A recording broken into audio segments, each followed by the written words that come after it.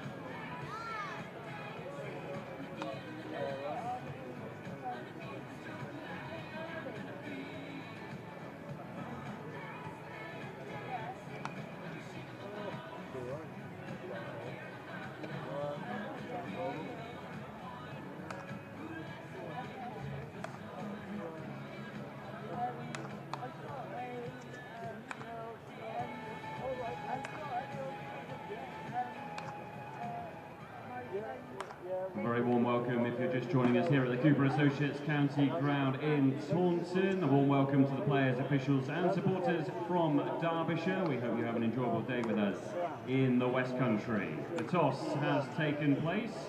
Derbyshire captain Samit Patel won the toss and Derbyshire have elected to field first. So Derbyshire have won the toss and have elected to field first. Confirmation of the two teams with this match starting at 11 o'clock in just over 20 minutes time. There's one alteration to the scorecards that have been printed out and are available from reception in the Marcus Trescothick Pavilion reception. Members have been emailed a free scorecard for this match. One alteration to the Somerset team is that Shoaib Bashir is in for Ned Leonard. But let's start with our visitors, Derbyshire. Number 4, Harry Kane. Number 10, Lewis Rees. Number 29, wicketkeeper Brooke Guest. Number 46, David Lloyd. Number 21, captain Samit Patel. Number 7, Matt Lamb. In a change to the scorecard is number 65, Anuj Dal. Number 32, Zach Chappell. Number 59, Sam Connors. In a change to the scorecard, number 16 is Harry Moore. And the final change to the scorecard, number 22, Mitch Wagstaff. Now time for your Somerset starting 11, sponsored by SJM Properties. Number 1, Andy Umi. Sponsored by Brent Engineering. Number 64, George Thomas. Sponsored by IT Champion. Number 44, Lewis Goldsworthy. Sponsored by King's College. Number 55, wicketkeeper James Rue. Sponsored by Future Media, number 58, and captain Sean Dixon. Sponsored by Eurolates, number 8, Josh Thomas. Also sponsored by Eurolate is number 5, Casey Aldridge. What time do you want to start, Joe? Sponsored by Holiday Cottages, number 38, Josh Davey. Casson Estate Agency, number 17, Jack Leach. Number 25, Charlie Castle. And sponsored by Freedom Energy, number 13, Shoaib Bashir. A reminder that Derbyshire won the toss, elected to field first. The match gets underway in 20 minutes' time.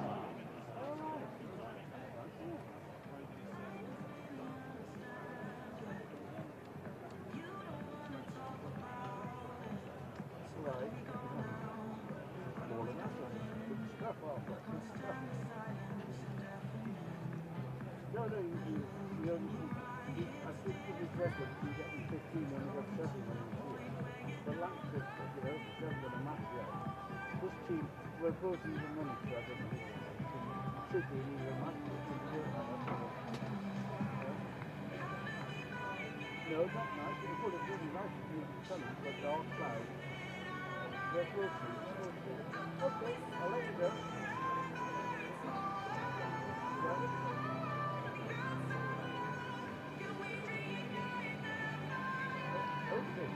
Bye-bye. Bye-bye.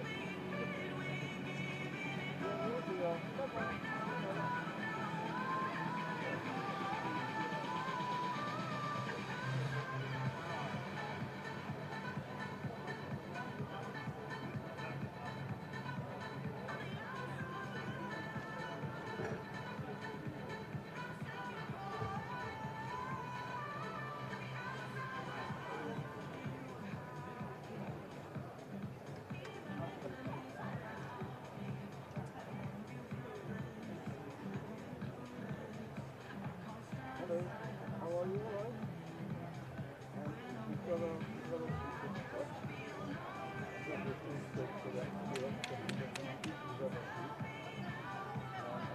the box up. How are you?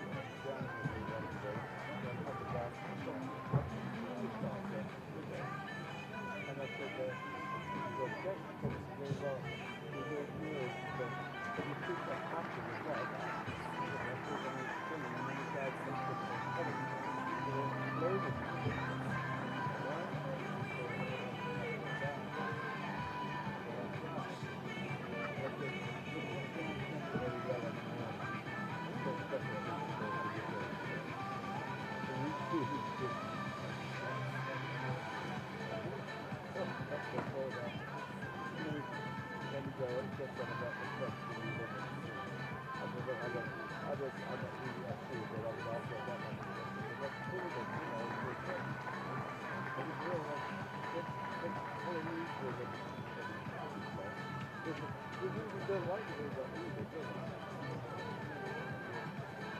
How are you?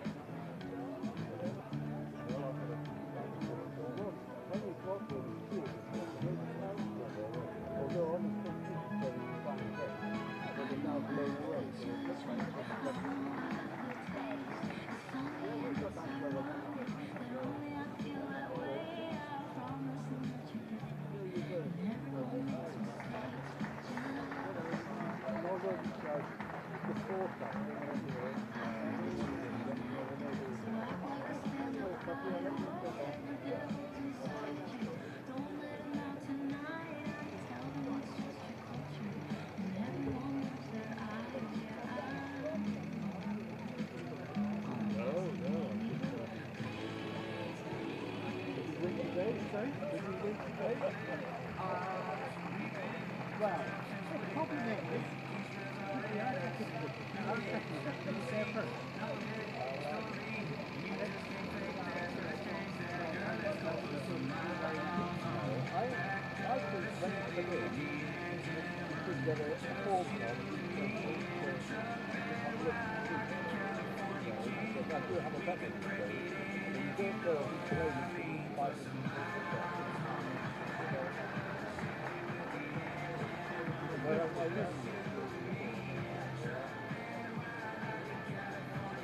I know it's lovely things, but I think too many of us, we take money to come here, and too many of us, it's all like probably 1 or 2 to sit like after the first 4, it's good, I love it. We've got that now, we've got 70 people in 100. Yeah, I know. But the 100, not being 100, sorry, I was thinking 100 for them. We're working for the right line. Oh, yeah. So, I was not going to pay for Somerset. Oh, no, sorry. I'm not planning. Yeah, I think it's doing, this is my favourite one. The 50 over. All right. So the Japanese office there, includes the reason on the it's not short, but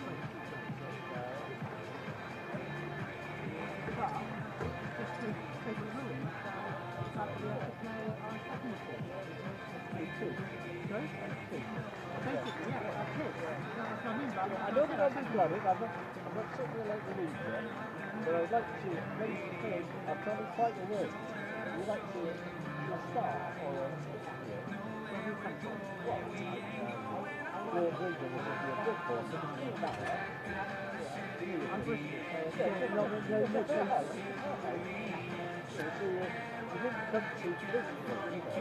and they've got about 10,000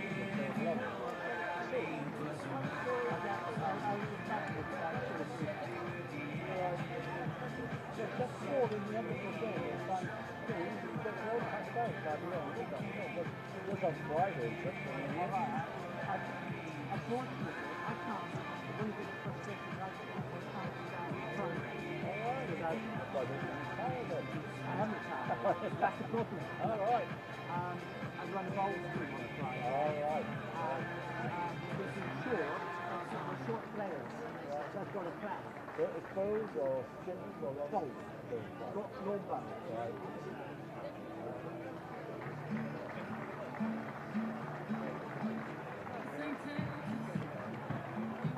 How long have you lived in Bristol? Look at my life. It's been my base all of my life.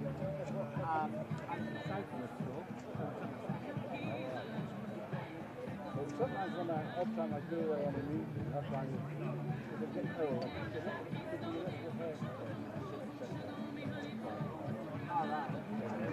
So, well, if I've been to a cricket match or something like that.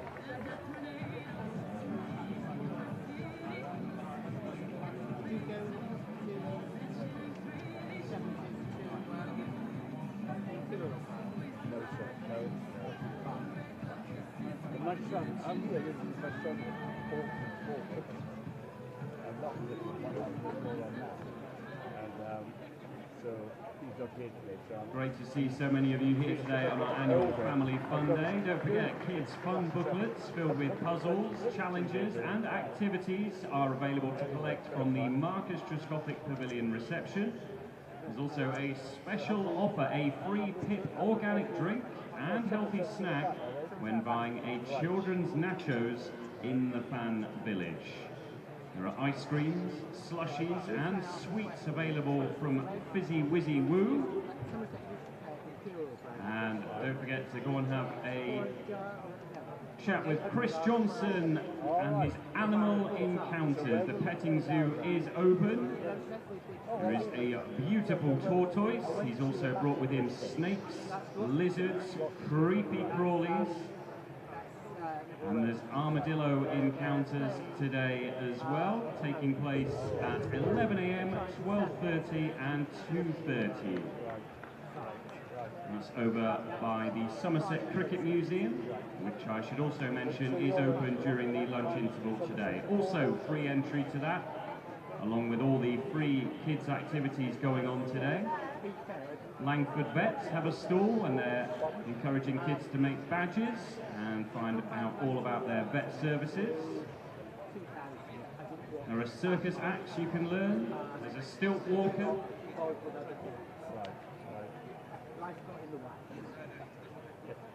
And as I mentioned earlier, Hygos Insurance Services are here giving away lots of free stuff too. Don't forget to go over to the first bus as well. You can watch some of the action there. You can sit in the driver's seat and also download the app and pick up a free ice cream today. Go and chat to the friendly people over at first bus. They'll be delighted to see you. You can sit on top of the double-decker bus as well and enjoy a great view of the action.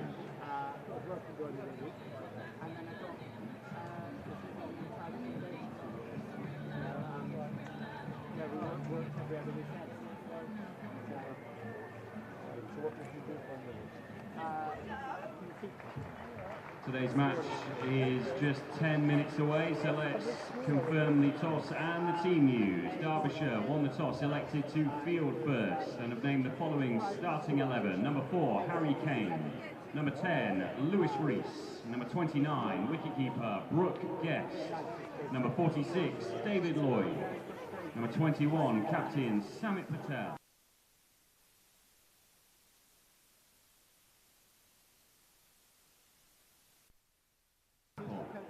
Number 59, Sam Connors. number 16, Harry Moore, and number 22, Mitch Wagstaff. Somerset starting 11, sponsored by SJM Properties, number 1, Andy Umi. Sponsored by Brent Engineering, number 64, George Thomas. Sponsored by IT Champion, number 44, Lewis Goldsworthy. Sponsored by King's College, number 55, wicketkeeper James Rue. Sponsored by Future Media, number 58, Captain Sean Dixon. Sponsored by Eurolate, number 8, Josh Thomas. Also sponsored by Eurolate, number 5, Casey Aldridge. Sponsored by Holiday Cottages, number 38, Josh Davey. Sponsored by Joseph Casson Estate Agency, number 17, Jack Leach. Number 25, Charlie Castle. And sponsored by Freedom Energy, number 13, Shoaib Bashir.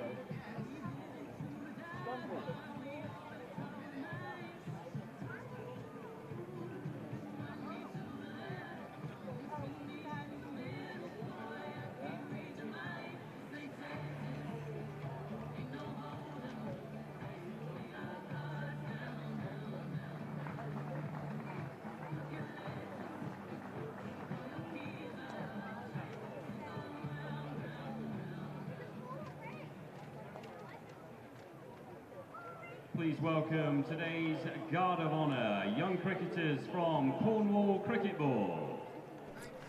Good morning, everyone. Welcome to the Cooper Associates County Ground. The sun is shining and we have Metro Bank 50 over Cup cricket for you. Sam Danning alongside Harry Everett. Pete Trigo is here with us all day today. Somerset versus Derbyshire. It's family day in the ground. It's junior takeover day up here and all round the ground as well. Harry, I'm going to go straight into it. Well, I'll say how are you first. How are you, Harry?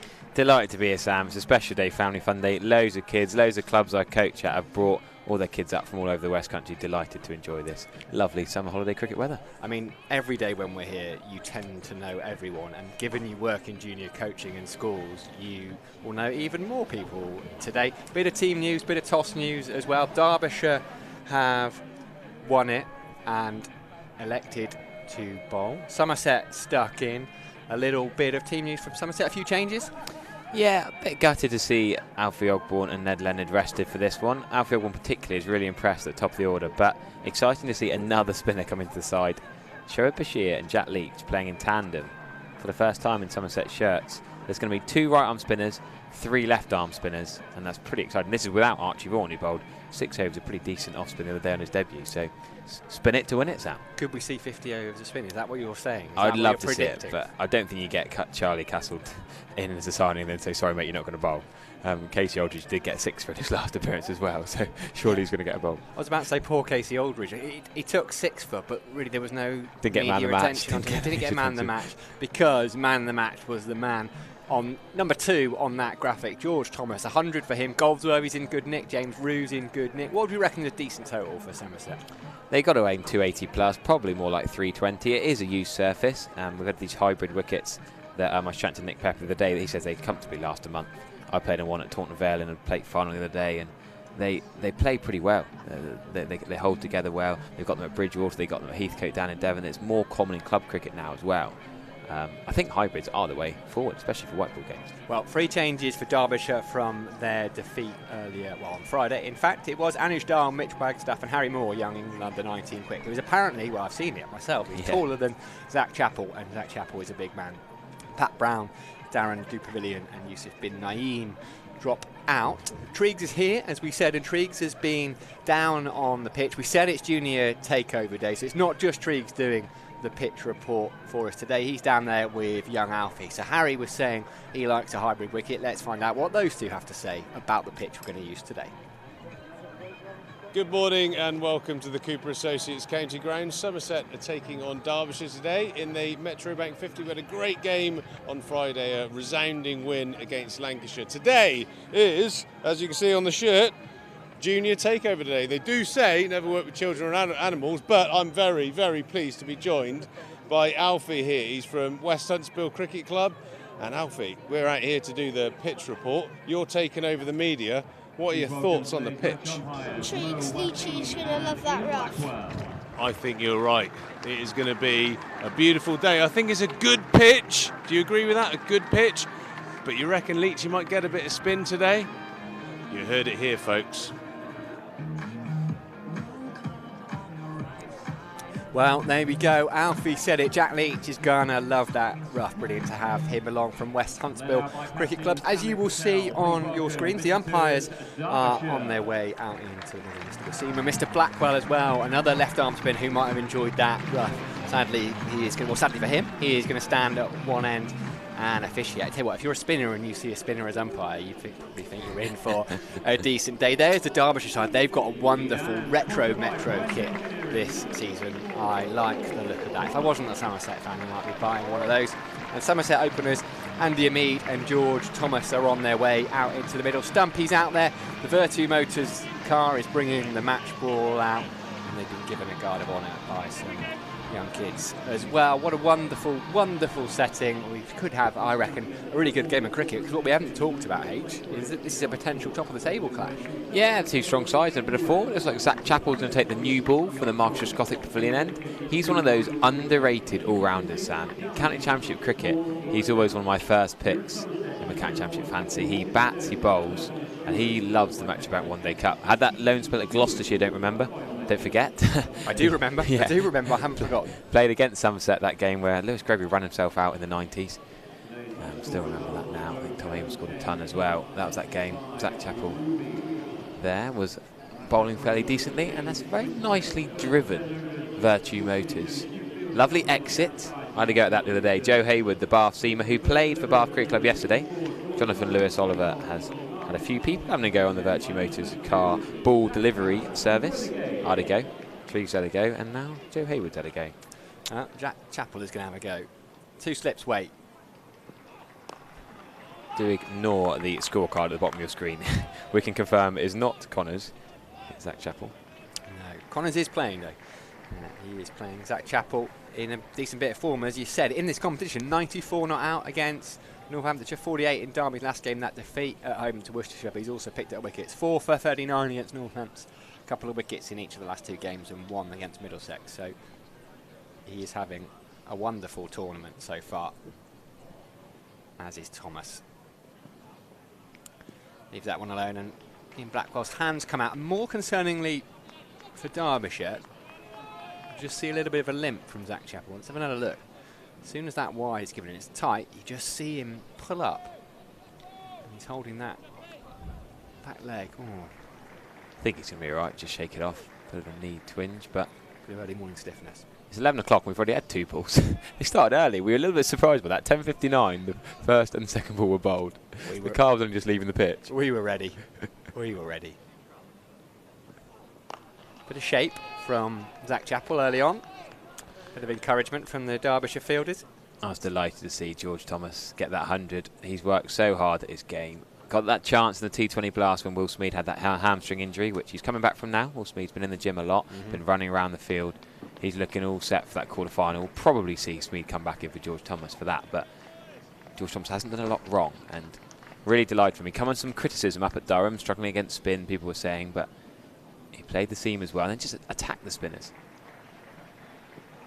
I I think he's better at taking the spinners down when he sort of, in a T20 you go after spinner every ball, whereas in a 50 over game I think when he's got 10, 20 over to spin to face maybe he's sort of that stuck in between, doesn't know how much to accelerate against them, but I think he's better just playing that slog sweep using his feet. Yeah, but his strike rate up at Durham wasn't any slower than Goldsworthy. Don't they got the measure of the pitch where 240 is a decent score? I think people now these days look at a white ball game and think this, if you're not scoring minimum 6 and over, then you're doing something wrong, and that's not always the case. Yeah, I think people forget the pitch sometimes. It can be different pitches. This is decent from Chapel after that early wide. Welcome to all of you watching on the live stream. I can see there's some regular names and faces in there already. Hopefully some Derbyshire fans joining us as well. Delighted to have you with us. I went to Derby for the first time ever, actually, the other week. First time ever? Yeah, well, I've been to Derby and not been to the ground. I've actually been twice in 2 weeks, like London buses. I hadn't been, and then I went for the England deaf side versus the India deaf side, where we had an absolutely biblical storm. And I was there for Charlotte Edwards Cup final day, actually alongside Sophie Luff. We were up in the commentary box for that, which was lovely. Deep square leg goes out, final leg comes out. Watchful start this from Thomas. Was that the women's T20 Cup final? Yeah, finals day. Yes, because I was doing a BBC Live text for it in the evening. I played my match in the day and then spent my evening listening to you, Rob Scanlon and Sophie Luff. It felt like a Somerset takeover. Do you ever just do one thing in a day, Harry? No, absolutely What not. about, because you've got a wedding coming up, are you just going to get married on that day, or are you going to No, I try play golf in the morning, I think. Yeah. Play golf in the morning and then probably have to do the wedding from 12 till 12. That'll probably take, or play a few games outside. That's good. So. It's good of you to give Rach 12 hours left alone. End of the first over, Somerset won without loss. Plenty to do. Bit of ADHD kicking, got to keep busy. Got to keep doing all sorts. But I haven't got too many screens on the go yet. We will update you on the One Day Cup scores going around the ground. It's a pretty full fixture list today. All 11 o'clock starts as well. Friday there's sometimes 11 and sometimes 2 o'clock starts, but plenty of action in the Metrobank One Day Cup. We will fill you in as the games develop a little bit further. We should say do have a look on myself and Sam's Twitter account and the Cider Press Twitter page. We did a couple of pre-match videos donning Thatcher's hats on the Thatcher's Terrace, where the Devon Cricket Foundation are having a presentation morning this morning. Surprised you weren't down there doing a bit of journalism. You write for the Devon Cricket Board, don't you? Yes, yeah, well, that would be multitasking at its extreme, I think, commentating up here. If there's a man capable, I mean, you sit in the bath and watch about 5 different live streams. Yeah, it's a bit easier, that. But no, so we've had Zach Chappell opening up from the Gothic Pavilion end to George Thomas all the time. Andy Mead is going to face his first ball of the morning. And we said it's going to be Sam Connors the first over. The scorecard at the bottom was playing tricks with us. This is Sam Connors coming in from the river end. Right arm seamer. Yeah, very different style of bowler to Chappell. Shorter run up, or certainly more efficient in terms of the number of steps. A bit more skiddy. A good bowler. He's another one actually I've toyed with in and out of my fantasy team. I often find Derbyshire one of those sides that are underrated and they overachieve. Well played, Andy Mead, straight back. Connors and Chappell are two of those seamers that do a good job. I used to love the guy who's left now. Do you remember came down here in that quarter-final? Matt McKinnon got whacked everywhere by Riley Rousseau. Derbyshire were hit for 263 and a lad called George Scrimshaw. Oh yeah. Bowled really well. I missed the absolute carnage. Well, he had an England debut the following year, wasn't it? No, it was last year. In the ODIs, that was, yeah. And he really struggled. I always want to say bless him, which sounds very patronising. Bowled a few wides, no balls, didn't he? Really good fella, George Scrimshaw. It's down the leg side. It's going to go for 4. Umpire's going to give him his leg buys, I thought. Yeah, leg buys, he's given it. So, Somerset will take him. But yeah, George Scrimshaw, I interviewed him after the England Lions game. And lovely chat to. Loves his cricket. And Derbyshire, sad to see him go. A lot of movement amongst seamers in recent years, isn't there? And also, sadly, he's out for the season with another back injury, which is... You feel for him, because he nearly retired. There was at Worcester, he didn't play for something like 4 years. He was one of those Derbyshire gave him a chance. Performed really well. That's a better area. That's where he wants to be. Right. We've got a gripe early doors, Harry. Have we? No, we haven't. I have. You might have a gripe too. Pat Brown. Yes. Oh, yes. He's been in fine white ball form. Yeah. Pat Brown was on the Derbyshire coach, and he came down here ready to play this game. And then the Northern Superchargers said, "Oh, we need you, Pat." So we had to go all the way back. Do up. they need him? Well, that's the point, isn't it? I don't mind the tournament itself. What I don't like is this. You can't just have an unlimited squad of picking players. Pat Brown's been brilliant for Derbyshire, and you could no blame attributed to him for going to a bit. There needs to be a cut-off point, a transfer window, and I tell you what, if you pluck a player and say we need them, they have to play the following game. Otherwise, why? It makes a mockery, doesn't it?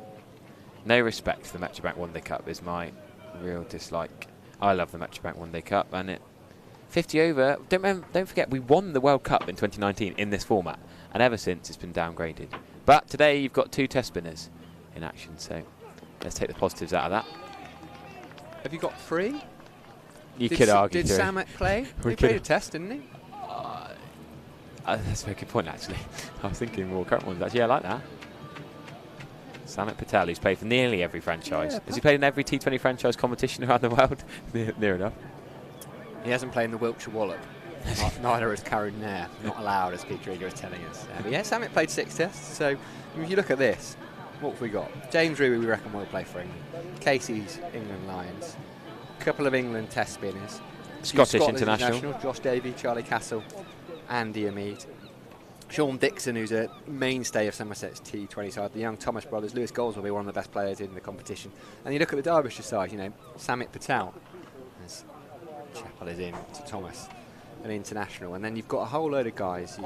Sam Connors has played a bit of England Lions. Harry Moore's England under-19s. David Lloyd, former Glamorgan captain. Brooke Gett. So, like, it's a strong, strong side. Matt Lamb, formerly of Warwickshire. I love this competition, and I think actually it is pretty strong, because one of the ways that the game has developed is that there's a big difference between T20 and 50 over cricket. T15. T50. T50. I like that. First run of the day for George Thomas. He's had to be patient. I think they might come back for a couple. Just dropped it into a little gap. Mitch Wagstaff, the spinner, comes around to do the fielding. So George Thomas off the mark. What's he now? 107 runs in his last 2 games. Didn't he get 106? 108. 108 now, yeah. 106 not out he was. And 1 for 27. Don't forget the 1 wicket. That was a big wicket. A big wicket as well. Josh Bohannon. Got the confidence. I did mention that to him afterwards. He said, yeah, bit of confidence boost. Because it had been hit for 12 the over before. And he bounced back well. Yeah, Josh Bohannon, one of the better players in this competition. Shot straight at a fielder. Just back of a length. No, Harry Kane in the covers there. Another good cricketer. Didn't get any value, but that's probably the best. He struck the ball this morning, actually, Josh Thomas. We did have a chat to Josh Thomas earlier on, though, as well. Yeah, spent a bit of time with him on Friday night, celebrating the win. I do love how the Somerset boys, after a win, they just chat to anyone. You know, they can let their hair down, chat to any of the fans, and they're just ordinary blokes, aren't they, really? Who happen to be particularly good at cricket. Fuller, fine leg is up. Just a little tickle. Zach Chappell was looking for that Yorker. Didn't quite get it. There was a little bit of swing, but it's raced away. The first boundary, it's another. And he's maybe trying to trap him LBW or throw him the Yorker. Didn't get it right, whatever it was. Zach Chappell, very economical runner. It doesn't look like he's putting any effort into it at all. Another former teammate of Pete Triego's up at Nottinghamshire. They said hello this morning. As did Samet Patel. Triegs walked in his cowboy hat. Ooh, return catch, and it's gone.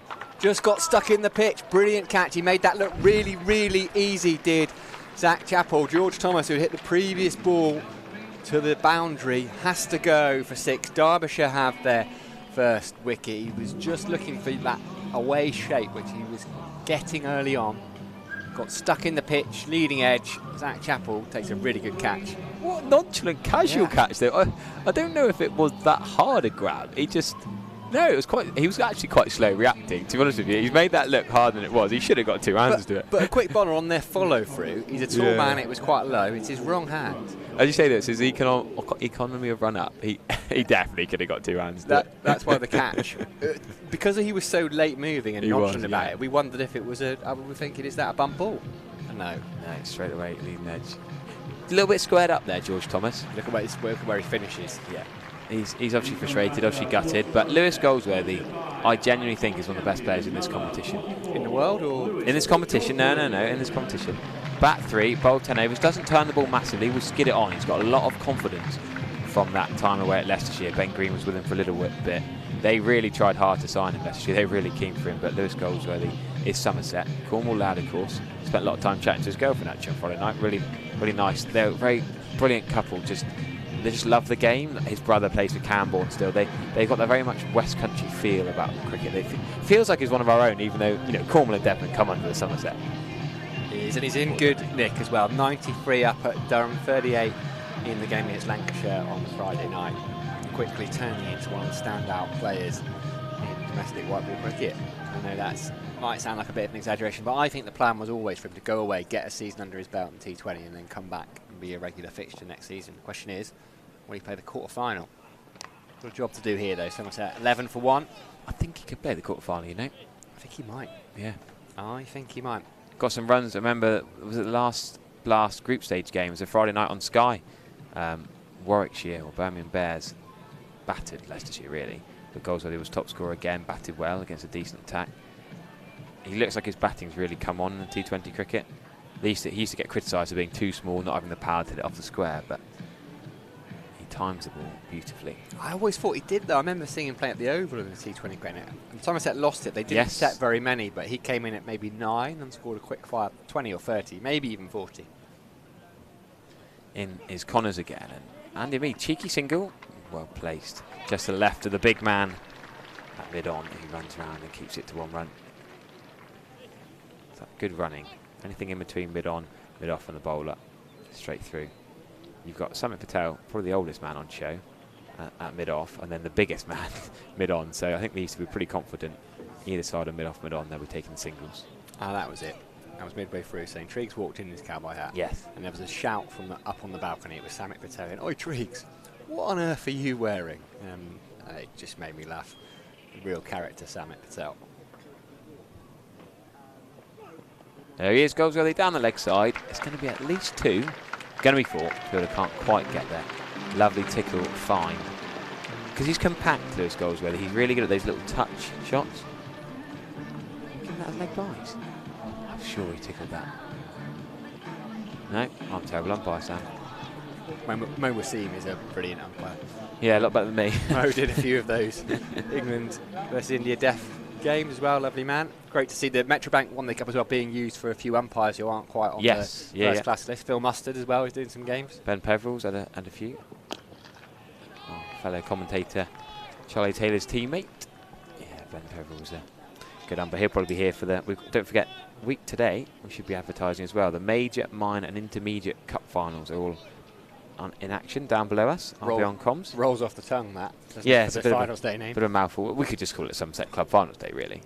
But I'd like to give it 3 T20 finals. So that's not the Baker Cup? No, the other T20 comp. I'm still a little bit annoyed. I should be playing in it, really.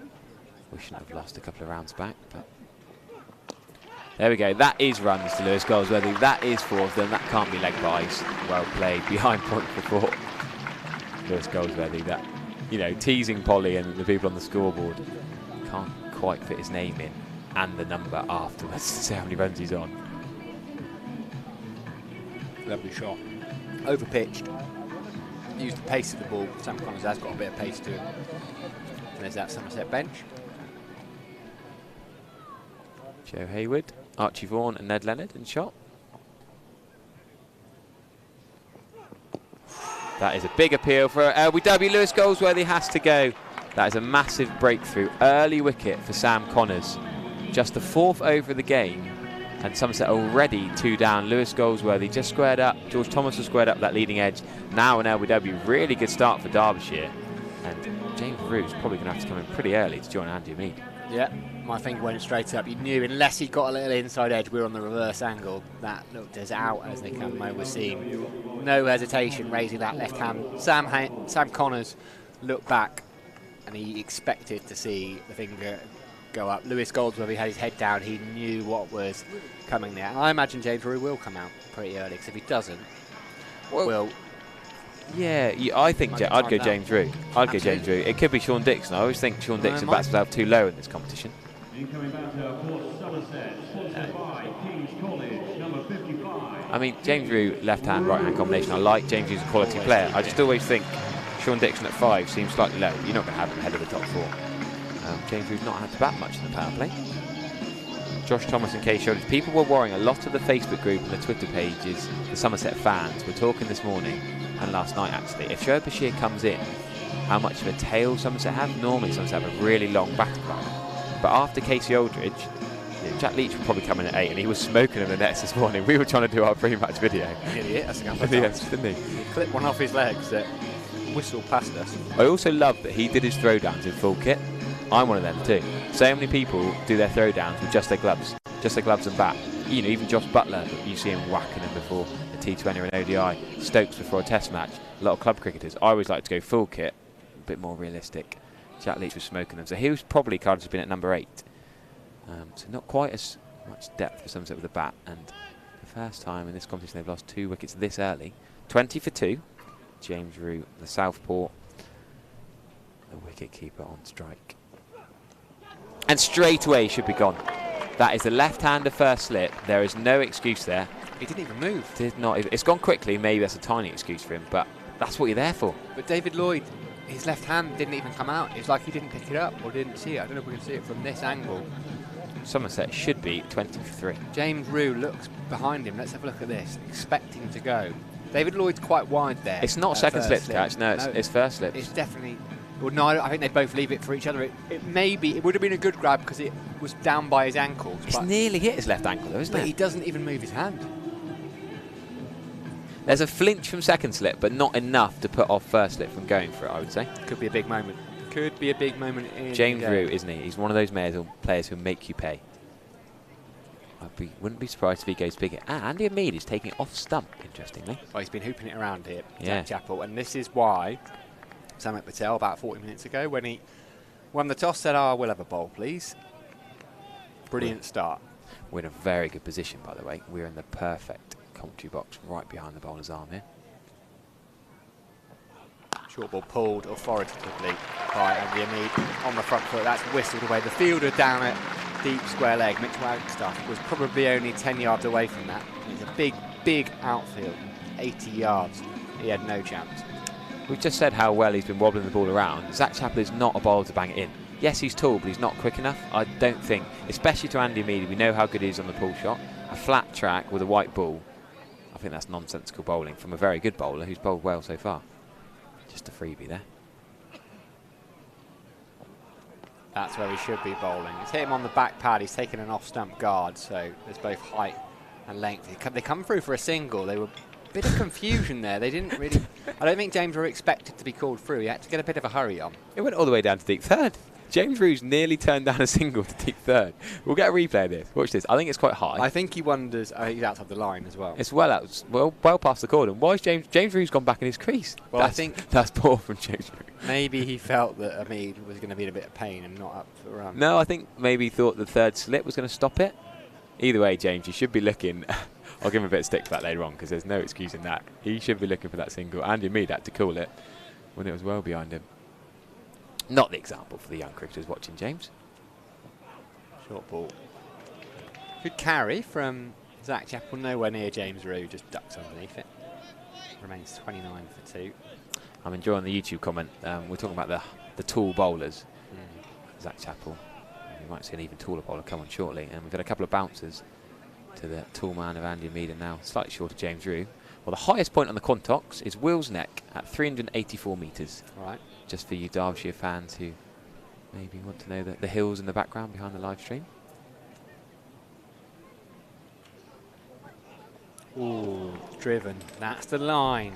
Didn't have to play at that, James Rue. One day cricket, you think you maybe can have a go. Eyes lit up. As did Zach Chappell, as did first and second slip. I think they'll be waiting for that edge now. Or just pitches and moves across him, maybe not. Looks a bit skittish, James Drew. It looks like that's gone to his head a little bit, that first ball. He normally looks so calm, so composed. Didn't play club cricket yesterday. His brother Thomas did get another 70-odd for Taunton St Andrews. Did he? Did either George or Josh play? No, neither of those. They had a day off. I think Thomas will get most other one-day cup teams in this competition. That's better. Yeah, I think that's a very similar ball to the one before. He had a little player miss at. Could have just let it go through. 2 down now early. Yes, they want to still be positive, but it's important not to suddenly find themselves 3 or 4 down into this power play.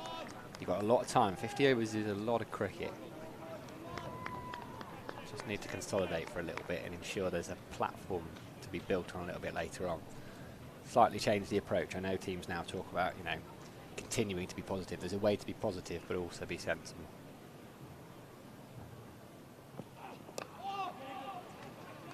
Jabs the back now, bit of shape back into the left-hander.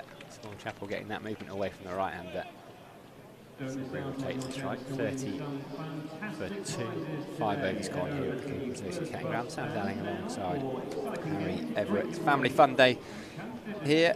Over 40 activities for the kids to get involved. There's a petting zoo. What were you petting last year, Harry? Was it the armadillo? Yeah, that was the armadillo. Wasn't Pete petrified of the armadillo? I can't remember what it was. Something else was spiky in there. Yeah, a bit of chat about the petting zoo in the YouTube comments. My favourite comment so far, though, is Miss Attack says, I still can't get used to a Tom-free team sheet. Very good point. No Lammonby, no Abel, no Cola Cadmore, no Banton. There are a couple of Thomases. Connors in again. James Drew again has got lucky. 4 runs. That would have been an absolute screamer. That's a much harder chance. His left of second slip, almost third slip's catch. Who is Mr. Invisible, but second slip, diving, left hand. James Drew's just running away with a couple here. Yeah, I don't think he had any chance of catching that. Maybe a case for the third slip in Derbyshire. Well, they'll be delighted with the way this is going. Won't be delighted to see James Drew nicking them for 4. But they will feel they can pick up at least 1, if not a couple more.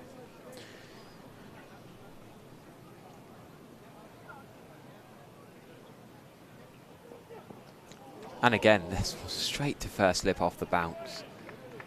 Clean pickup. James Drew's really struggling. I've not seen him struggle like this.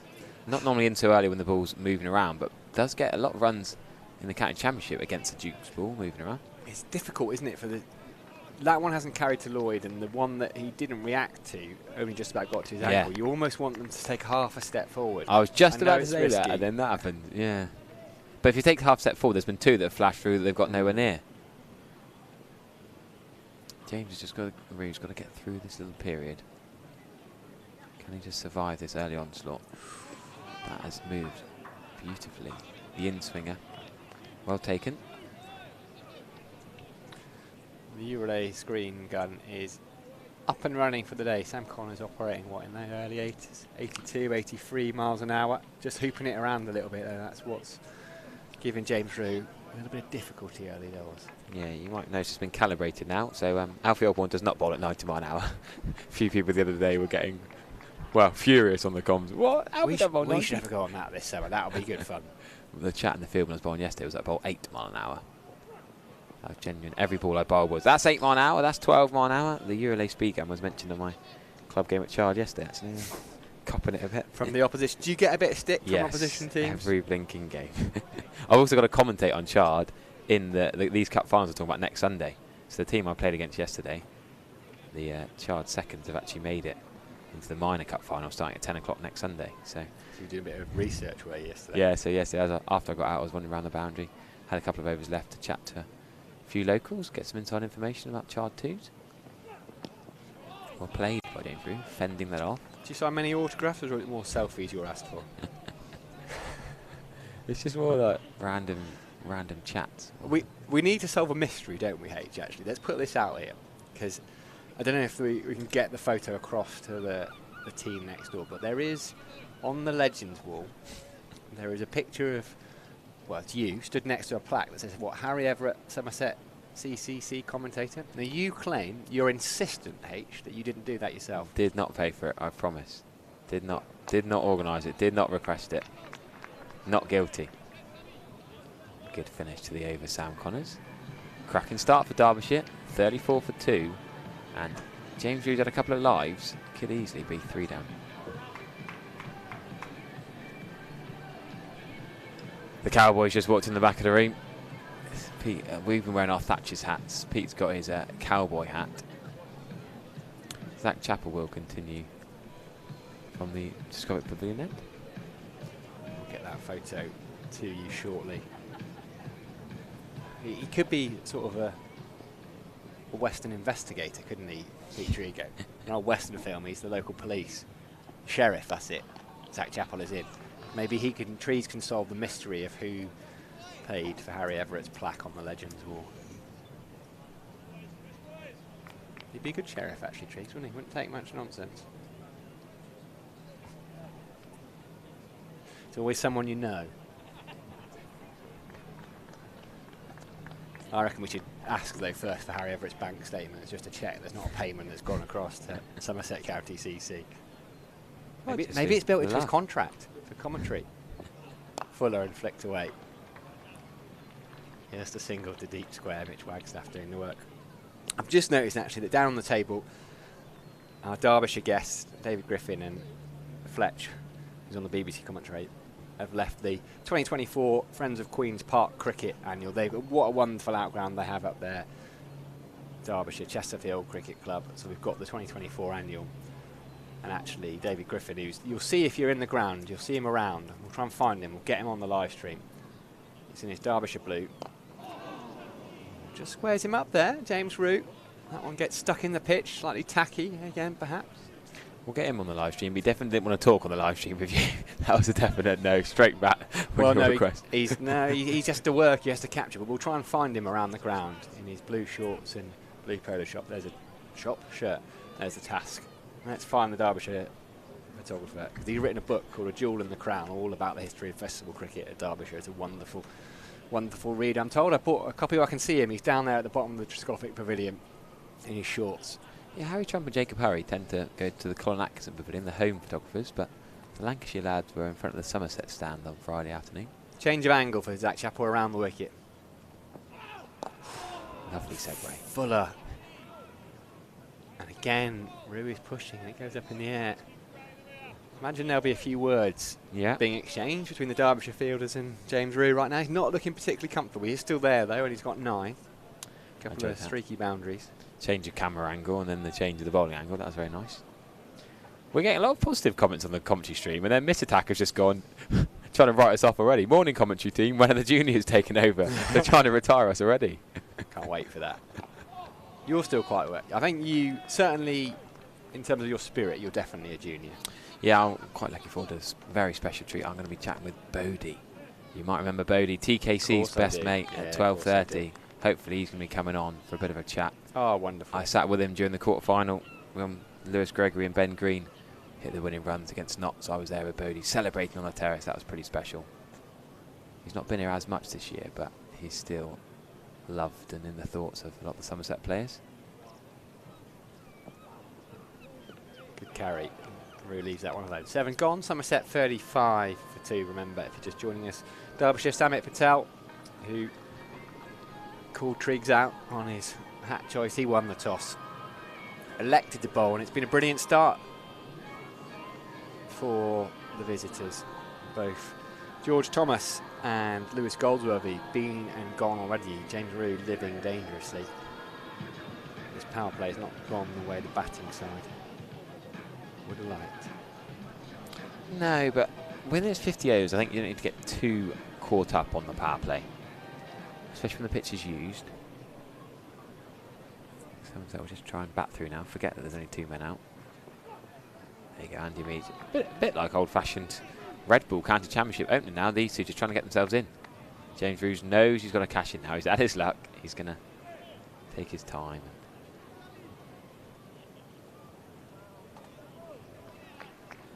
See where it takes you in a few overs' time. Can't wait to see Samit Patel bowl, but the way it's going, it won't be turning to spin anytime soon.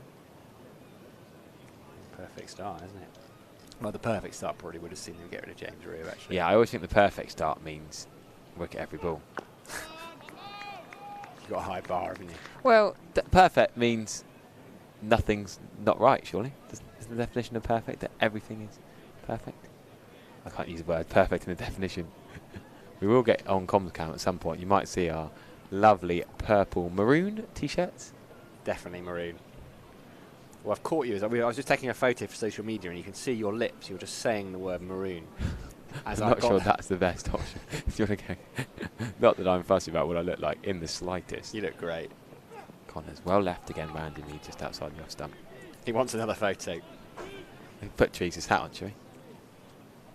I don't think either of us can pull that off, H.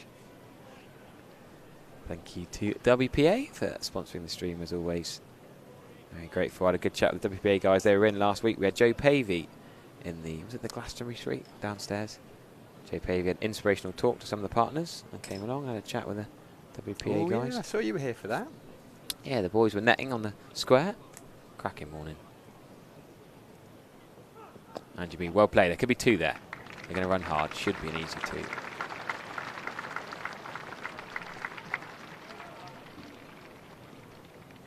Good cricket. Cricket is the winner. Do you remember that? Did you say that? Yeah, I still say that. Cricket is the winner. I said it 3 times yesterday. Did you? I bowled a terrible ball and the batter panned it nowhere. I said cricket is the winner. I did bowl 2 of the I bowled quite well yesterday, but I did bowl 2 of the worst balls I've ever bowled. You got any highlights of your spell for us at some point? I don't know if there's a live stream at Charge yesterday, actually. What do you? I thought you refused to turn up anywhere that hasn't got a live stream these days. You're not. I get rinsed in the live stream. Every time I do well, it's not live streamed. If I do badly, it's live streamed. That's the way it seems to work. So I had a decent day out because there wasn't the camera yesterday. Shot Andy Mead. 4 runs through the covers. No big swing, just a punch, really. Timed that absolutely beautifully. Not a terribly bad ball from Connors, just slightly over pitch. Andy Mead has just punched it for 4. He's played a couple of nice shots so far. I mean, the pull shot as well, he played off Zach Chappell a bit earlier on. He didn't even have to hit it. It was all timing. He's a classy cricketer. He's had a couple of low scores. By his standards, he's out of nick in this competition. He's averaging 100 across his last 10 innings before the Durham game. A couple of low scores. Be a good time for him and for Somerset to make runs. God, that's jagged back. He's doing it. They're getting close to the bails. A lot of these deliveries, good leaves. There's no such thing as an in-between leave. It's a good or a bad leave, but that is very close. Those orange bails atop the blue stumps. Good judgment from Andy Mead. End of the over, 41 for 2. There are the sponsors, WPA Health Insurance, local company as well, which is I always really like. Club's official health insurance partner. Brilliant to have them. Brilliant to have a good crowd in as well. And a change of bowling at the Marcus Trescothic Pavilion then. We're going to see Harry Moore. I've not seen young Harry Moore bowl. He's been away with the England under-19, so Thomas Rue might well have a little bit of insight on him. It's a tall lad, taller than Zach Chappell, which is some going. If you ever stood next to Zach Chappell, he's a very tall man. That's your new favourite line of the day, I reckon, isn't it? The height of Chappell compared to Harry Moore. It'd be embarrassing if he's actually shorter than him. Yeah. Rue on strike, 1 slip. Oh, it is a tall release point, that. That arm just...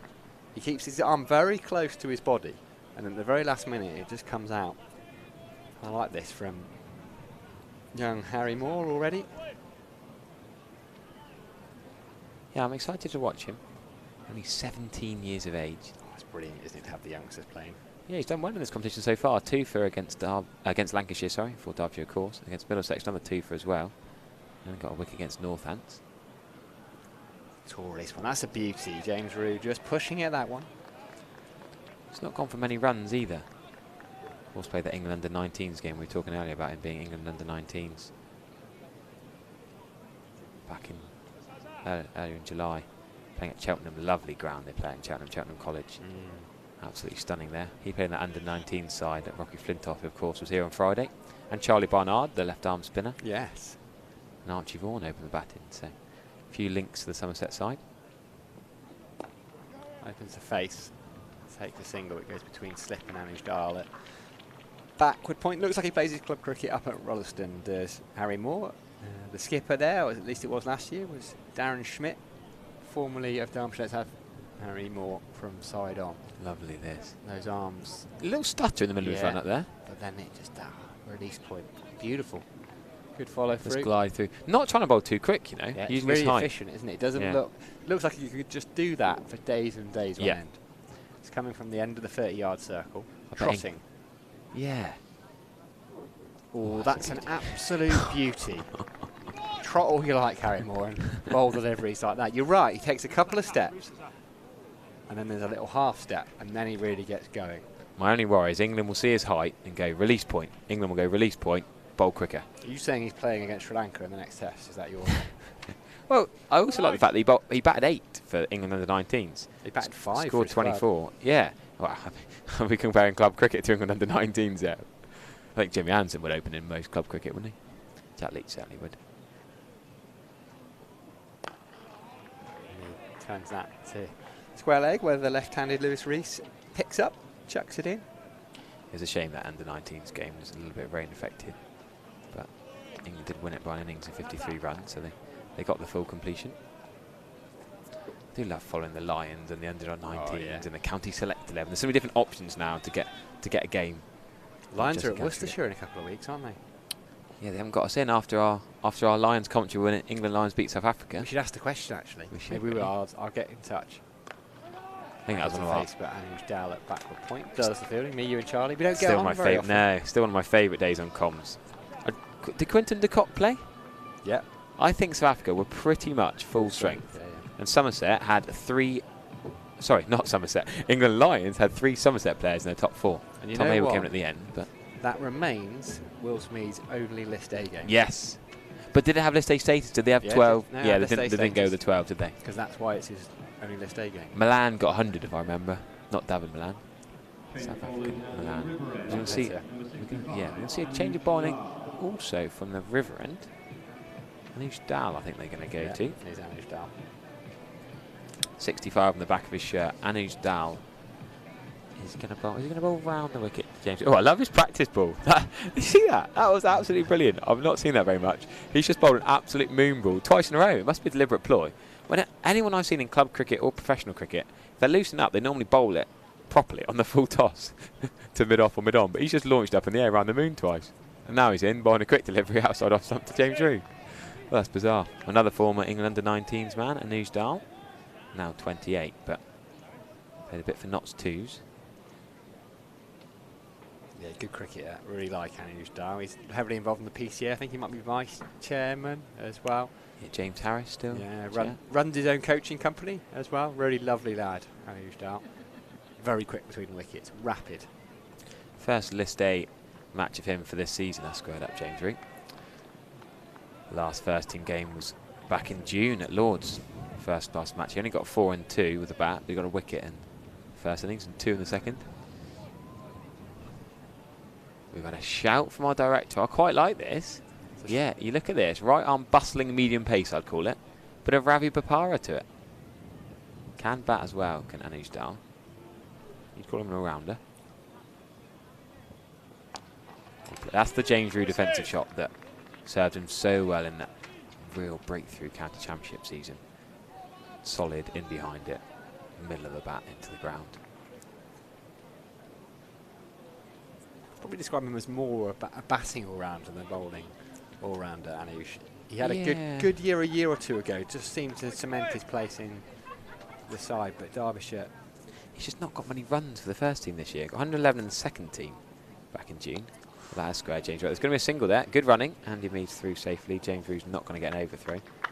But Anuj Dal got 62 at Bristol back in May.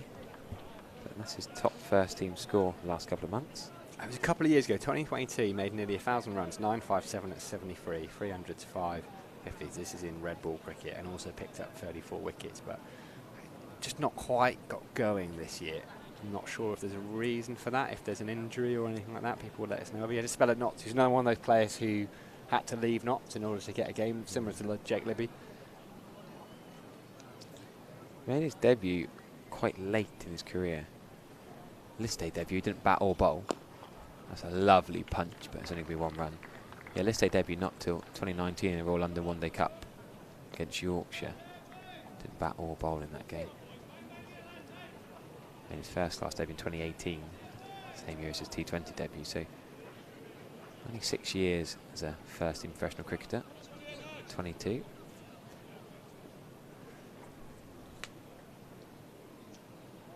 Still one slip to James Rew. That has beaten the bat. Well bowled and oozed out. Decent first over.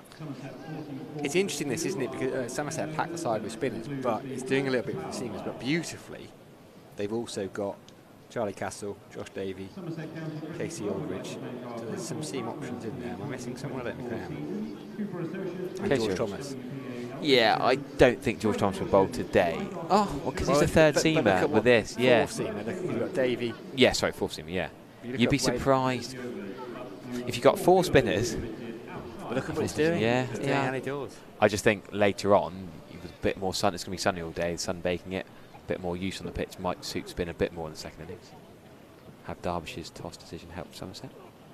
That's an absolute beauty again from Moore. He's bought a couple of those. Just a nod from Andy Mead. Moore can't believe he hasn't taken the outside edge. He's operating about 83 miles an hour according to the Eurolight speed gun, but that bit of extra height is giving that bounce zip flying through to Brooke Guest behind the stumps.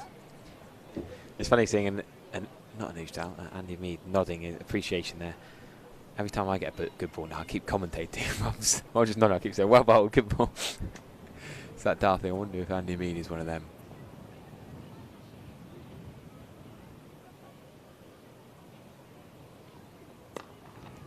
That extra bounce, and Mead gets on top of it, steps inside it, flicks it out to Harry Kamen. I think he's out there at deep square leg now. Just one slip in. Do you think Andy Mead would try and pull that if Kane was up and in the ring? Well, no, because he took on the pull shot off Zach Chappell when there was a deep square leg. But I think that's the pace difference. Zach Chappell's not as tall and not as quick, so it's in that arc to pull. I think to Harry Moore, I think he's less likely to pull, also being 2 wickets down. With the bounce coming up by his shoulder, less likely to pull the ball. Well, James Rew has pulled that, and he's got a top edge, and it's raced away for 4. James Rew's third boundary. And I think that ball's lost, Sam. Edge. I think there's going to be a little delay here. I don't think we're going to get that ball back. It's gone in between. There's a hole in the sight screen matting over the seats in the Ian Botham stand. Good luck to the fielder getting that ball, because there's a hole between 2 sheets. So while there's a little pause and delay with the fielder going undercover, the black sheet. Are you coming back on at 12:30 with our Oh yes, Bodie's going to come on. So I'll make way for Pete Trigo. Have found that ball. Don't worry, Harry. You can rest easy. You don't have to, that's why you went off straight away, because you were going to go and try and find that ball, weren't you? You're going to be hiding under those sight screens in the Ian Botham stand, trying to find it. He says he thinks those days have passed. I'm not sure they have, H. The scavenger hunt would have been on. Left alone by James Rew. You all right, Treeks? Yes, I'm on well. Good morning, everyone. Great to be here. Junior takeover day. I woke up in a cold sweat. Mark Waugh's taking over, really. No, he said, what do they say about in working with children and animals? Beware, isn't it? But what a great little pitch report. It was lovely. It was really good, He wasn't was it? class, wasn't he, Alfie? What a lad. Did a grand job. And I absolutely didn't prime him for that little patch of rough at all. He was like, ooh, have a look at that. Was he West Huntsville was his club? That's Bridgewater way, I think, isn't it? West Huntsville? Yeah. There's a Western and East Huntsville. Beautiful stuff. Great to have Alfie do that. Bodie will be up here very shortly as well. What do you reckon to this start, Triggs? Well, I think it's honours even. Yeah, it's a nice start. Yeah, touching 5 and over.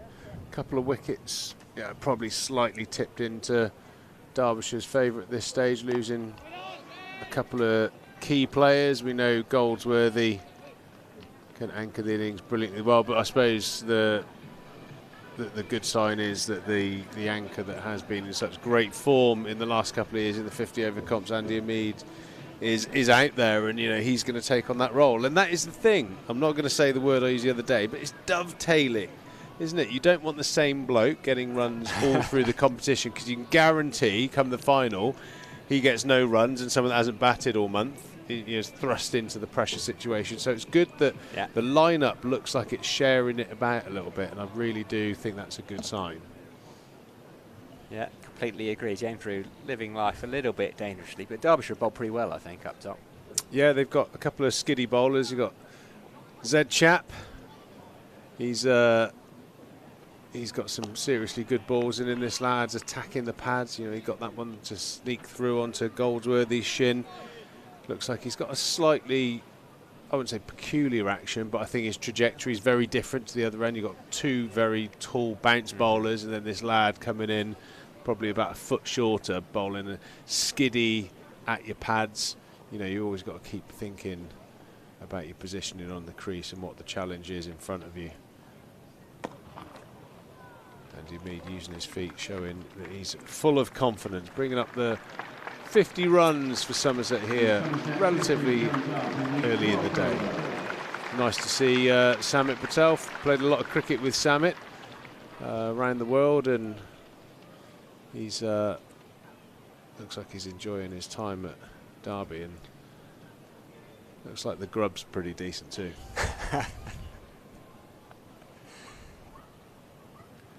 He's a fine cricketer, is Samit. Yeah, there's a couple of little areas on the pitch where, you know, that useness shows through. I think as the day progresses, when the lacquer coating goes off the ball, gets a little bit more abrasive. I think the spinners will come into the game, and Samit's a very good exponent. Loves playing cricket at Taunton. He views it as a challenge, and I know that when him, you know, his sort of character type is challenged, that's when you get the best version of him. So he'll be a dangerous player today with bat and ball.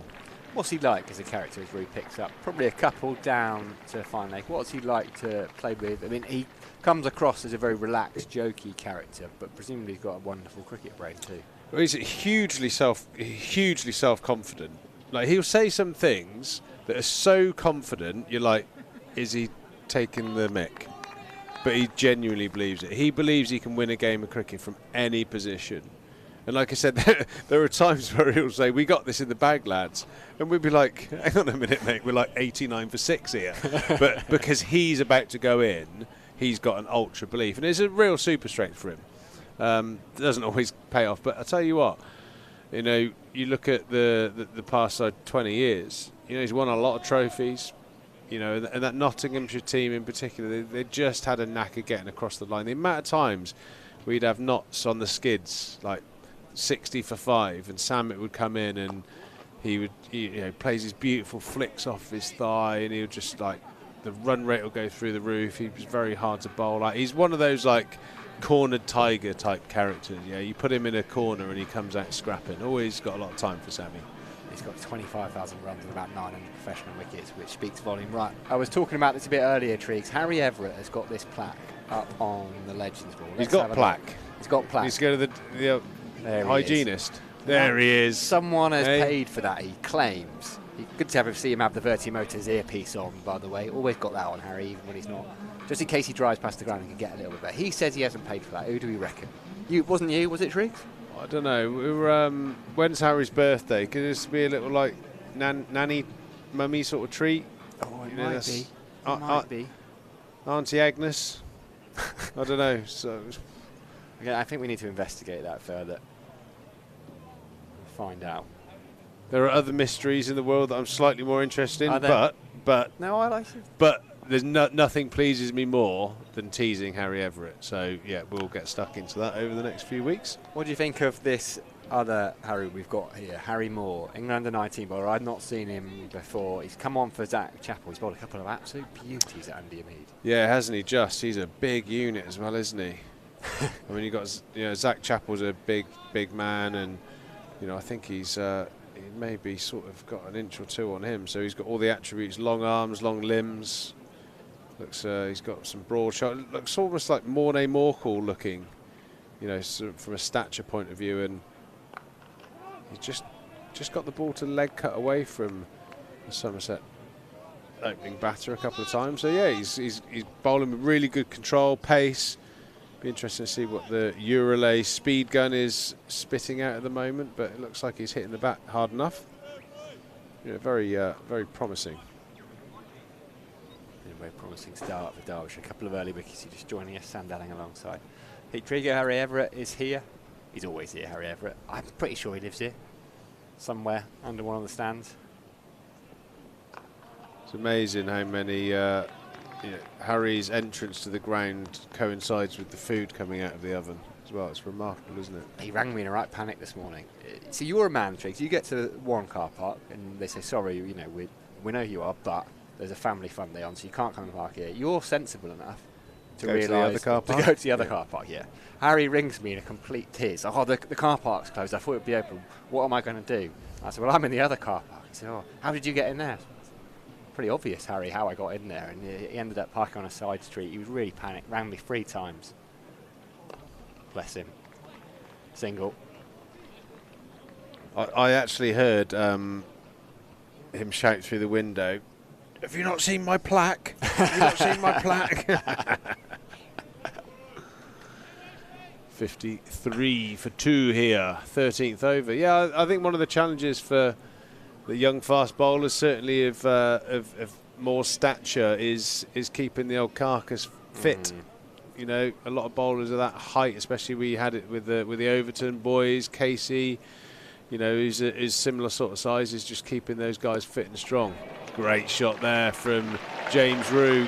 He's gone short into the armpit. James Rue has played a beautiful swivel pull, just wide of fine leg down there, and one bounce into the boards for 6. Yeah, that's James Rue's shot that may just get him going. There's been a couple of boundaries that have been a little bit streaky. Nick straight away off Sam Commers, his first ball slip didn't move. Then top edge shot off Moore, that one much more convincing.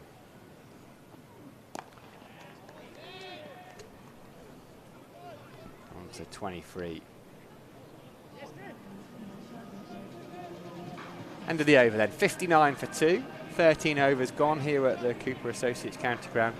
Enjoying just having a look at the live stream comments. Brilliant to have you all with us. Somerset fans, Derbyshire fans, neutrals, do get in touch. We keep an eye on.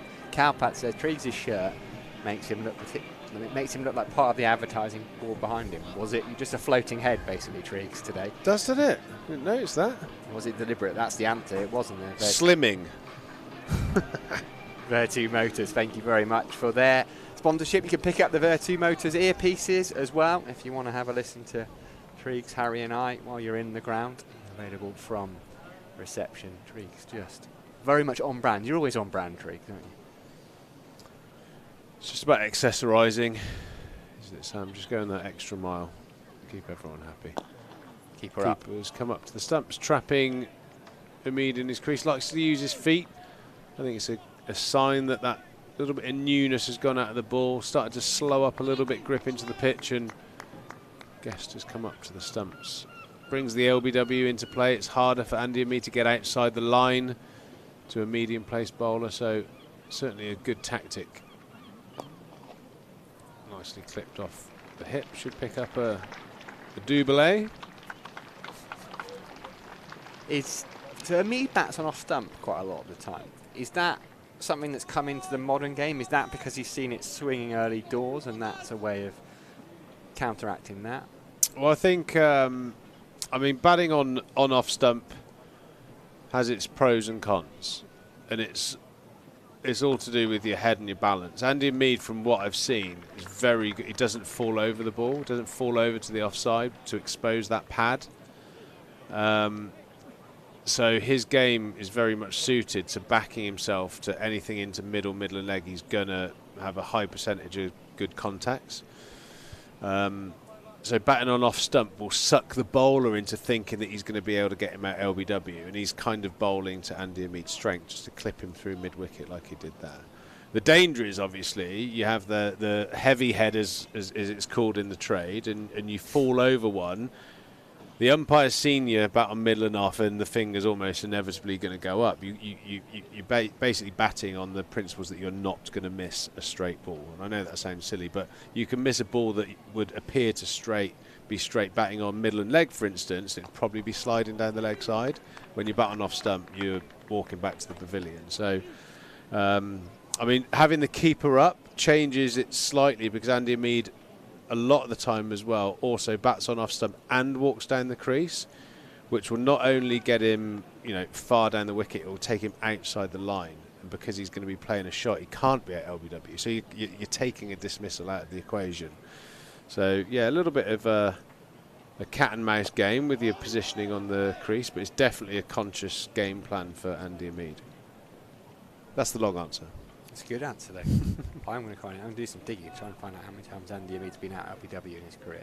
Well, it was made most famously, I suppose, in the modern era by Jonathan Trott and Steve Smith. You know, they used to bat, you know, noticeably across the stumps, but they very rarely missed the straight ball. And it is hard to get people like that if they execute it well, because it's impossible, almost impossible, to get them at LBW, because they're always getting their front pad outside the line.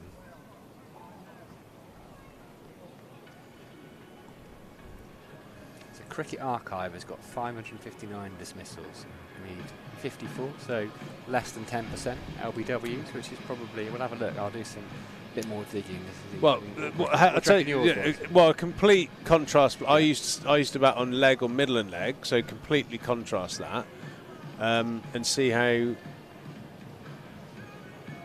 the numbers look. If there's, you have to probably played. Ooh, we need to get in touch with Cricket Archive because there's a P trigger that plays for Derbyshire. Probably played a few more games, so you'd have to probably do a percentage. Yeah, we can do that. Oh, we're still scrolling. We're scrolling. We're into the thousands of innings for Triggs on here.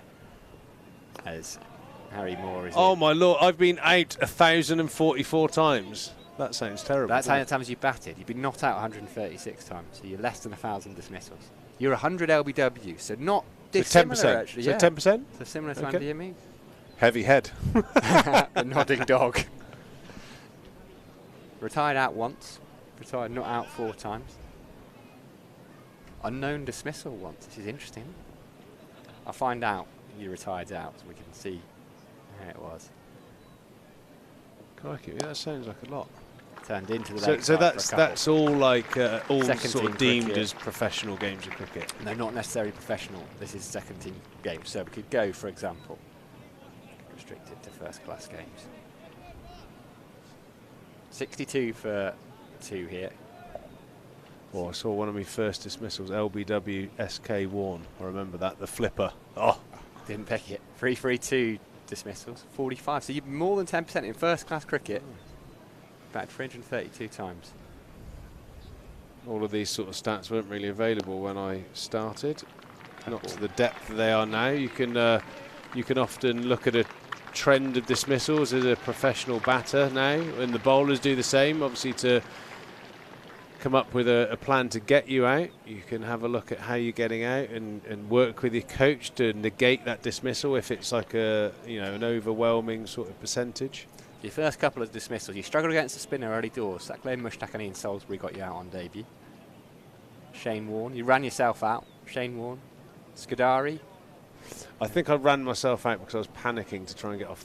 I think I didn't want to face Sacklane Mushtaq. I remember that game. I think he took about 16 wickets. No, Salisbury might have taken 16 wickets in that game. It was incredible. It was absolutely spinning square at the Oval. Sacklane took 6 and Salisbury 4 in the first innings, and Salisbury took 8 in the second. So yeah, was doing a bit. Back in 2000, the millennium. Long time ago. Still remember it though. Left-handed. You never forget your first game. It was at the Oval. The wicket was quite far to the right, and I think the walk out there was about 10 times longer than how long I stayed at the crease.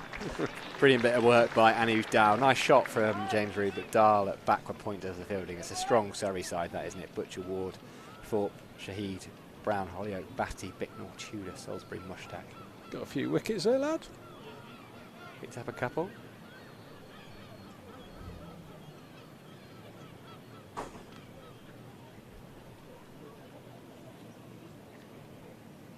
Stephen Jones, 4 for. Yeah, that was quite an eye-opener, that game.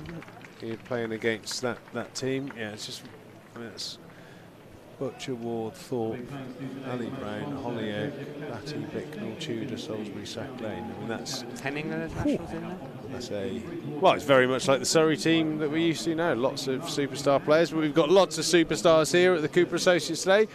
Somerset, after 15 overs, a 68 for 2. Andy Mead and James Rue. You have to say they've batted well. They've negated the new ball, and they're putting the pressure back on the bowlers, which is really good to see. You know, good sign that the team are in pretty confident spirits. They haven't really gone into their shell after losing those early wickets. Harry Moore's speeds are up in the sort of early mid-80s, so pretty steamy coming down from that height as well. James Rue playing a beautiful lofted drive over the top. As I said, they're not backwards in coming forwards here, these two, and that's a great sign that the young man is feeling it today. Yeah, and that's a 50 partnership between these two. In a bit of trouble Somerset were when Rue wandered out and 4th over, 20 for 2. Well, that score has been turned into 72 for 2 off 15.1. Rue has 28 and Yamid has 23.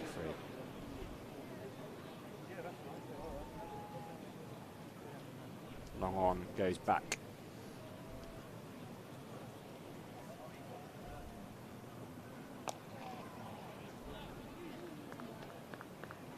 James Rue defending. So Derbyshire would have been delighted with their start.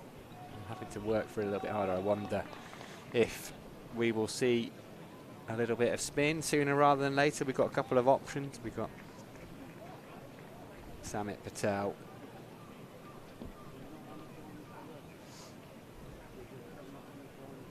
David Lloyd and Mitch Wagstaff. Wagstaff will bowl before Lloyd. Lloyd did bowl one over in the previous game, the Derbyshire defeat against Worcestershire. They'd started with 3 wins.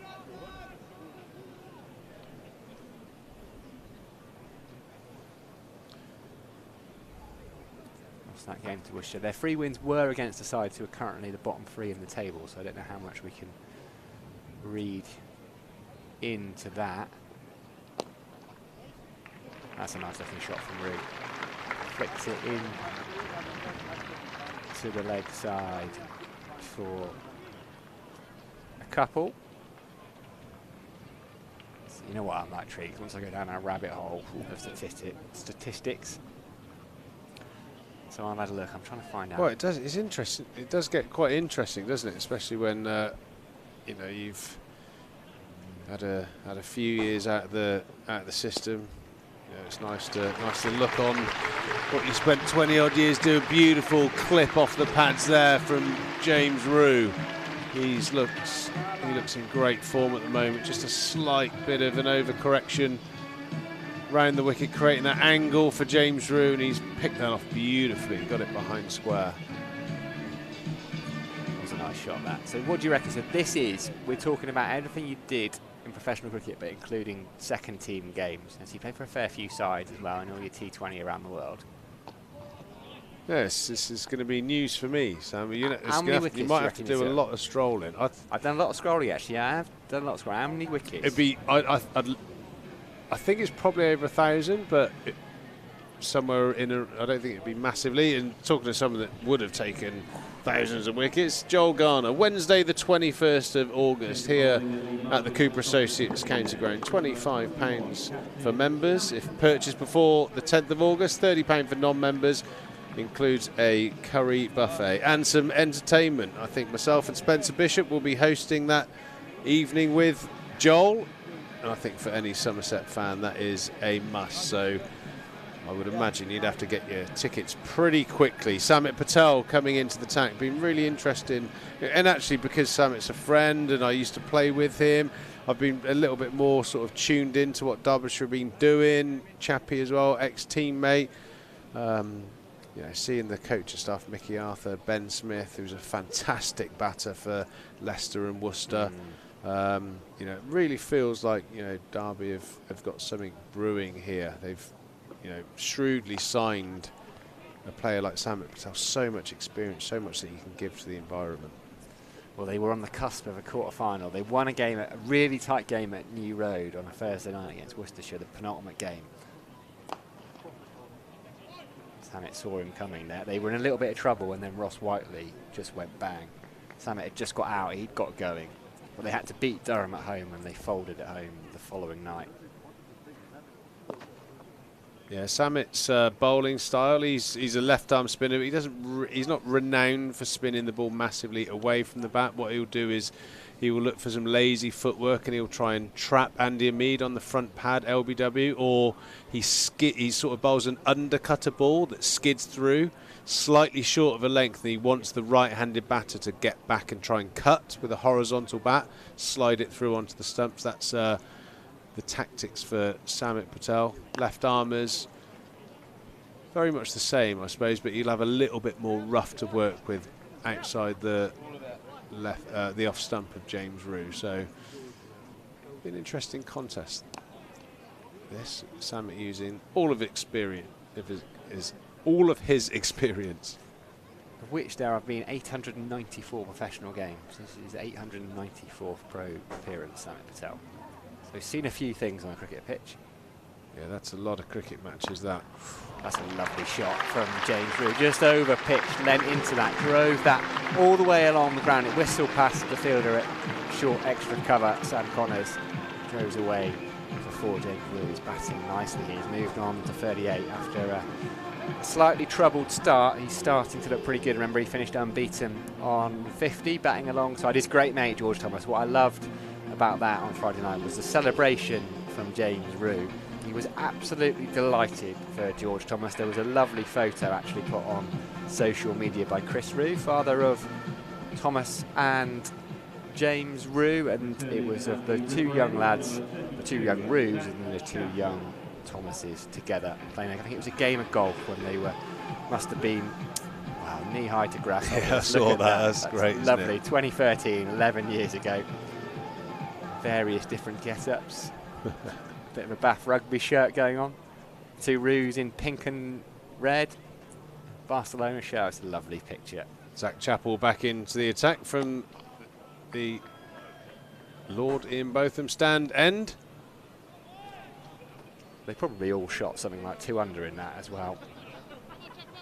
Oh, I know Rui's a very good golfer. James Rui's a nice golfer. I can't speak for the other lads. I've never seen them play, but I'm sure they give it a good thump. Andy Hamid batting slightly within himself, 24. James Rue, the aggressor so far today, 38 or 47 balls, but a healthy run rate of 4.8.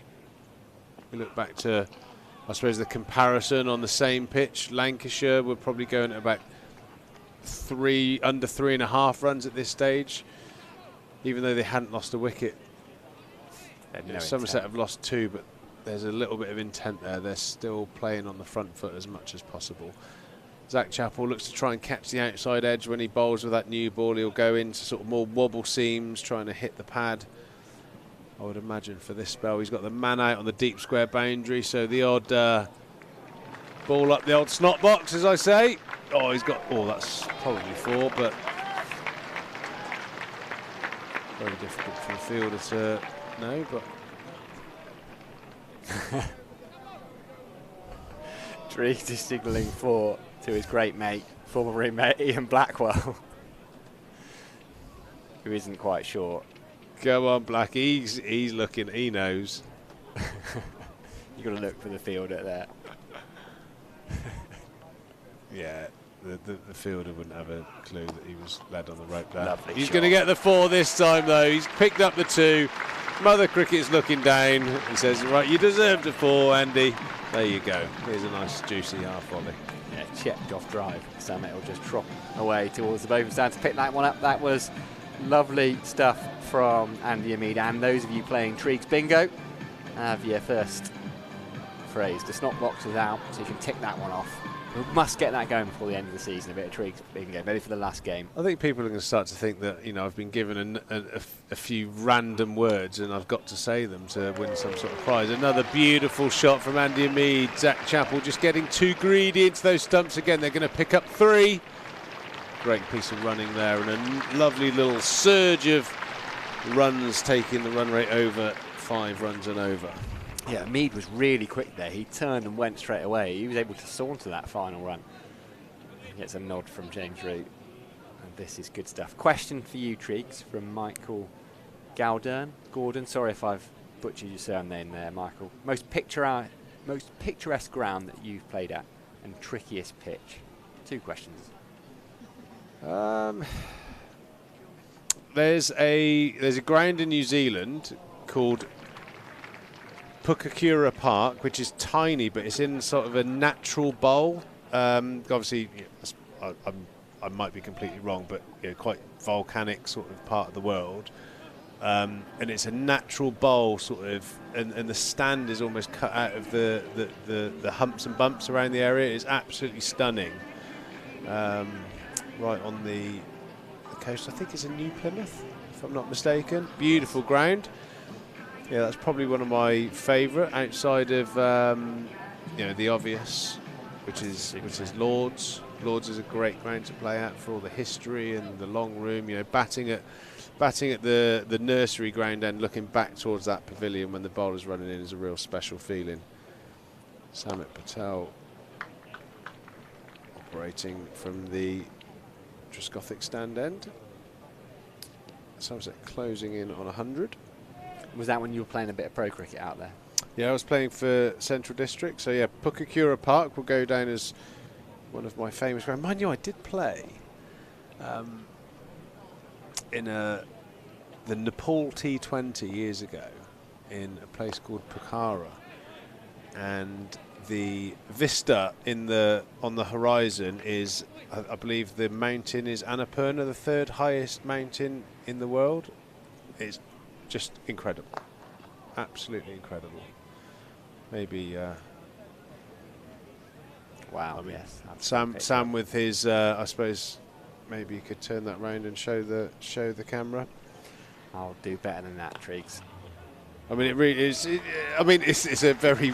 The pitch itself is not why I would say it was beautiful, but you're obviously in Mount Everest part of the world, and it's incredible view of the Himalayas while you're playing cricket. And it was actually weird because it was about 40 degrees on the ground, but your eye line's dominated by snow-capped mountains, so it kind of messes with your head. You think you should be freezing, but it was roasting hot.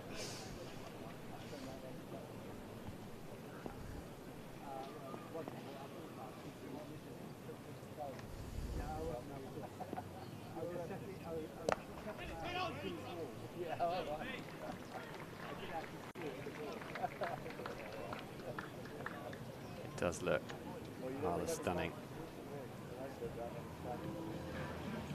We'll get that up on the live stream, sure, because it's well worth a look. Okay, so we've had your most picturesque ground, 96 for 2, Somerset closing in on 100. Thank you very much to Joseph Caston Estate Agents, our match sponsors for this game, Somerset versus Derbyshire. So if you've got a house to buy or sell, we recommend getting in touch with them. We need to have them with us for this one. And also to all the Morrises and Houses who are here today in loving memory of Barbara House. Zach Chappell going to continue taking a little bit of tap in that previous over. Harry Everett is back in the box. He's going to come in alongside Pete Trigo. Just a single.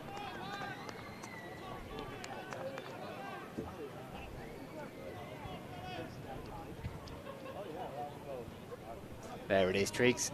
How about that? So you didn't know whether to shiver or to put sun cream on or what? A bit of both? Yeah, it was, like I said, the ground itself pretty rustic, as you can see. But, I mean, that was some view. Shot from Andy Amid, who calls him through for a single. Another lovely shot down the ground.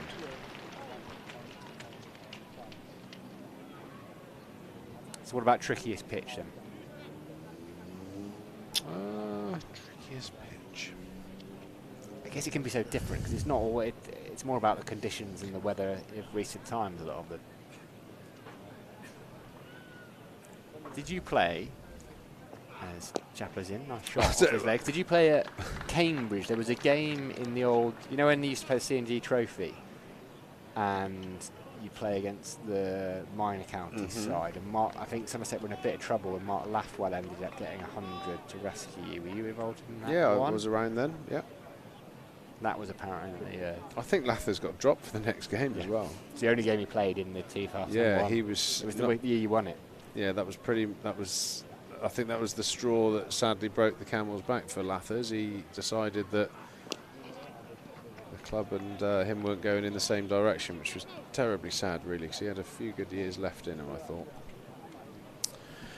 But these things can happen. Tough. I think we played on a. We had a game abandoned at Swansea where was it Garfield Sobers hit the first 6 sixes? I think he Is did. that right? Yeah, you're right. Yeah, so it was at that ground there, but it was. I think the covers blew off overnight, or something happened, and Andy Caddick bowled like 4 balls at the start of play, all of which nearly killed one of the Glamorgan openers, and they just abandoned the game straight away. But I think one of the toughest. I always found that one of the toughest grounds to play at. So Edgbaston can be a very good pitch, but occasionally you'll play on one that's quite plated, and so that the cracks in the pitch are almost like dinner plate size. If the ball lands on the sort of bowler's side of it, it goes up, and if it lands on the far side towards you, it goes down. So up and down pitches. Edgbaston's always challenging, but no challenges here as Andy Mead plays a beautiful pull shot off of Zach Chappell. He's come in, I think, to create a little bit of impact with his pace, and the only thing that's happened so far, he's leaked quite a lot of runs in this second spell. Zach Chappell, he's got a bit frustrated there, gone short, and Andy Mead has parked him over mid-wicket for 4. Beautiful cricket shot, 103 for 2 after 20 overs. A really nice piece of batting there by the Somerset pair. Strike rates, run rates are creeping up. Hamid and Rue both into the 40s. Harry Everett's come back in to join me. He's just had another selfie with his plaque. You jealous, Pete? You got your broom cupboard? Yeah, just give it a little. What do you go over there with your little polishing cloth, get the dust off it? Mate, you've obviously got an admirer right there. I suppose that for a cricket enthusiast, that's probably like the equivalent of a Valentine's card, isn't it? Yeah. From someone that you don't know fancies you. Well, I've actually had a few of them, Pete. You know my birthday's on Valentine's Day. Well, so. What plaque? You've had a few plaques given you? No, I get a few Valentine's presents on my birthday. It's always a running joke. When I was overseas in Australia, I worked at the supermarket a bit, and the supermarket checkout girls all gave me Valentine's presents and cards on my birthday. Something tells me, Harry, you've got a couple of aunties and nans that really, really worry about you. Nah. No chance.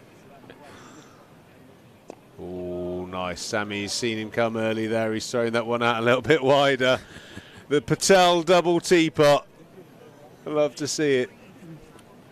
With a young 14-year-old left-arm spinner playing the first team yesterday, got 5 wickets, and we all call him Junior Samet. He's having a good time with it. Fellow left-arm spinner Ian Blackwell. Oh, beautiful shot, Hamid. He wasn't put off.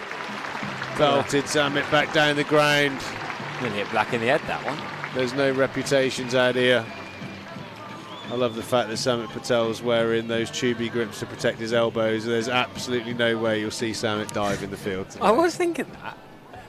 I remember him diving and stopping one from Melbourne Renegades in the Big Bash, and the whole crowd went mental celebrating. There we go. A little bit of gamesmanship there from Samet.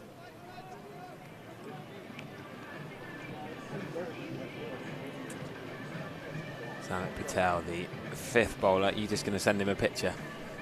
Send him a picture on the stream. That's what, 3 overs for Samet Patel. The first spinner used after the 4-seamers.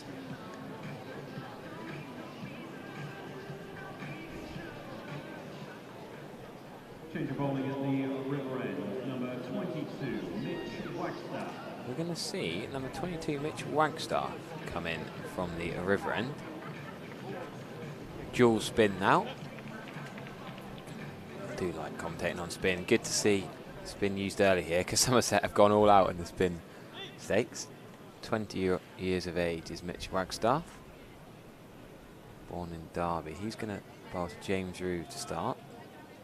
Originally a top order bat, but he's done well with his leg spin in recent years.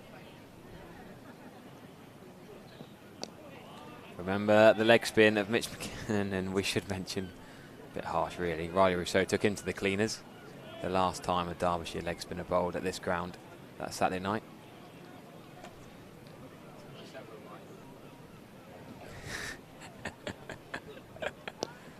Well, that's it. Nicely tickled one into leg side. Yeah, Wagstaff was the first Derbyshire player to take 2 wickets in their first over first-class cricket back a couple of years ago at Scarborough. Scarbados. 2023 was his first-class debut. 2021 was his List A debut. Oh, that's a beauty. That has landed on young Alfie's patch. He pointed out well, didn't he? Didn't Straight he in there. just? Did you practice that? That is exactly where that little spot is, and yeah, lovely bit of turn there. That'll keep him interested. There we go. Alfie's patch right there. Oh wow, that's a wide. Very late cut for Andy Mead. Could have been a front foot shot. So Wagstaff, this is actually his first bowl in the List A comp this year. Played against Northants, out for a duck and did not bowl. That was the 24th of July, so having played in the T20 at Worcester and not got a wicket. Also played at Chesterfield against Yorkshire in the first class game, didn't get a wicket. He's pretty keen to get himself on the board in this game. I do love seeing a leg spinner bowl. I'm not sure he needs the towel, the little cloth tucked in his trousers. It's not damp, it's not wet. Is that not part of the leg spinner's uniform? A little, no chance. A little cloth. I don't know. I get it when it's wet, but James Rew watchful. Good first over that. Yeah, nice. Yeah, good signs. Good signs for our 2 England spinners that we've got playing today, and Goldsworthy. We've got plenty of spin options available to Captain Sean Dixon today. Leach and Shoaib Bashir playing. Don't forget Andy Mead's bowled all right in recent times as well. Bit of off-spin, leg-spin mix-up. Him and Josh Thomas might not be needed today. Change of bowling at the Gothic stand end. Harry Moore's replacing Samit Patel. He's seen enough of Andy Mead running down the wicket and having a good thump at him. So the captain's taking himself out of the attack and said, over to you, youngster. Mead on strike. Somerset 110 for 2. Great recovery after the loss of a couple of early wickets. Mead very, very natural on the pull shot. Beautifully played. Great chat from Cowpat in the YouTube comments. Triggs' shirt makes him look particularly like the advertising board behind him. WPA Health Insurance. Thanks very much. You weren't listening when you were off air. What were you saying? Exactly that. Exactly that. Oh, my earpiece. I was walking around with the Virtue Motors e-piece and it doesn't work very well just down below us. Sold a few of them. You've got the one Duff one. You need to turn the old hearing aid up, son. It's too close to the commentary box. Yeah, it does. It's actually, I didn't realise, but yeah, I do sort of like blend into the background a little bit. You didn't fancy wearing your junior takeover shirt all day then? No, it was a little bit snug under the arms. It's a bit of a humid day, isn't it? I was out there doing the pitch report with young Alfie. I had the shirt on for that, and that was enough. Good fielding, saved a single. Michael's put a message in the chat saying, morning Harry, could you give a shout out to Noah and Liam in Eton? They love their shirts and new bat. Both are wearing a pad each, even while bowling. Brilliant. Uncle Speed, sorry, yes, this is, I should mention, a chap from Denver came into the office the other day when I was here and said, great to meet you, really excited to meet you. And then I got him Will Speed and had a chat and signed a bit of kit. So from Denver? Yeah. Is that Colorado, is that right? No. Oh, my state's geography is very poor. That's some. That could be horrendously bad, but Denver, Colorado. I'm quite good at seems English to ring geography. a bell. I don't know why. Oh, God. Yeah, Eaton, Denver, Colorado. I think you nailed it. Well, you know, I am half cowboy now with the Stetson I've been wearing. Eaton, Denver. Yes, he's got a bit of a Somerset fan club over in the States. Oh, awesome.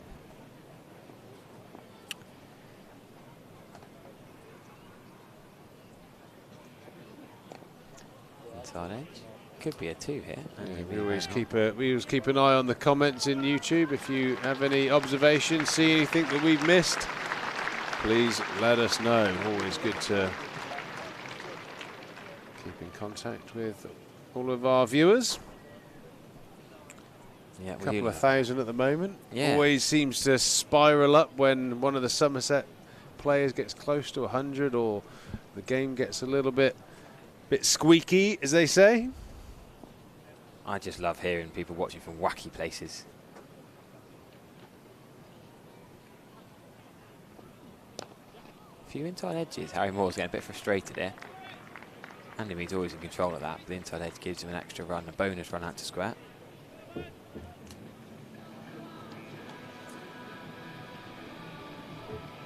So 23 overs gone, 115 for 2.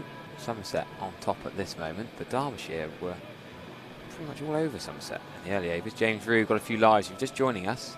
Very lucky man, James Rue. Dropped first ball. Then a couple of 4s. Dropped again. Pretty hard catch. His second, third slip got away with. But he's looking a lot calmer, composed now.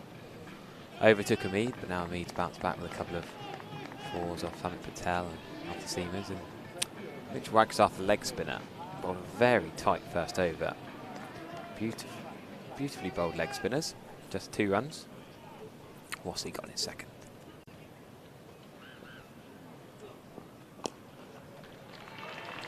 There it is. 50 for Andy Mead. The run machine, the Metro Bank One Day Cup king. Andy Mead is at it again. Rare failure recent game, but he loves batting here. Loves batting against the white ball. And with a slightly longer tail than normal, this partnership's pretty important.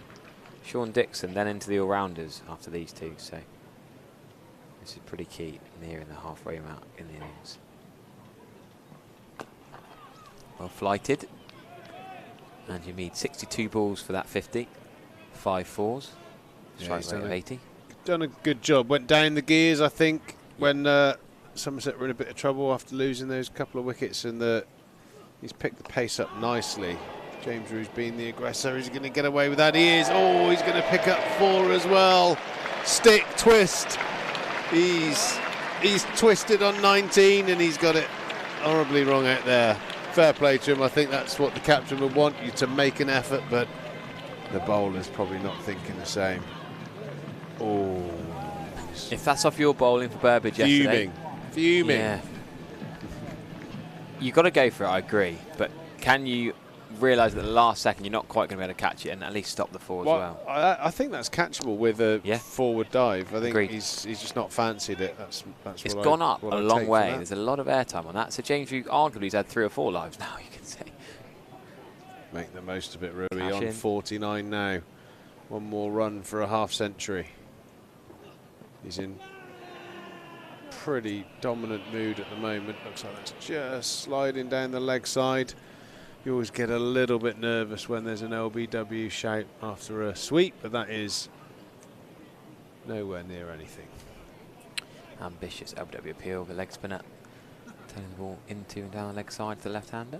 That's what happens after a season playing league cricket.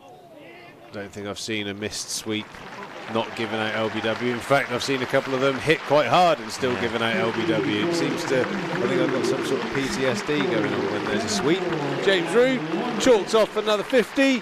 Beautifully played off 65 balls, and his strike rate is just on the up and up. He's played really well. Yeah, good on the sweep, good on the use of the feet inside out over extra cover, although he did miscue that recent one. James Rue, one of the better players in this competition, batting number 4. Got a good chance to go big here. If he bats till the 50th over, he'll be 100 and plenty. about on 70, 80. Recently he's got 50s, but not always gone big. That is a lovely straight drive. It's not going to be a run, but timed it beautifully. Yeah, it was 60 not out against Lancashire with George Thomas as mate. 71 against Kent. But what was special about that George Thomas partnership was the buzz, the glee on James Rew's face when George got that 100. It was almost like he celebrated more for his mate getting 100 than himself, which I think is a real sign of great team spirit. St Andrews boys love playing together. Yeah, they've been friends a long time. It's always nice to share in some milestones. I think one that creeps into my memory from my time playing, I can remember feeling that way when I was batting, when Trez beat the century record for Somerset, went past Harold Gimlet's 52, I want to say, but something like that. Well, whenever he went past that, I was out there batting with him, and that was a special moment because you know, Trez was pretty calm about it. He didn't talk about it too much, but you know, obviously the fans did. You know, the social media team were making a big fuss of it, so you knew it was there, and it felt like a pretty special moment once it eventually happened, and certainly the crowd here loved it. I mean, some of those records, runs, wickets, and matches, you know, back in the day of 24 games a season, some of those kind of records from 60, 70 years ago just seem so far out of reach. You know, guys taking 150 wickets in a season, and so for a modern day player to pass one of those records was one hell of an achievement from Trez, and hence why we're sat in his stand. I should tell the story again. A few of you might have heard when Trez was not allowed in his own pavilion. Massive picture of his face on the side of the wall, pictures all through the corridor, and one overly officious steward wouldn't let him into his own pavilion. Can I see your membership card, please? I don't think he said, "Do you know who I am?" He's too polite for that. And his daughter works here as well. You'd have thought they'd realise. Lovely straight drive, no run again. Very good in the V's, Andy Mead.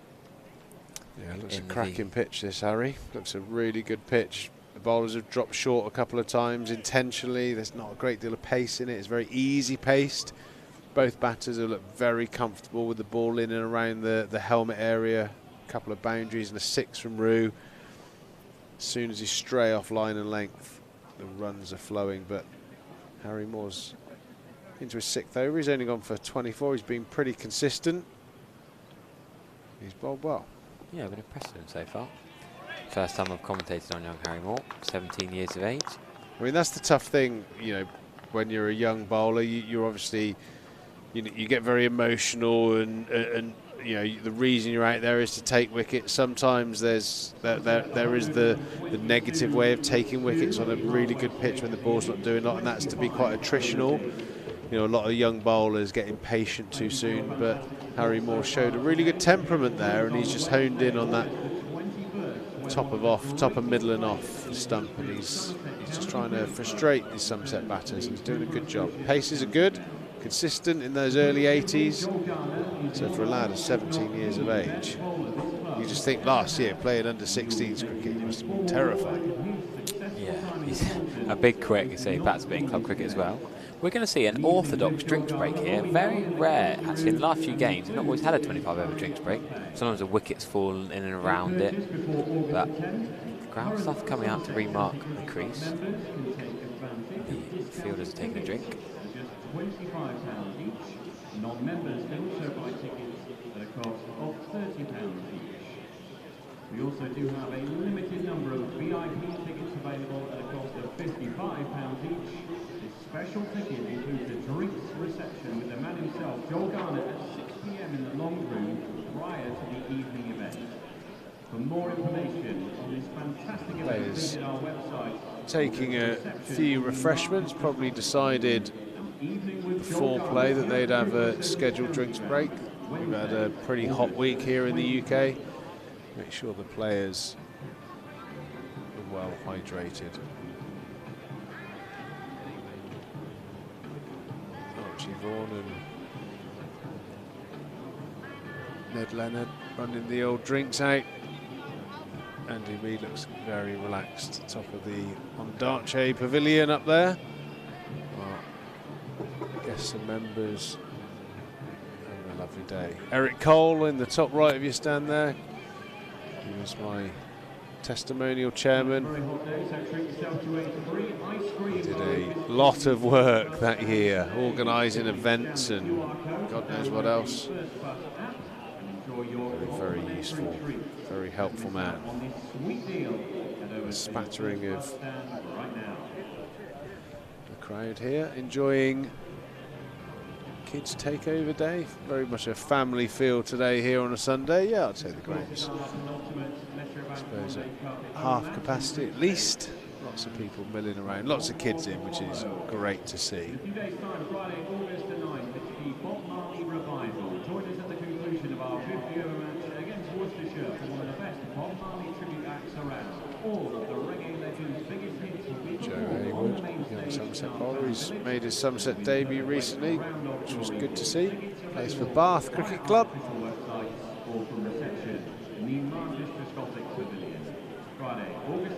So the youngsters, even if they're not playing, they're down here in the squad, doing their chores, running the drinks around. Sometimes quite a difficult place to be, 12th man, but with the nature of modern day sport, those squad rotations are quite a common thing now.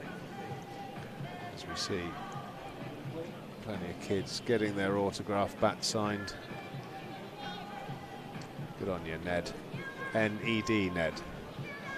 Well, Triggs, I could have got away with it. I've said Harry and Eric's just nipped off. People don't usually tell between Harry and I, so I could have got away with it. But we have a very special guest about to join us. So you and I, as Rue cuts that one away for a single, are about to make way because a young man called Bodie, who's a huge Somerset fan, is about to step in to the commentary box alongside Harry. It's lovely to have Bodie in here. He's got matching T-shirts with Harry. I've got mine underneath. Triggs hasn't got his on. He had his on earlier. Hey, Bodie, how are you? But he's don't leave me hanging, bro. The back. So I'm going to step out, and Harry and Bodie are going to take you through the next couple of overs.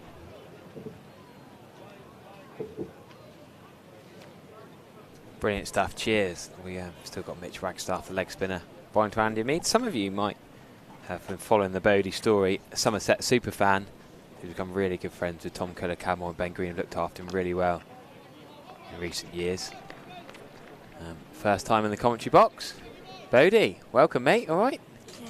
How are you doing? Can we hear you? Say hello. Hello. There you go. He's in. We'll turn him up. And we've got the leg spinner bowling to James Root. So I'll keep talking about the cricket. And if you want to come in at any point, we'll get you to talk. So James Root here, just going to take a one into the leg side. So I sat with Bodie on the Thatcher's balcony. Do you remember that quarter-final against Notts? How good was that? Good. What was your favourite bit of that game when Somerset won the T20 Blast quarter-final here? I don't know. Do you remember Ben Green batted really well? Do you remember that? Ben Green's been very good at...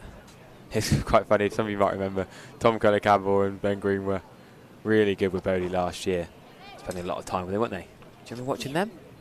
So some of these guys today out there. Who's your favourite playing today?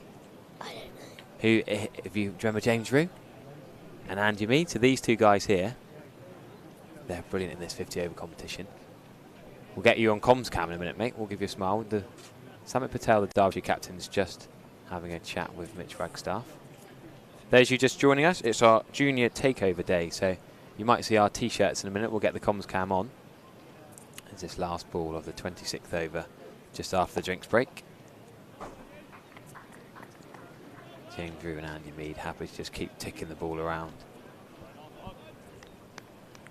So yes, our lovely maroon T-shirts. This is the junior takeover. Stand up, have a 12, Bodie. Wave. We're going to get you on the camera here. Look at that. There you are. So this is Bodie. Say hello. Hello. So Bodie has come to have a little go. We've got young people scoring. We've got people helping out with Polly in the scorer's box. We've got people helping on the cameras. Family fun day today is all about giving kids a go. And this is your first ever time on commentary, isn't it? I think so. Do you think so? Brilliant. So you've been playing a bit of cricket lately, Bodie? What do you do, bowl or bat? Both. Both. Brilliant. Are you a quick bowler or a spin bowler? Spin ball. Spin bowler, nice. Do you really enjoy it? What's your favourite bit, bowling or batting? Both. Both, brilliant. Well, we've got Connor's going to come into bowl now from the Jiscofic Pavilion end down below us, with James Rue, the left-hander, on strike. Should have stopped that, really. Should have got a hand down. James Rue might get a couple of runs for this. Should be 2, really. Andy and me will come back for the second. James Rue thought it was going to be stopped, thought the bowler would stop it, or it might even hit the stumps. But in the end, Lamb and Patel have to chase together. Derbyshire look a little bit flat here. James Rue having dropped a couple of times, they're now being made to pay. So, Bodie, is this your favourite view? You've sat in lots of different places in the ground, haven't you? Do you like it up here? You can see the whole pitch from up here. James Rue not quite timing that back foot drive.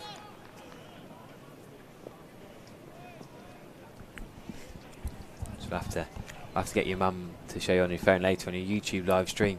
You can watch yourself back. You can watch your little guest appearance in the commentary box. Pretty cool, eh? So what club do you play for? All Stars. All Star. That's All Stars and Dynamo. Brilliant ECB initiative to get kids into the game. I coach a bit of that. We have Twinkle, the mascot. Have you got all the kit, haven't you? The All Stars ball and bat and a little backpack. Nice. So when did you first start playing cricket? I don't know. Like last year? You played a couple of years? I think so. Yeah. Okay. Cool. And would your dream be to play like these guys in a few years' time? That'd be cool, wouldn't it? Yeah. Club starting a recruitment drive. Nice comment. Yep. Well, James Rue, that's a bit of a wristy flick. Didn't get hold of that. A little bit lucky. Future of the game, getting all these youngsters into the game. Yeah, there's that young journalist reporter competition. I found a brilliant article the other day in the Somerset Gazette back in 2014 when I won the young reporter competition and got the chance to come here as I might have been 18 back then, I think 2014. So it does work getting these youngsters into the game young, and the love of cricket then lasts for life. Sam Connors over the wicket to Andy Mead. Could they push for 2 here? Just wide of the third fielder. Andy Mead is quick, gets his long legs going, comes back for 2 comfortably. Over 100 partnership, these guys now, 110 they put on together. So Bodie, what other games have you been to this year? All of them. You've been to all of them? I think Brilliant. so. You've been to all of the Somerset games, he loves it. Sam Connors into Andy Mead. That's a great bit of fielding. Great stop there. Save runs it. Ian Blackwell will end the over.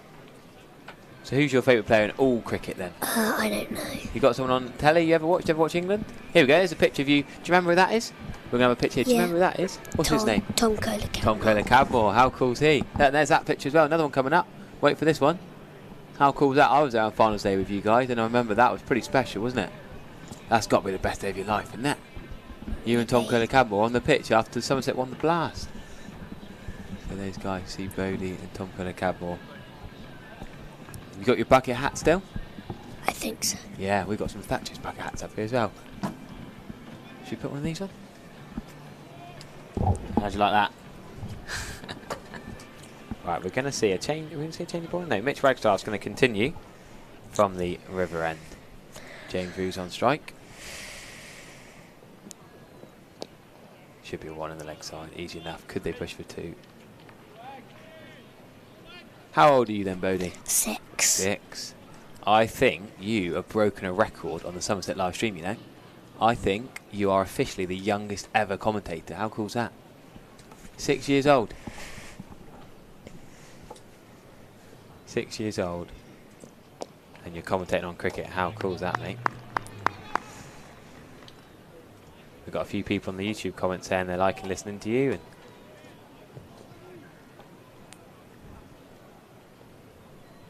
Andy and me, the right-hander on strike. Lovely shot. Out to the offside for 1 run.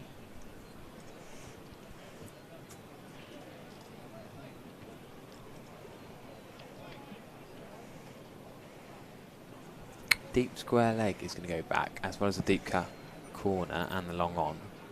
James with a no might sweep, but when it's quick outside the off stump, James will take the one from the misfield to short third. Also double bluff there, Wagstaff. Thought it'd be leg spin into the pitch and maybe sweep to the deep square leg fielder, but also quicker outside the off stump ball.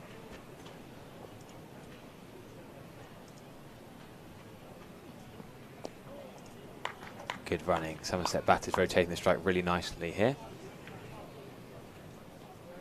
Louis Sanford says on the Twitter, on the YouTube chat, saying, I always used to get my autograph book taken up to the dressing room as a kid. Do you get autograph signed, Bodie? Sometimes. Yeah? You like getting people signing your book? Sometimes. Yeah, cool. James Reed with a lovely shot. That should be 2 in front of the deep cover fielder. No, good bit of fielding. Really attacked the ball well to stop the second run. Do you have a book? Do you have a bat you get signed as well? I've already got it signed at I think the first match last year. Brilliant. And look at the bat there. Look at that picture of you. There's you playing in All-Stars. How cool's that? That's Bodie batting in action there. And there's Bodie and me in real life.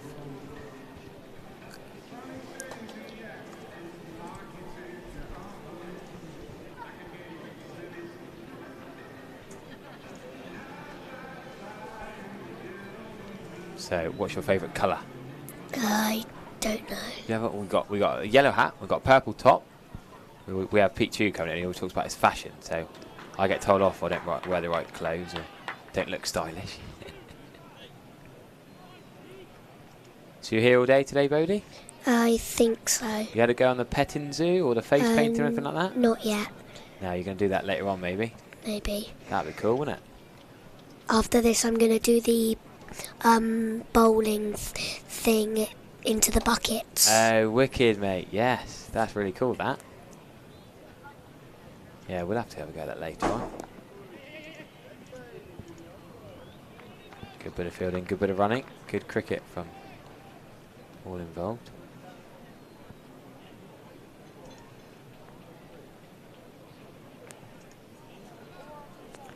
So Andy Mead has 5 fielders in the ring, 4 fielders back in this middle overs power play.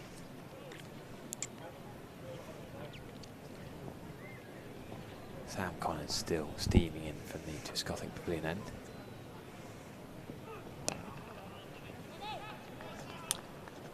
Thanks for the positive comments in the chat. Then people are loving seeing. We've got people from watching from the United States. We've got people watching from all over England, people from Australia and New Zealand. They're delighted to see different youthful faces in the commentary box. 138 for 2 in the 29th over. Somerset set to go big over 280 is the idea here. Can they get to 300? Good cricket from Andy Mead. Only going to be 1 run. But Samit Patel won the toss and opted to field, remember? Put Somerset into bat.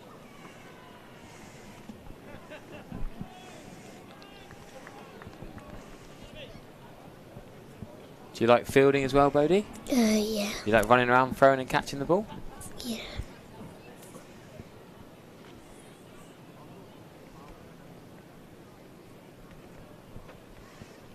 Right arm seam into the left-hand batter. It's going to be 1 run. I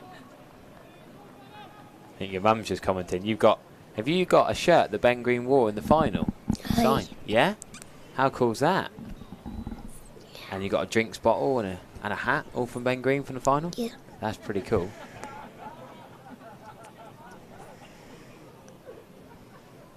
Well, they want to know, what's your favourite food, Bodie? I don't know. You don't have a favourite food? Not yet. They want to know.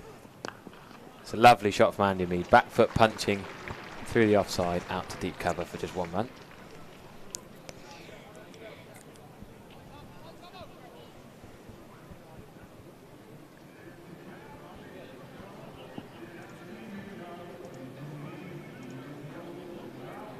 Overs gone, 141 for 2.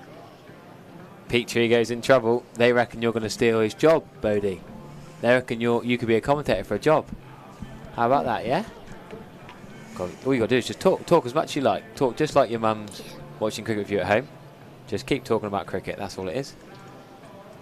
That's all I do, really.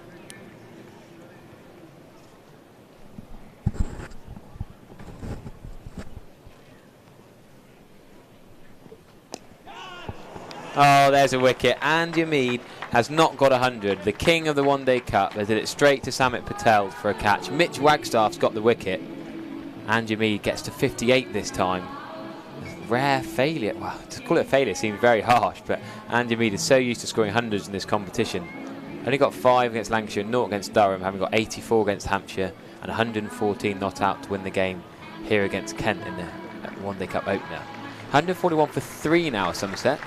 Sean Dixon will come in next to join James Rue, but 121 that partnership is a great effort from James Rue and Andy Mead. It sets Somerset up very nicely to go big and still aim for 300 plus, but with a slightly longer tail. Jack Leach will probably come in at 8. Josh Davey, Casey Aldridge, Josh Thomas can all bat. There's a few all-rounders in there. Sean Dixon's probably the last experienced top order bat. He will come in with pretty much 2020 for him to bat. He gives Andy Mead a fist pump as he walks out to bat. I've got Bodie on comms with me, 6-year-old Bodie if you're just joining us. Bodie's a Somerset super fan. And we'll just say well batted to Andy Mead. Do you think he did well? Yeah? Give us a keep. If you nod, they can't hear you. You gotta say yes. Yes. You gotta keep talking. Yeah. We'll get the camera back on us in a sec, so people can see Bodie just poking above the table. Makes me look tall, Bodie. So James Rue is going to give Sean Dixon a word of advice where the ball's spinning, where the ball's going. But Andy Mead, a pretty well crafted 58. You could say it's a pretty faultless, flawless knock. James Rue's capitalising on a bit of luck he had with the early chances, but he's making it Derbyshire pay. Sean Dixon, the right-hander, bats 5 for Somerset at the T20 Blast. Opens in the county championship, but did fall out of favour a little bit towards the end of the first county championship block.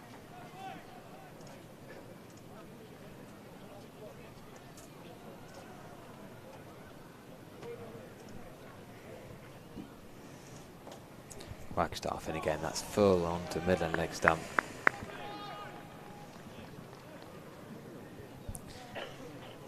Your mum says you really like Nutella. Do you like dipping in Nutella? Is that your favourite food? Maybe. Maybe, yeah? We're trying to work it out. We have to talk about a lot of food up here because when you're commentating on cricket, you have to eat lots of food to keep yourself going. We don't normally get Nutella up here, though. Oh, that's a risky shot from Sean Dixon. Not going to get a 1 wider mid-on.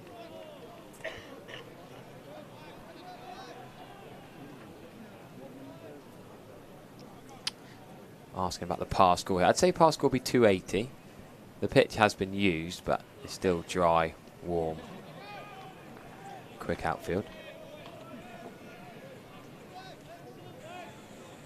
And all the Somerset bowlers will have a go at the ball. You know, when they're batting, they're not going to hang around.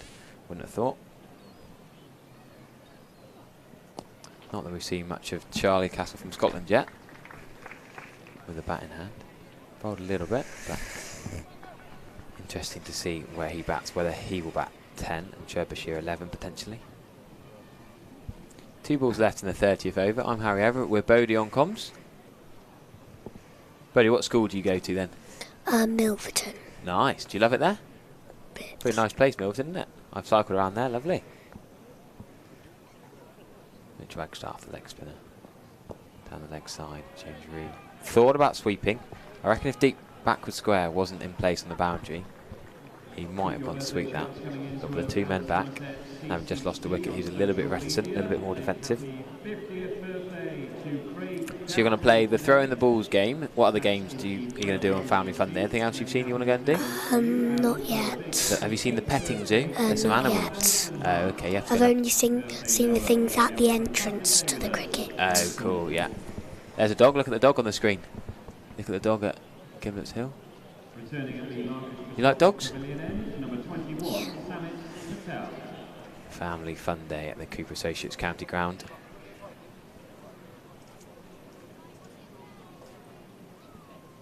Cats or dogs your preference, Bodie?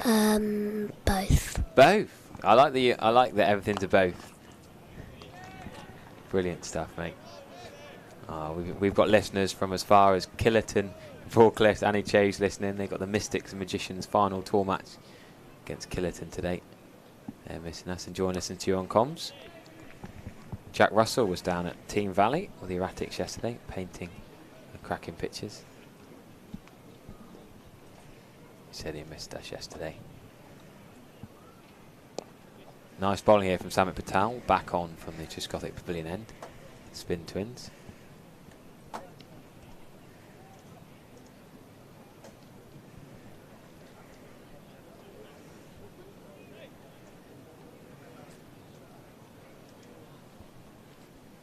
Mid-off is going to come up in the ring. Mid-on's back.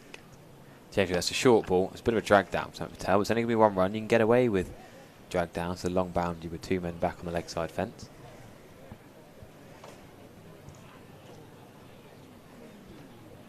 Yeah, another person, Michael from America says, Bodie, you're going to have to replace Triggs in the commentary team. Do you reckon that's pretty cool?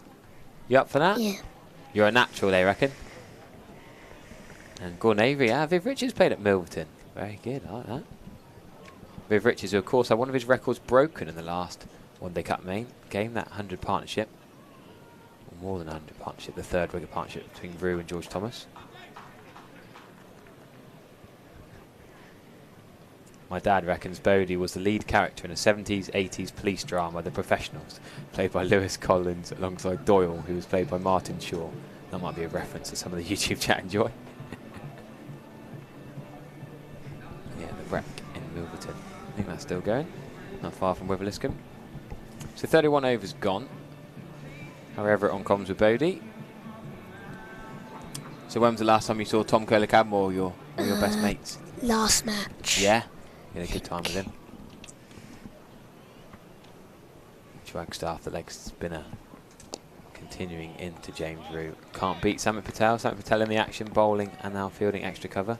Wagstaff into his 5th. And Dal only bowled 4 earlier. Samit Patel has bowled 3. So they've had 4 seamers at the top, now the 2 spinners. Interesting where they go if these 2 spinners bowl out. That's leg side, and James Rue's helped it for 4. Great shot, beats the 45 fielder. As soon as you beat that man on the 45, deep backward square leg was never going to get there. Wagstaff bowling the leg stump line is a gamble, a bit of a risk. He's made to pay, gone for 4.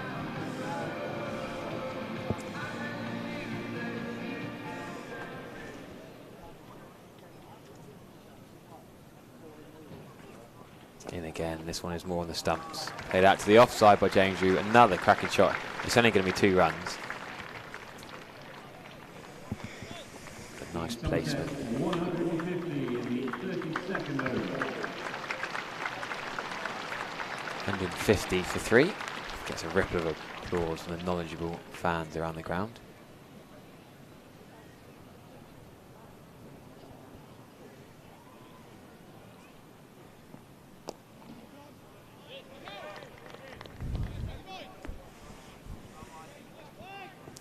Still deep square leg, still deep mid wicket. Deep long on, and a deep cover, and the men out on the boundary. 5 men in the ring until the 40th over, and then they can have an extra man on the boundary. That's going to be 4 runs. Another outside edge from James Rue, and another 4 he gets for it. Dropped first ball in between first and second slip, then later in his first over he flashed past third gully, slip sort of area. And now he's making a pay, James Rue. Sometimes it's just your day, isn't it? I said to my opening partners yesterday, after he'd been dropped for the 4th time, I said, oh, I'll buy you a lottery ticket tonight. Sometimes you get these days and you got to ride the wave, cash in while you can. There'll be other days you get a terrible decision out at OBW and it's missing the stumps or get out to a screaming catch. James Rue making Derbyshire pay. 73 is now. End of the 32nd over. Bodie, what's your highest score ever with a bat? Can you remember? No. Can you remember how many wickets you've got? Can you remember bowling hitting the stumps in All-Stars? Do you play matches in All-Stars or do you just do little games? I think little games. Yeah, okay, that's cool. Have you ever played on this pitch? I don't think so. No? We'll get you on it. You're not gone out at lunchtime, we'll get you on in between the innings sometimes and get you to play a bit, that'd be cool. Yeah? So Samit Patel is going to bowl to Sean Dixon. There is 1 slip in place. Up to the leg side for 1 run.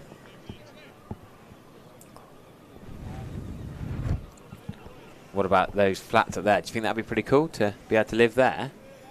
How cool! If you see those flats over there, we'll show you on the camera in a minute. those flats, people live in those flats. Yeah. And then they can watch the cricket from their window. How cool would be that to live there?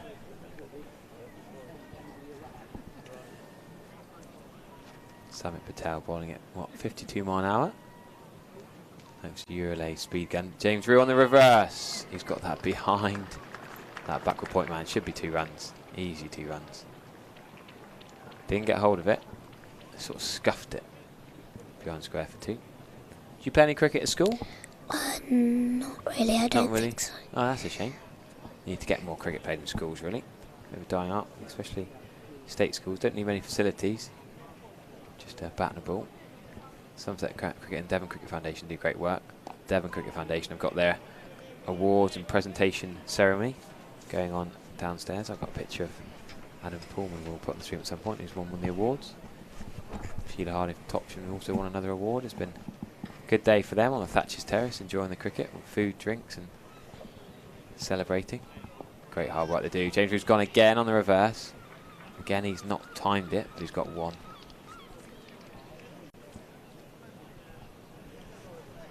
Playing against the spin. James Rew's confident on the reverse sweep there. I remember a pre-season game he played at night, so he hit like 7 reverse switch hits for 6. Very good on that shot. Dixon trying to make room and bash through cover for 1, but can't quite get in the gap.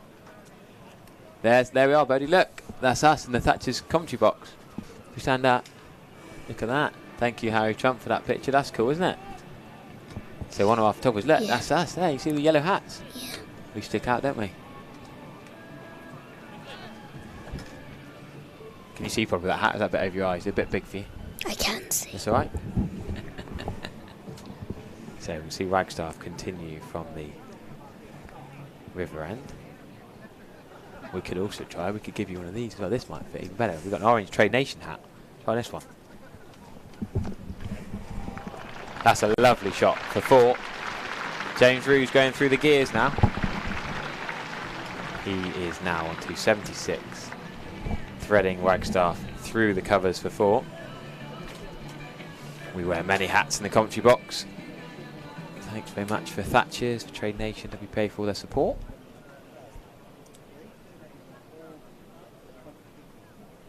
Wagstaff in again. This time James Rew nails a sweep shot again. It's only going to be 1 run because of the deep backward square now. It's hard to play an orthodox sweep for 4 with 2 men back on the leg side. Hence James Rew targeting different areas, but he's not far away from another 100 for Somerset here, James Rew.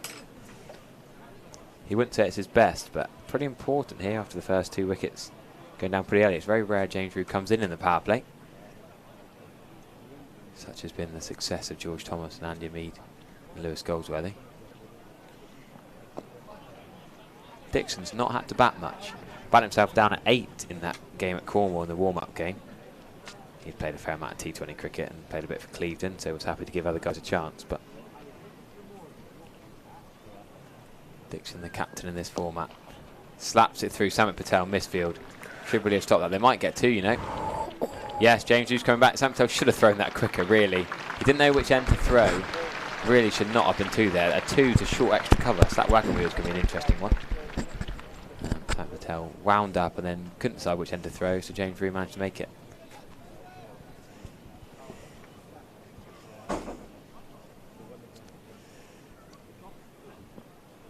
Wagstaff getting a player miss from Sean Dixon. Seen a few seagulls swirling around. Look at all those seagulls on the top of the Ian Botham stand over there. See them? Sometimes you see batters hit a 6 and it goes over the Ian Botham stand into the river. So if you ever walk along that river down there, Bodie, you'll have to look out for any balls floating downstream. Sean Dixon just taking that 1 down to long off. We were there on a match once. Yeah? When was that? I don't remember. No.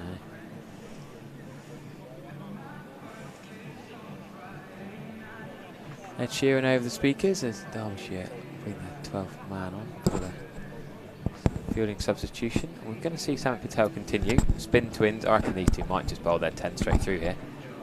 Wagstaff's already bowled. What was he bowled from the river end? He's bowled 6 now. Samit Patel's bowled 4.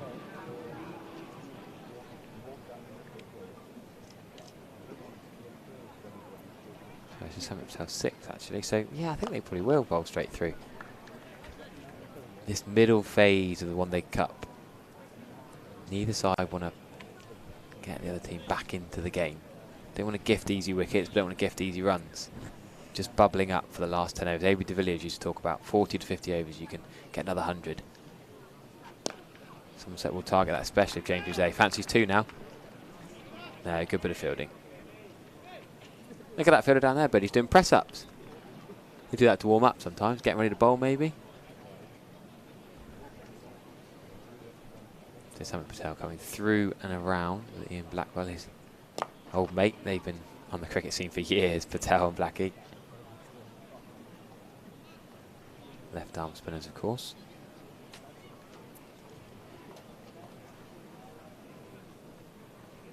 Sean Dixon goes big. Slog sweep just for 4, 1 yard in front of the rope. A lovely shot. Sean Dixon is good on that shot. Somerset Patel can't afford to go middle and leg for Sean Dixon, especially with only a deep square and a deep wide long on really. There's an open gap at mid-wicket. Sean Dixon's a good enough player. He's up at his old club Durham. Well, played against Kent, his old club here. Then went up to Durham against his old club up there. His 3rd county.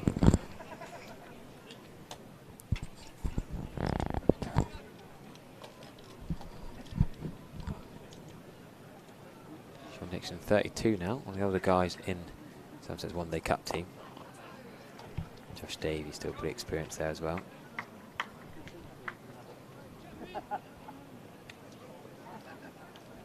Dixon was born in South Africa, but don't forget has that UK passport because his mother's from Kent. And that's how he got into Kent in the first place, was playing that East Anglian Premier League. Got that Charles spell at Kent. Initially he was on loan at Durham back in 2020, but came back to back down south to Somerset in 2023. We're going to see, we're not going to see the spinners carry on. We're going to see a bit of seam. I think it's Zach Chappell. Yep, Zach Chappell, who originally bowled for the Marshalls Gothic Pavilion end down below us. He's going to come back on from the river end. No slips in place now. He bowled really nicely. Wobbled the new ball around. Hit some lovely areas. But now the ball's a little bit older. Won't be quite as easy to get as much movement. Well played, Sean Dixon. Easy single. Just knocking it down to 3rd. So if you're just joining us, you're a bit late. George Thomas after his 100 on Friday in the Cider and Ale Festival here against Lancashire. 106 out of there, and just the 6 today. Caught on bowl by this man, Zach Chappell. And Jimmy got to 58 before he was out just a couple of overs ago. Lewis Goldsworthy was the 2nd wicket to fall. He was LBW for 4 to Sam Connors, who also bowled pretty good areas early on.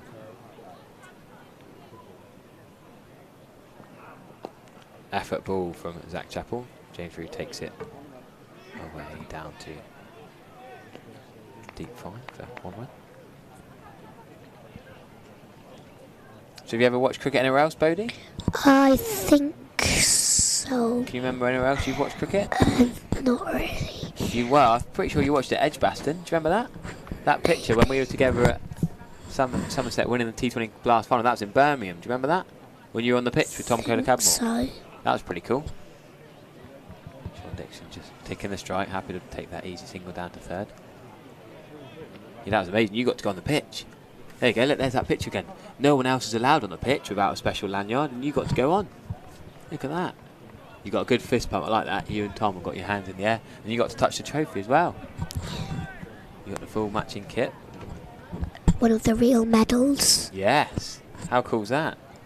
To get a real medal is pretty amazing. You remember that for the rest of your life, mate. Sean Dixon has given the strike to James Rue. He's nailed that short extra cover. No run. In my bedroom, I've got like a shrine of the cricket stuff. Have you? So have I, mate. You've probably got even cooler stuff than me, though, I reckon. You've got a great collection of stuff. What else have you got in your shrine of cricket stuff? I've got my bat, my ball. I've got the posters from the 100s. What bat and ball have you got? Is that the All-Stars ones? No, not like a miniature one of the real cricket bats. Oh, nice. With the signatures on it? Yeah. That's cool, mate. That's brilliant. What else have you got there?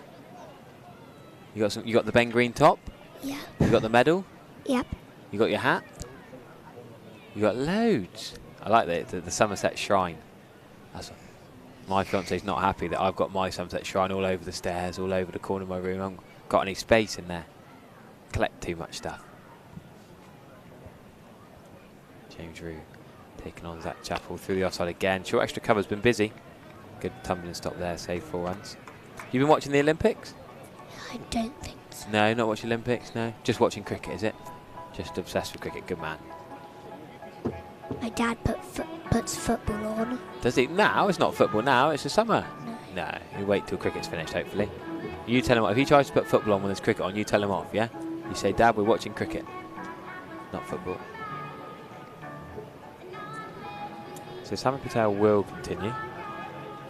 Former Northants man, of course, but he's captain of Derbyshire now. I say former Northants, not sorry. He's played at many, many franchise T20 sides over the years. Simon Patel, an experienced campaigner. Good dive, but can't quite save the 1 run. So with 14 overs to go, Sam Connors, Harry Moore have got 4 overs each remaining. I'm not sure we'll see Anish Dal again. Chappell will probably bowl his 10. Simon Patel will probably bowl his 10. Wagstaff might be done for the day with his 7. Reverse sweep from James Rue. That is going to go all the way for a 1 bounce 4. Sometimes I play cricket in my garden. Do you? Do you play shots like James Rue just played? You got that reverse sweep in you? Can you bat left-handed and right-handed? I think so. You think so? Yeah, why not? That's a lovely shot from James Rue. Just slapping it into Trade Nation stand where these orange hats that Bodie's wearing. Kitted out for the T20 games.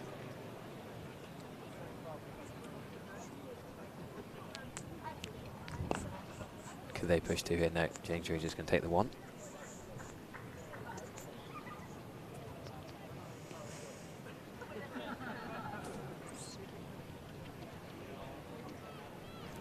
Right-handed Sean Dixon has still got a massive gap at deep mid-wicket. Deep square and deep long on and still on the fence. There could have been a single there, but point ran round to cover point. Saved a single. Do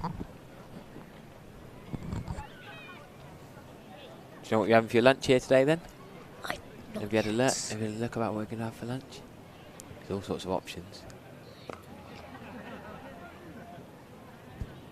Sam Patel just frustrating Sean Dixon here a little. Struggling to rotate the strike.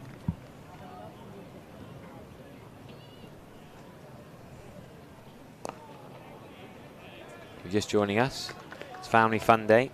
It's junior takeover day. We had young Alfie on the pitch for the pre-match report, looking at the pitch for Pete Trigo. We've had scorers, we've had cameramen, we've had all sorts of different jobs fulfilled by young'uns, getting them into the game of cricket. I've now got Bodie on comms with me. What am I? I'm 28 now, but I remember when I was 15 or 16, my first time to commentate. I loved it, getting me into it. Started here. If you're enjoying on the YouTube stream, remember you can come in, if you're free this afternoon, just £15 and you can watch potentially 50 overs of second innings cricket. James Rue's whacked that high in the air. This should be out, but we said that before about James Rue today. Will they catch this one? Yes, they do. At last, Derbyshire do take a catch. And James Rue doesn't get another list 800. He's out for 88. He's played a lovely knock. But the all-rounder's now going to be exposed before the 40th over. He's trying to accelerate with James Rue. Just top-edging that pull shot. And a good catch running in from fine leg. 88 useful runs from James Rue. I reckon it might be Josh Thomas, the left-handed spin bowling all-rounder. But James Rue will get a standing ovation first. He looks tired. How high did this go, Bodie? Look at this. Watch the replay here. That Chappell trying to catch straight away. He's annoyed with the drop catches off him. 88 runs previously, Zach Chappell could have had him. Look at that. Good catch, 2 hands together, good technique. Brought into his body. Yep, Josh Thomas is in before Casey Aldridge.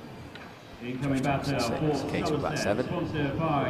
Jack Leach and Josh Davey 8 and 9, you'd expect. So, decent batters down to 9. But 6, 7, 8, 9 are all rounders.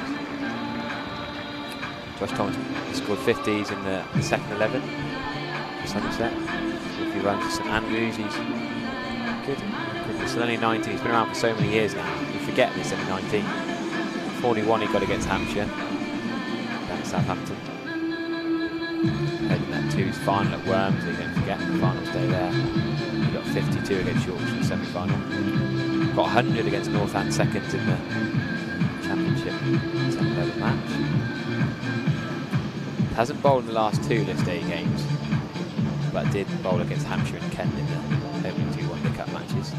0 for 11, 0 for 12 respectively. So now with Bashir coming in to the side, you think he's probably even more of a batter than a bowler in this match. Gets his chance with what, 12.5 overs remaining. Did go for a duck the other day, but will be desperate to cash it here. Short ball. He scuffed that to leg side. No, Josh is still think he's only recently finished his education out with a load of his mates on Friday night. He's a young lad who's got a bright future. His brother George, of course, the opening bat. They did open together down at Southampton, don't forget. Wasn't together, sorry. George out with illness. Josh got to open with Andy Mead. Brother for brother. Could be a single, no. Sean Dixon doesn't want to risk that.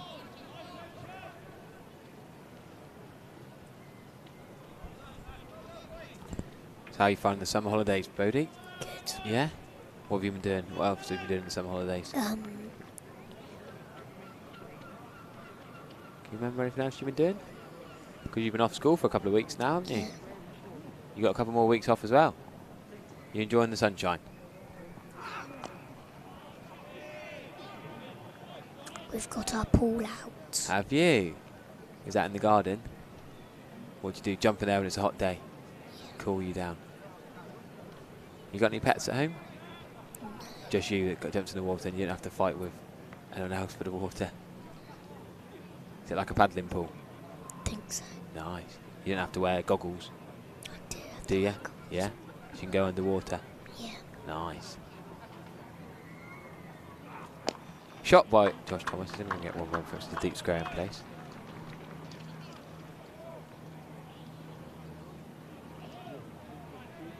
Give the strike back to Sean Dixon. Still reckon 280's par here. Somerset want to get 100 off the last 12.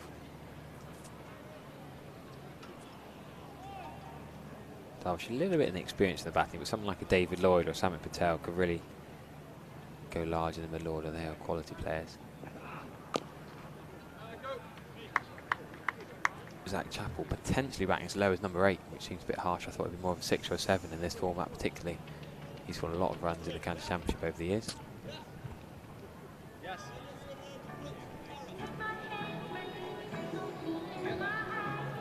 Did you like the view from up here? You like looking down? That you can see the whole ground. Let you know, people can see in different stands, different colours. Where do you normally sit? Point to where you sit sometimes when you watch. Think over there. Yeah, in the family stand. That's cool. No, the one next to oh, the orange one, the Trade I Nation. think so. You like it in there? Yeah, that's where your hat matches the colours. That's cool. That's not always here, but there's lots of kids over there.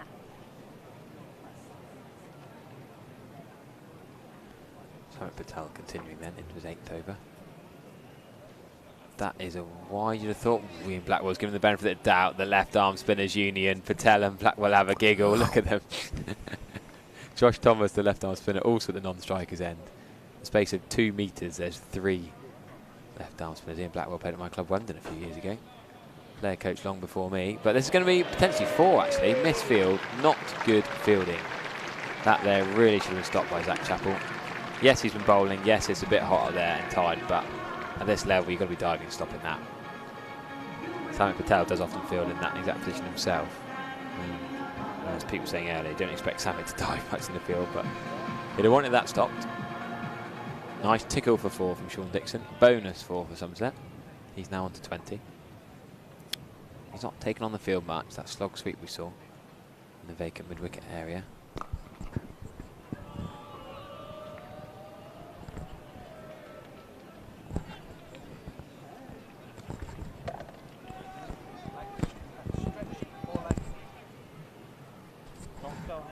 going to see a slightly different field setting for left-handers. Just here, picking up on the effects mic. Fielder talking to the physio. Interesting, that. Real good insight from the effects mic. Fielder out a deep cover, telling the physio's in a bit of pain.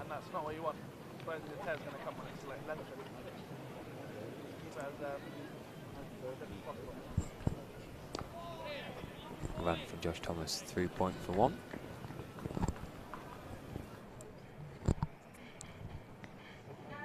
Oh, sorry, we just lost our effects mic, so no longer hear from the. It's quite nice to hear from the action. Drink just being run on. The fielders. Sean Dixon, Josh Thomas will carry on. 11 overs to go here. Bodie still with me. Anything else you want to say about the cricket, Bodie? No, you're happy watching?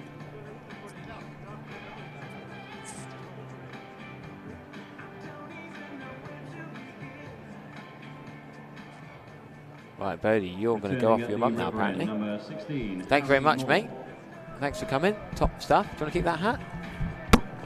Thanks very much to Bodie, who's going to be here all day with Junior. Take over top on. Coming on comms. You can watch that back on YouTube tonight. All the best. Thanks to Bodie for that. So, myself, Harry Everett, still with you. And we're going to see, is that Harry Moore? Yes, Harry Moore's going to come on again from the river end. Steaming in quickly to Josh Thomas. It's going to be 1 run to News Dow.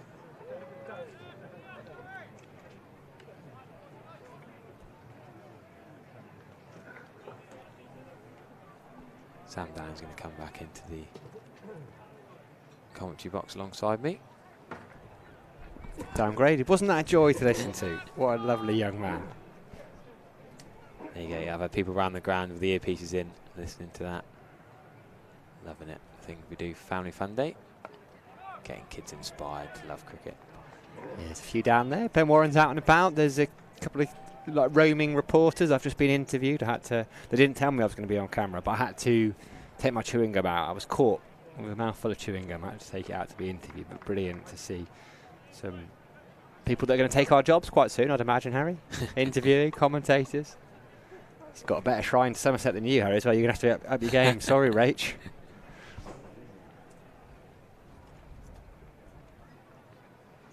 There you go, Sean Dixon scampering through. It's a cheeky single. Josh Thomas has to be quick here. Good bit of fielding. I reckon that would have been close to a direct hit. Scampering through for 1. Talk you through the remaining 3 balls of this over, then we'll get Pete Trigo back into the attack. What do you reckon, H? What's a good score here? I still reckon you need 280. I still think you've got to push it on. Push for 300? Yeah, they'll push for 300, but Case Aldridge can give it a little bit long handle. Jack Leach will not mess around. But Harry Moore might have some back of the length stuff here. Josh Thomas, good running. I like this from these two. Not playing big shots yet, they're just going to scamper through, push the runs. A couple of overs left of Samet. Mitchell Wagstaff's got 3. Couple more for Zach Chappell. Imagine he'll finish off. Yeah, I don't think Mitch Wagstaff will bowl again. Not that he bowled badly. They just don't seem to trust leg spinners at the death, which is a bit of a pet peeve of mine. Presumably Sam Connors has been held back. Yeah. I thought he bowled really well up top. Yeah, I'm pretty sure they'll go Connors and Chappell will probably bowl out. So that's 6 of your 10. Samet's got another couple. Just got to find 2 overs. It's Harry Moore bowling right now. I think they're quite happy to get a couple of out of him. He might even end up bowling 10 if he continues to bowl well. Bit of a Casey Aldridge to him. Bit taller than Casey Aldridge, but hits the deck hard. Can bat a bit as well. Not quite Casey Aldridge's calibre of batting, but will hit that hard length. Casey got 6 for 43, don't forget, on Friday. Sort of went under the radar. Changed the game as well. That big wicket of Ayat, Venkatesh Ayat went. So yeah, also got IPL hundreds in his bow, and he struggled here in the Metrobank One Day Cup. It's cricket. It's a great leveller. Cricket. Lovely effort for 1 from Sean Dixon. Josh Thomas has run a single, basically. He's run halfway down and halfway back, but Sean Dixon was never going to get there. You've had enough of my voice. Before the over's gone, I'll let Sam Dallin and Pete Trigo take you through to halfway stage. I've never had enough of your voice, Harry, but I walked past your plaque and I did see there was a little bit of dust on it, so you better get down there and give it a little bit of shine. Brilliant to have Harry and Bodie there. It was a joy to sit at the back of the box and listen to those 293 for 4. Triggs is going to come back in alongside me. There were a couple of... I can't see under his hat. When I walked out, I noticed there were a couple of cinnamon swirls. You had them delivered? Did you bring them up as gifts for Harry and I? There are a couple of cinnamon swirls lurking around the building. I'm not going to tell you where, because Harry's in earshot. And the food vulture has got to stay away. One of the perks of the job of coaching the Western Storm, bizarrely, one of our younger cricketers, Erin Vakuzic, works downstairs. And she's gone, all right, Triggs, do you fancy a few pastries to keep you going? I was like, yes. Nice. There we go. It's not what you know, it's who you know. I hope I haven't got her in trouble. Lovely shot there from Sean Dixon. Good bit of fielding out on the boundary. Great piece of fielding out there by the big fella. One-handed. It looked to all the world to be thought. Nice shot from Sean Dixon. Well, you were talking on Friday about how you felt your influence was waning here at the Cooper Associates County Ground after your playing days, but it seems you're not if you can walk in and have cinnamon swirls on demand. Well, it's got nothing to do with my playing. It's my coaching. Is obviously one of the players who doesn't mind my chat on a training day. So if you're the batting coach now, sat out there, and you've got the couple of lads waiting to come in, what are you saying for this last 10 overs? I think there's always a potential towards the back end when you're batting in the middle order that you go too hard too soon. 10 overs, 60 balls, still a lot of runs to be had out there. You could easily get, I say easily, you could if you batted well get 10 and over, another 100 runs in the last 10. If you bat well, you can get 8s. That's a beautiful shot by Sean Dixon. Inside, out, over extra cover. This time he does get a great shot. But one of the things that often happens towards the back end when you lose a wicket is sometimes. I mean, this will sound counterintuitive or potentially even silly, but sometimes if you try and get 10 and over, you get 5. If that makes sense. Where if you just try and bat at a good tempo, minimise dot balls, hit the ball hard on the grounds, hit the gaps. That's when you'll surprise yourself. That's what I'm trying to say. You will pick up momentum. If you go in there swinging like a rusty gate, there's a good chance you could lose 2 or 3 and end up with the game sort of, or the innings losing momentum, as Lancashire did. They tried to catch up. They're 4 and over. They tried to turn that into 8 and over. Lose a few wickets, you end up with 220. But get the feeling that the Somerset batters are going about it the right way. Dixon's played beautifully since he's come to the crease, and be good to see Josh Thomas emulate in some way, shape or form, although he hasn't got the time to get a big score. It'd be great to see him follow in his brother's footsteps with a solid performance today. Yeah, 9 and over from that last Sammy Patel over just shows your point, doesn't it? They didn't really take any risks, didn't try to hit him out of the ground, but still got 9 off the over. Here's Harry Moore. Well, that really is the art of one-day batting is how do you have what would be, I suppose, described as a low-risk boundary option like Dixon there. The inside-out over cover looked like a very comfortable shot for him. Very low risk. If you've got that bank of training, experience and execution behind you, and he looks like he's certainly got that. Great shot there from Josh Thomas, banged in short. A couple of the Derbyshire bowlers, Zed Chap and Harry Moore, they have gone to the short ball, and I can't remember, bar the Rue dismissal, any other short ball that hasn't been pretty convincingly hit for runs. Yes, it's not like players. Rue had one that he nicked top edge as well for 4, but that was really short. But yeah, there's been a lot of front foot pulls well in front of the square with players in control, so it's not even like you're getting balls that are giving half chances. Really good sign that as well when you're watching a young batter You know, young promising batter playing age group cricket, second 11 cricket. Can they cope with the ball being banged in around the helmet? And Josh Thomas certainly looks like he can deal with it. 2 boundaries in a row, way in front of square, which is always a really good sign that he's got a good set of mince pies in his head. Yeah, and it was smart, this, from Josh Thomas. It's not a smart bit of bowling, but they had dropped a fielder out to deep mid-wicket, and Thomas rolled his wrist really early on that to try and put it a little bit straighter and make sure he picked up the boundary, just stood back. Quite see the fielder in there in shot at deep mid-wicket. A couple of boundaries in the over already, so they're already, you're up to nearly your 10. Another short ball this time, pulled for a single.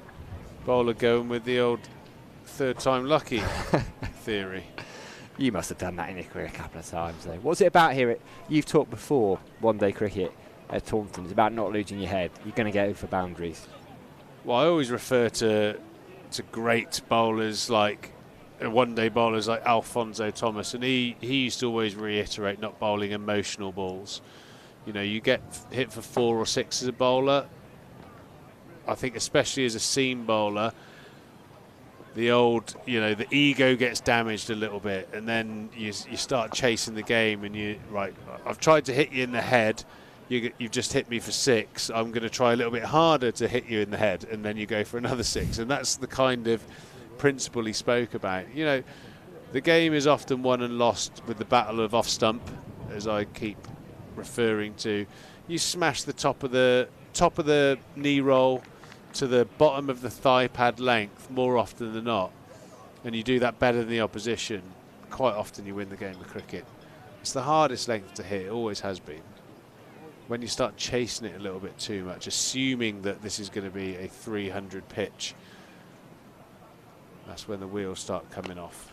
I think the Derby seam bowlers in particular have just bowled a fraction short today so far, even though they haven't bowled badly, but they could have been better.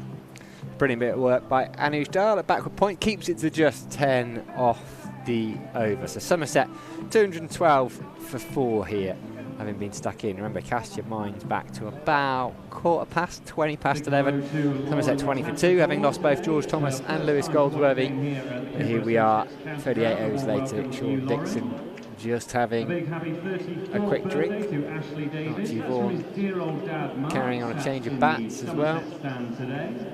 Josh Thomas having watched his brother score 100 on Wednesday night. That would have given both a little bit of confidence. Really, James Rue in the runs, 88 for him. Andy Hamid 58, lovely looking runs. Rue is not his best knock in the sense he got 88 runs, gave a few chances. Amit Patel into his last over.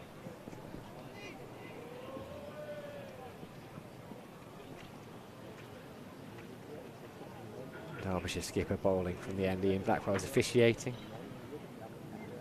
Always you could employ that for your left arm spinner. Get down the end where the left arm spinning umpire. They're similar bowlers in that sense. So I didn't massively turn the ball, either of them. Yeah, I bet they're enjoying a good old catch up and a good old chat, those two. Yeah, I think Samit will be pretty happy getting out of a spell with his figures. Starting with a 5, I suppose he definitely would have liked a wicket, but I think the Somerset batters have played him really well. There's not much on offer for the left-arm spinner. I suppose the one danger for Samit is he thinks about his previous experiences here when Nottinghamshire and Somerset played some unbelievably high-scoring games here at Taunton, and you know, I think I saw Chappie when I had a little walk. And he was like, all right, Tree, like your hat, mate. God, that's at least a 400 pitch out there. I was like, ooh, well, let's hope you don't bowl like it's a 400 pitch, because I don't think you'll be walking away with many points if you concede that many. So Chappie liked your hat. Samit Patel was indifferent on it, I think we should say. It's the first thing he said. Yelled down from the dressing room when you walked in. Well, I'm all for individual style, but I will not be taking any style tips from Samit or Chappie, in fairness. Chappie loved it. Good bit of fielding there. And that is the end of Samit Patel's spell. Brilliant final over that as well, just the 5 runs from it. So Patel finishes with 10 overs, 0 for 52, just fizzing them in at 55, 67 miles an hour. Chappie looks like he might, I don't know what I'm calling him Chappie, I don't know, but he looks like he might be a bit of a heavy metal rocker, Zach Chappell. He's a very unique individual from my experiences of being around Chappie. Yeah, he comes up with some rogue theories, but he's a top lad. He's a top lad. I suppose if any Viking programme ever needs an extra, he'd probably fit the bill as well. You and him would have ham and egg together nicely then if there's a few rogue theories. He's a belter. Yeah, we've had some very interesting conversations over the years we've known each other. Good bowler, bowls with good pace. I think he's a very good red ball bowler as well. Gets natural shape away from the right-hander. As we have a look at the ground here, pretty much a full James Hildreth stand. Sam Connors back. Over his head. Sean Dixon says welcome back Sam Connors, 1 bounce 4.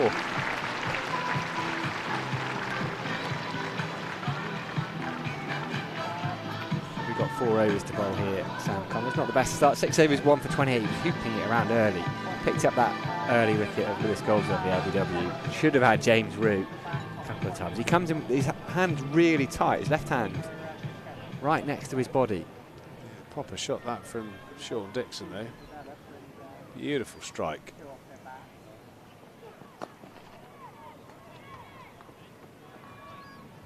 Yeah, that run rate's pretty healthy. Somerset at the moment, they definitely want to push it up as close to 6 as they can with 7 overs remaining. It's going to take some effort to get it into the real high 200s, 300. I think with the context of the Metro Bank Cup, with a lot of the star players missing, you'd have to say that anything in and around the 280 mark would be pretty competitive. That's well wide. That's a re-bowl, that one. What can Somerset learn, a team with 3 left-arm spinners, having watched Sam Patel get through his 10 overs 52? What are they thinking about that? Well, I think Somerset's left-arm spinners are a little bit different to Samet. Goldsworthy may be the one that's slight bit more similar.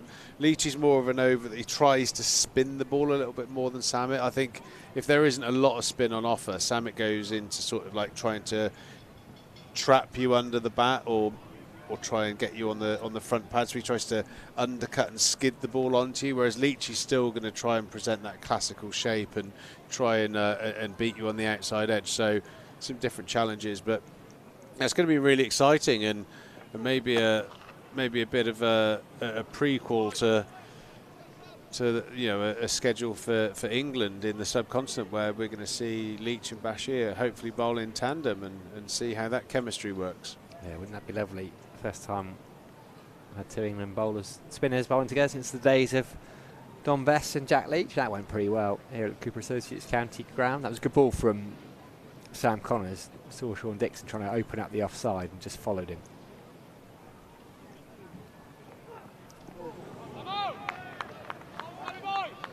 Thomas just lost his shape there a little bit. He was through the shot a bit early. What have Derbyshire got to do differently, though? Because Lancashire almost gave Jack Leach too much respect on Friday night, I felt. Yeah, I mean, the scoreboard's going to dictate that you're going to have to score it there or thereabouts to run a ball. And again, looking at the pitch, you know, it's almost inexcusable that you're not going to take a spinner for in excess of 50 off of their 10.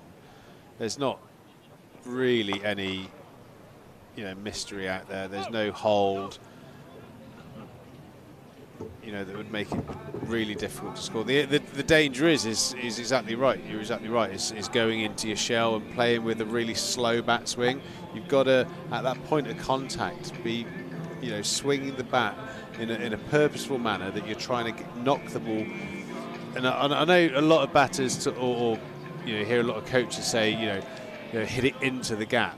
But I always like when, you know, spin is on, the thought of hitting it through the gap, So just trying to put a little bit more on the speed of the ball off the bat, trying to add speed to the ball, and that's the challenge against spin.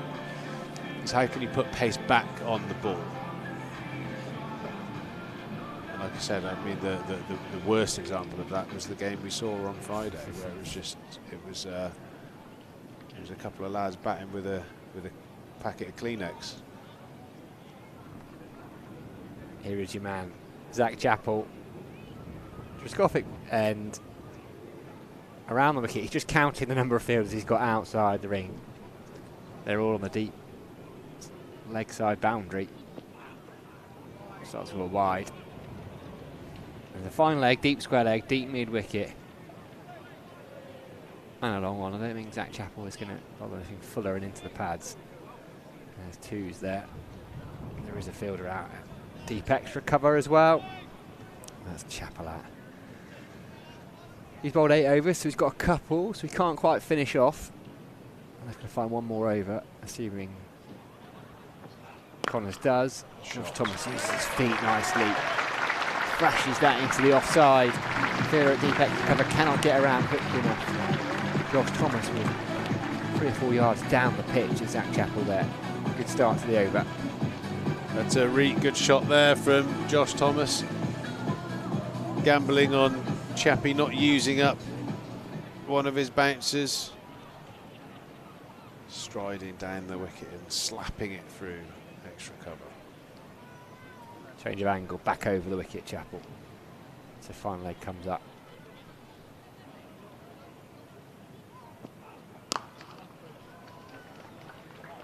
Long off. He was sent back. Samit Patel does the fielding. 227 for 4. Last 6 overs here.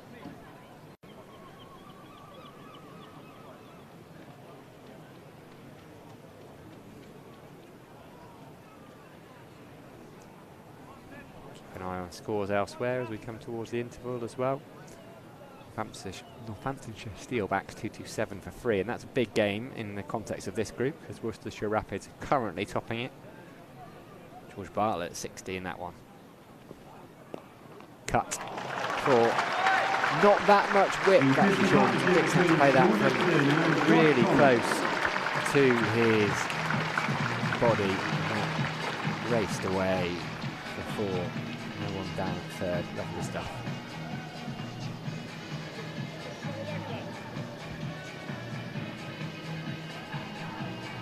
Bit for Zach Chappell to think about here. What do you do? He hit for a couple of boundaries early in the over.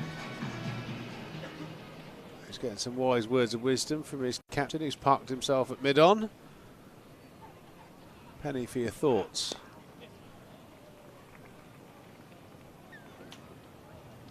Interesting when Chappie bowls, death his follow through gets quite short, whereas normally when he's bowling quick and aggressively, his follow through finishes somewhere down towards the batter, maybe halfway down the pitch, whereas it's almost like one step and stop.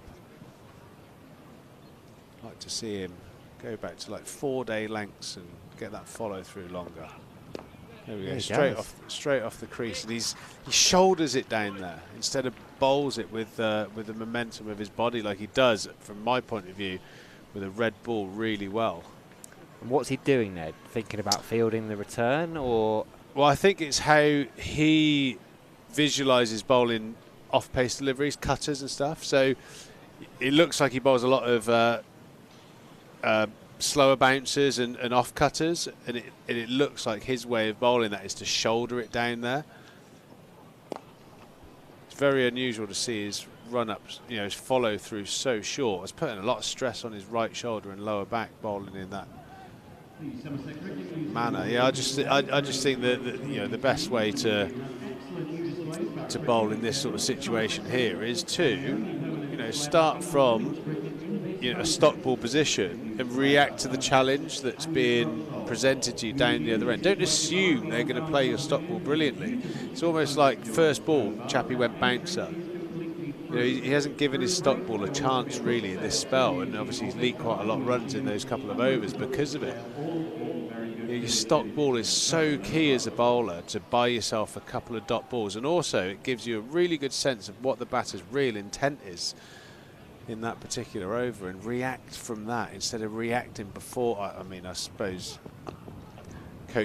bowling coaches would say he's being proactive, but be proactive up, you know. You could sometimes go down a bit of a rabbit hole chasing the game. Dozen from that previous over. So we're into the last 5, 2, 3, 9 for 4. So 10 and over from here gets Somerset up to 290. Can they just push it a little bit further, psychologically reach 300? Change in the field. You can hear Samit Patel. And Harry Moore's been moved from deep square leg. Anuj Dal is going to go out there, I think, very quick.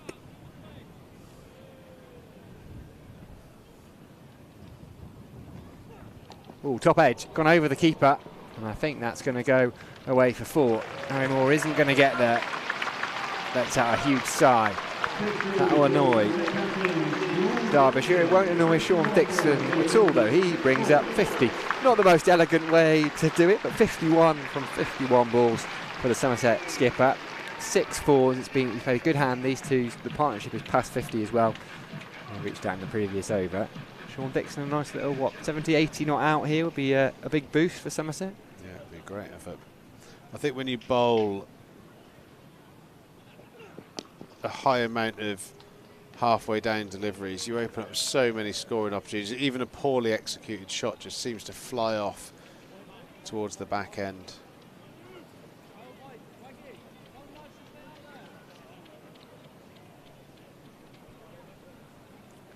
Seven from the over so far. So this has been good from Somerset. It's exactly what Triggs was talking about. Not having to play massive hoiks. Don't lose your shape. Just wait for the ball. It's a bit of a hoik from Josh Thomas. Will they look for 2? Nah, I think they'll just settle for the 1. Went for the left-hander out there. He's playing a decent hand too here, Josh Thomas. 26 from 25. Yeah, that run rate's just creeping up. There's been a couple of double-figure overs recently. Looks like there's a chance that Somerset could scrape somewhere towards 300, which would be a great effort. They will do if they keep bowling down, halfway down.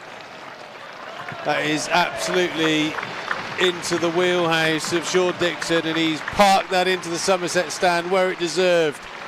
Not sure the Derbyshire bowlers are getting it quite right here. It's out the back of the hand from Sam Connors. And I don't know if he meant to bowl it that short, whether it was the old slow ball bouncer, but Sean Dixon had time to completely adjust his body position. It's a long boundary out there, cleared it comfortably.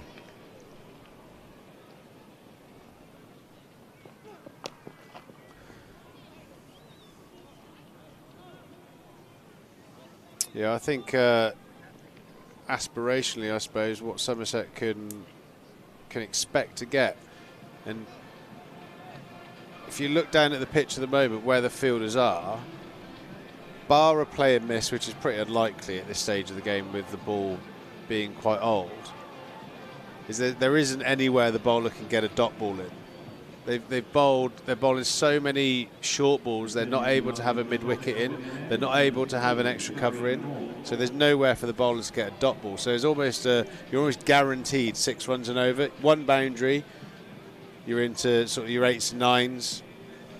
It being a maximum, you get your double figures, and that's why I've always thought that, you know, that last 10 overs, 100 if you bat well and not reckless, you can pick up 10 and over pretty easy here at Taunton. Zach Chappell brought out of the attack by Samit Patel, who's just having a chat with his young England 19-star Harry Moore, who's been impressive here. First time I've seen him bowl live. Chappell a little bit expensive in that previous over. He's got 1 left, 9 overs, 0 to 48, sorry, not 0. Moore 8 overs, 0 for 37. Patel has turned to him. Maybe because Chappell will bowl the last, maybe because Moore will have a couple more.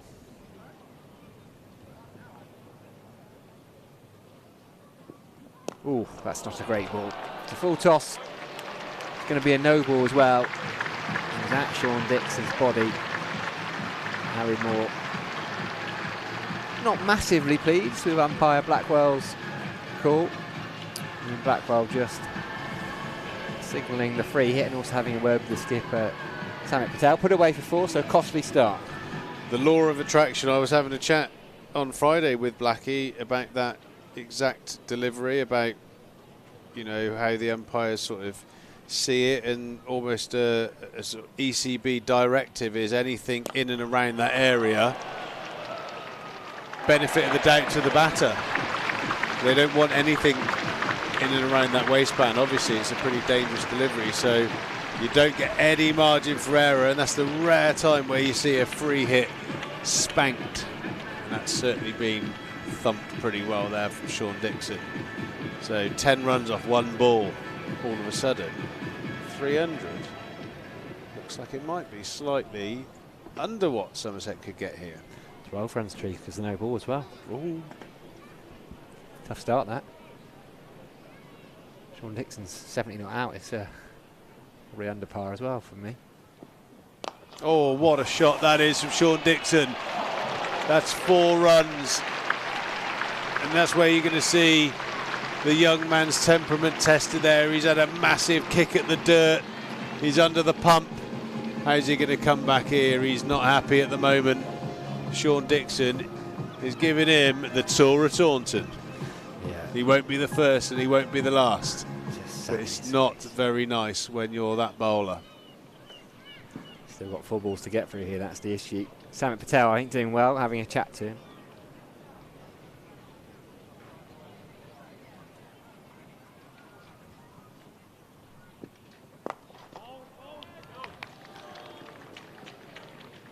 And lo and behold, the ball that does get you some control is the Yorker. Not halfway down. I detect. Starting to sound old. I'm starting to sound like one of them. In my day, old bloke, aren't I? In my day, I'll be afraid. I was, well, from a personal point of view, I was terrible at bowling at the end. I could never find that Yorker. Were you searching for it at least? Because they're not really searching for it half the time. Well, that's probably where the slight critique comes. It doesn't look like they've tried to bowl too many of them.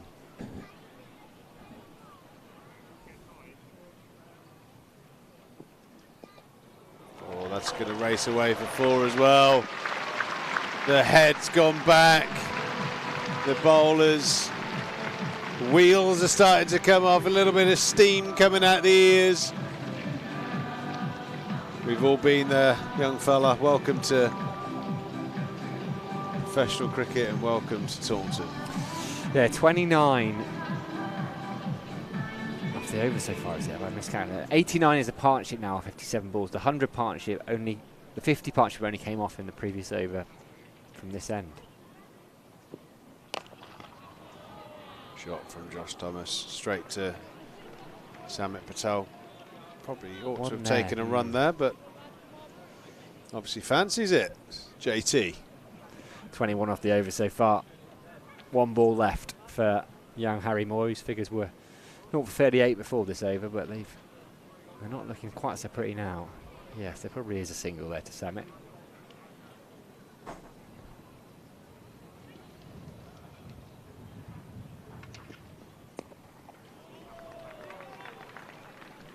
Got away with that one.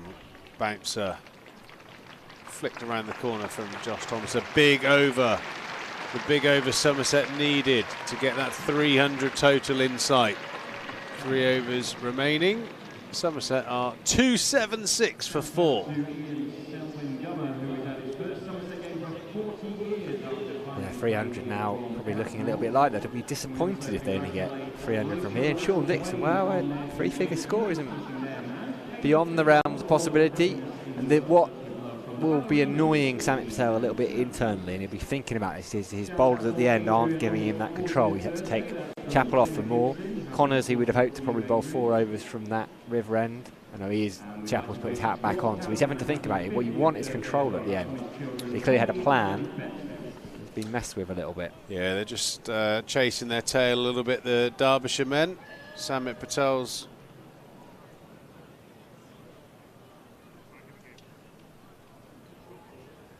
They probably realised if he gave the ball to Chappell there, He'd have to find another over at that end from Connors. Kept Connors on for one more over, see how that goes. Oh, and the first ball gets whacked over wide mid-on. It's not going to make it all the way, it's just plugged in the outfield, but he's going to pick up 2. Good sign of intent there from Josh Thomas.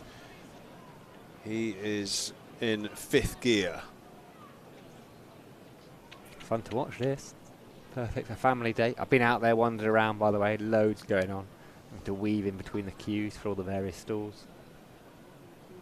I think Harry Everett sat still.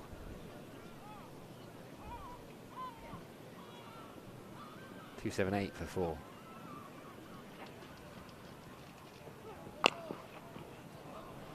Oh No dear. ball. Oh no. No Wasim. Spotted Sam Connors didn't have anything behind that line. It's going to be a free hit. That last delivery was a no ball, so the next one has been signalled as a free hit. The last free hit. Sean Dixon faced it. He plonked it over the ropes for 6. Can Josh Thomas do something similar?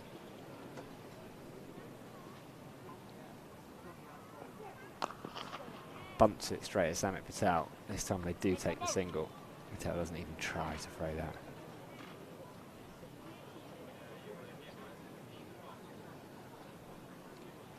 Dixon back on strike then. 2-8-1 for 4. 16 balls left in this Somerset innings. Remember, they were 20 for 2. Derbyshire's decision to bowl first looked like a really good one early doors. That was inside 4 overs.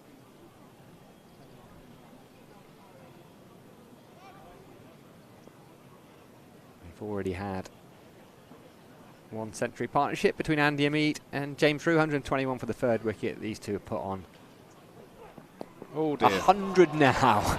Sean Dixon has just sat back, rocked into it, played it way behind the square. That's gone all the way over the rope. Sean Dixon is seeing this ball pretty well, I dare say. 6 more, he moves on to 80. Yeah, another ball banged in. Far too short, far too much opportunity for the batter to get underneath it and swipe it away. Last 5 overs streak, 67 runs, Somerset put on. That's the 100 partnership. It's not pretty, Samuel, it's not pretty. 105 now from just 64 balls. Great batting by the Somerset pair, especially Sean Dixon. He's gone wide Yorker and he's going to pick up a single. It's a better piece of bowling. It's amazing how I think tactically looking at it, all the bowlers that have come on so far have gone halfway down and then they've reacted to the inevitable, which is going to be outside off stump Yorkers. I wonder if they replayed this little passage here and they went sort of hard length top of off stump or bring the stumps into play and then went to the wide Yorkers. I wonder if the runs that would be different. What a great shot that is. Josh Thomas moving across the stumps, bringing in the ramp, and that's where it's so tough this day and age with these shots that didn't exist 10, 15, 20 years ago. All of a sudden everyone can ramp. It's amazing the bowlers have got a head of hair at all. Some of them haven't. Beautiful from Thomas.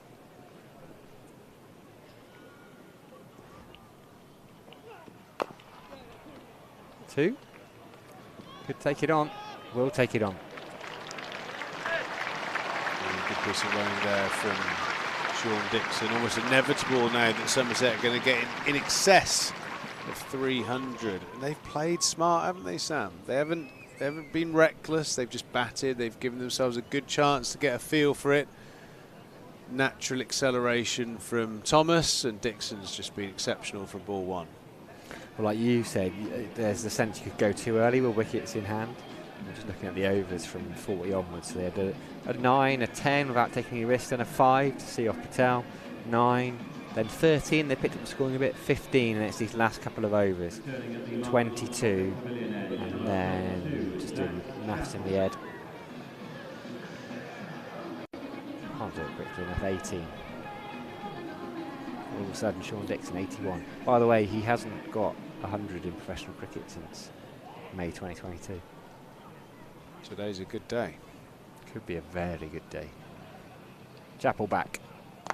Better bowling from Chappie there. Hitting that Yorker, athletically fielded there by the captain, Samit Patel. How old Samit nowadays? Was he he's 39, I is that think right? he's 39, yeah. Has he not quite got the gold award yet?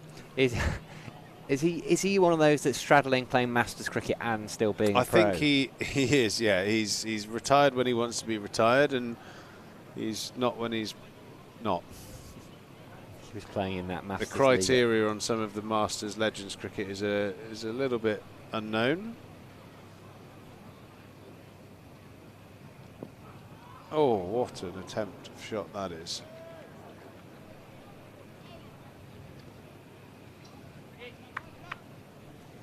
If he'd have executed that, that would have been quite something.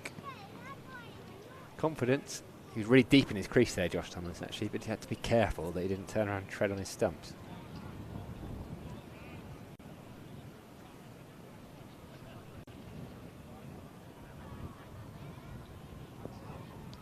Oh. You'll feel that tomorrow. Hit him on the arm. You could almost hear the noise, couldn't you? That lever on skin. Chest, somewhere around the chest, I think. Left arm. Or glove, arm. It sounded like ball going into that fleshy bit of the arm. Dixon back on strike. He's got 82. Somerset have 9 balls. But as many runs as they can. Oh, great shot from Dixon as he found the gap. Lovely diving stop there out on the boundary. Good piece of fielding. Good comeback from Chappell. Just 4 off 4 balls. Last over went for 13.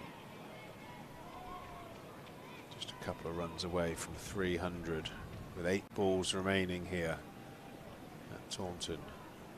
Somerset really putting the pedal to the metal towards the back end. Another short ball clothed into the leg side. Josh Thomas in and out, scampering.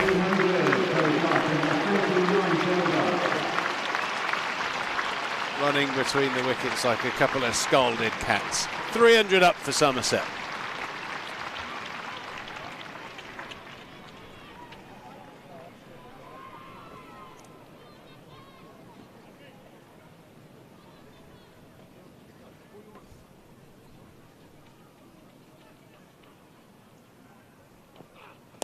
Oh, that's gone up. That has gone up. Fielder steadies himself, takes the catch. Won't be the day that Sean Dixon makes 100, but will be a day he can be very, very pleased with in terms of his work with bat in hand. He falls for 86 from 64 balls, 8 fours, 3 sixes. He's played his part in a wonderful partnership with young Josh Thomas. 118 from 72 balls. Those two have put on 75 in the last 5 overs, and that's taken Somerset past 300. Well batted, Sean Dixon. Yeah, great knock from Sean Dixon from start to finish. Was excellent.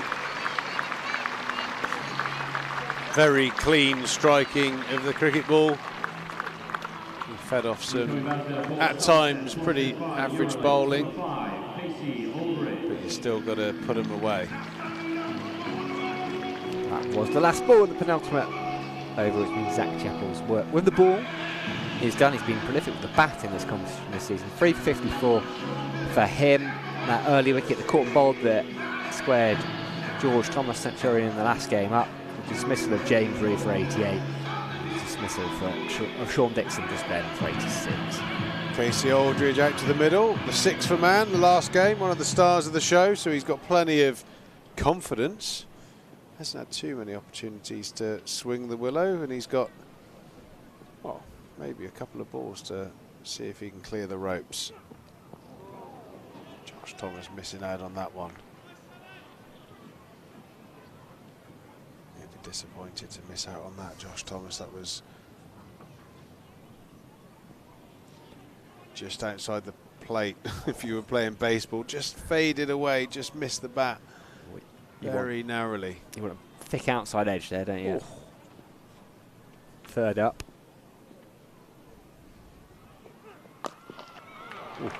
Belted down the ground. One bounce into the boundary. Josh Thomas makes up for that one.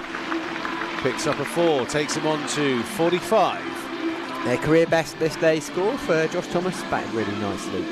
Can he make that first half century? His brother made the first professional century of his career. Can Josh Thomas make the first half century of his professional career 2 days later? Well bowled. Well bowled. Very well bowled. Not enough balls in that area for me. His last 10 overs. I wouldn't say it's purely down to execution, because it just doesn't look like they've tried to bowl any of them. Very few. And when they have, they've either gone for one run or none at all. So Somerset definitely going into the halfway stage here at the Cooper Associates County Ground with the momentum.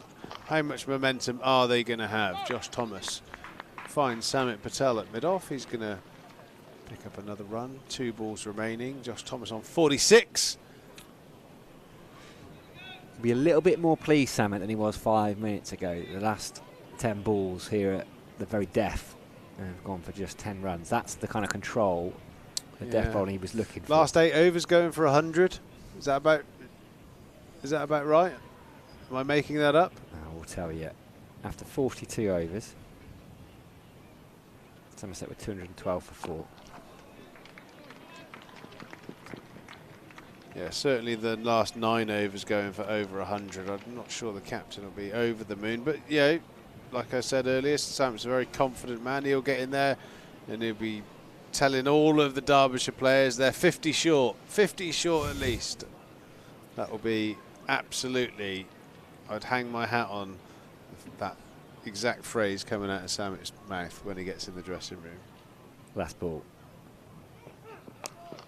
Oh, it's a no ball. No. Can he get back for 2, Josh Thomas? Oh, he's desperate to get back. And he's safe. He's going to have a chance to bring up his maiden 50 for Somerset in the first team. He's got a chance, and it's a free hit. No better opportunity than a free hit to get your first 50. There was no way he wasn't coming back for that. He's quick, isn't he, Josh Thomas? Give himself a bit of cramp.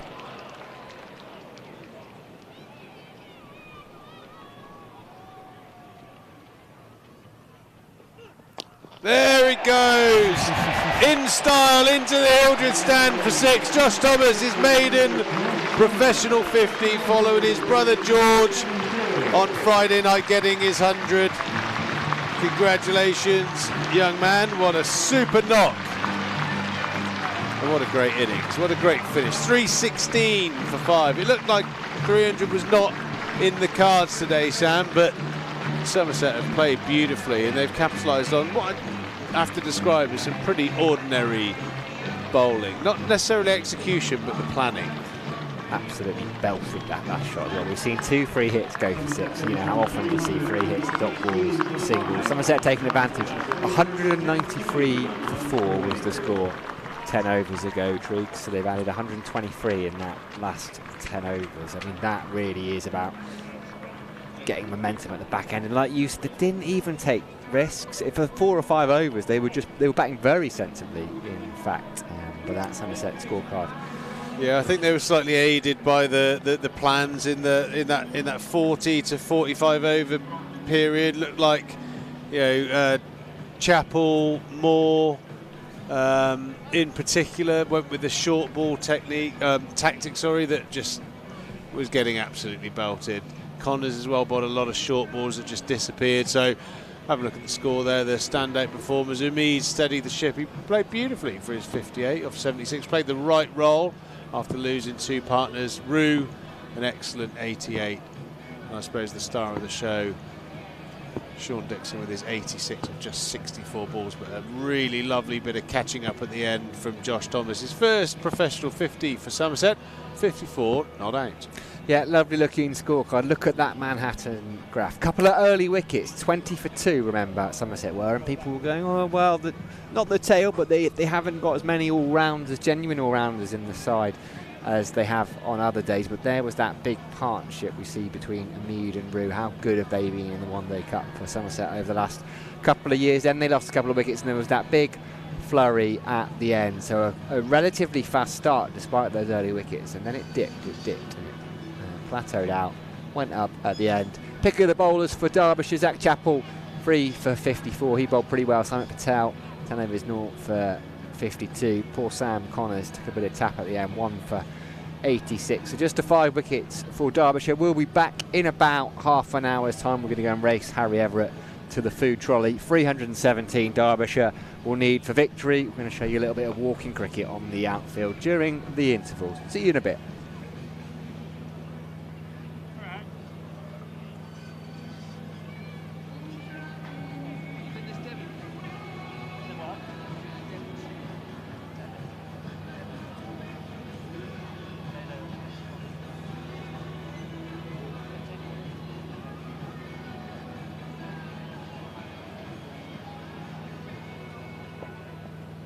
Thank you for your fantastic support so far today. There's lots going on during the interval. Of course, over 43 attractions in the fan village, including a pet YouTube, face painting, circus skills, inflatable cricket games, plus much, much more.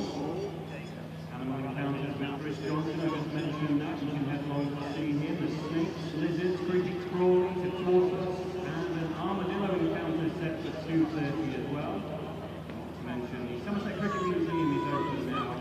Along with the sale, entry is free. That's situated behind the Ondarcha Pavilion on the 600-year-old stone bar.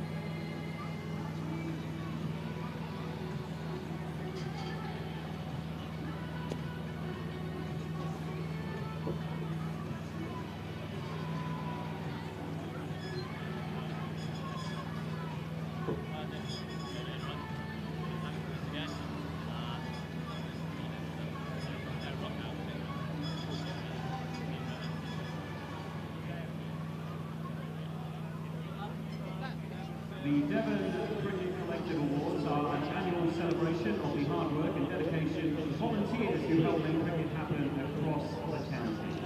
The awards recognise the achievements of individuals and groups who have gone above and beyond to make cricket a success in their communities.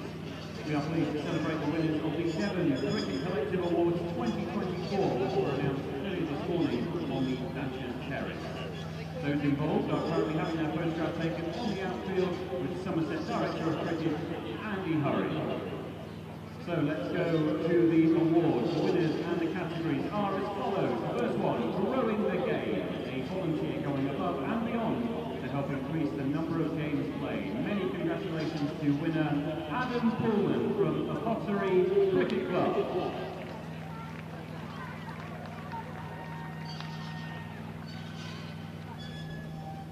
Next award is for Inspired to Play, an individual or group going above and beyond to open the game up to new audiences. Many congratulations to today's winner, Bill Rover from Ugly Somerset Cricket Club.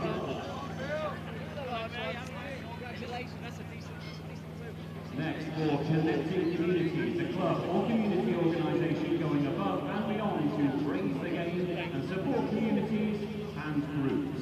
The winner is Barton Cricket Club and Chris Stubbs from Barton Cricket Club.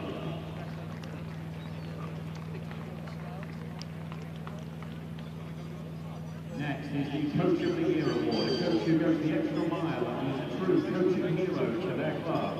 The winner, Daniel Williams from Wimple Cricket Club.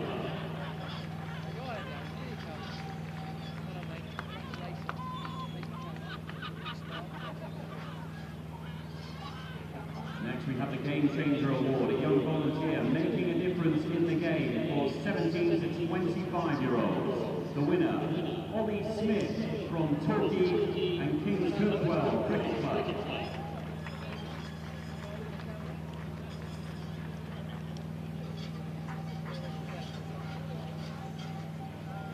Next is our cricket innovators, someone who has brought new ideas and or implemented new systems to improve their club. The winner, Jacob Taylor from Topsham St James Cricket Club.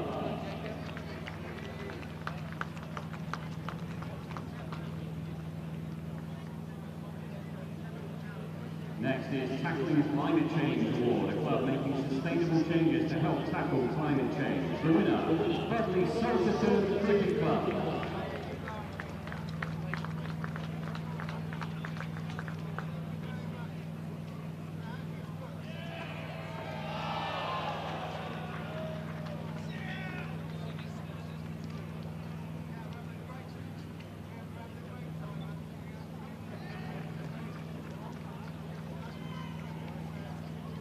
Next, we have our Volunteer Grounds Team of the Year. Volunteers who are working hard and improving the places where the game is played. The winner, Seaton Volunteer Grounds Team, Jeff Baxter and Tristan Wakely.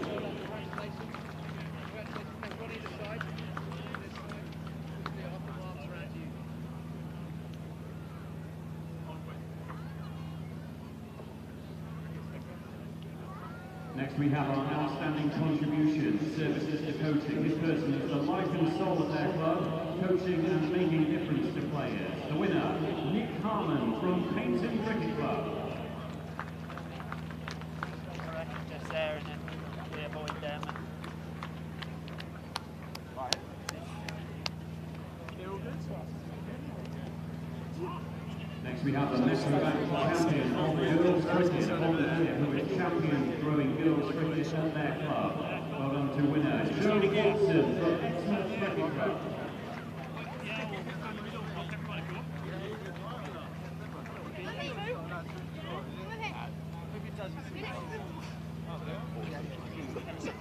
Right, you come in.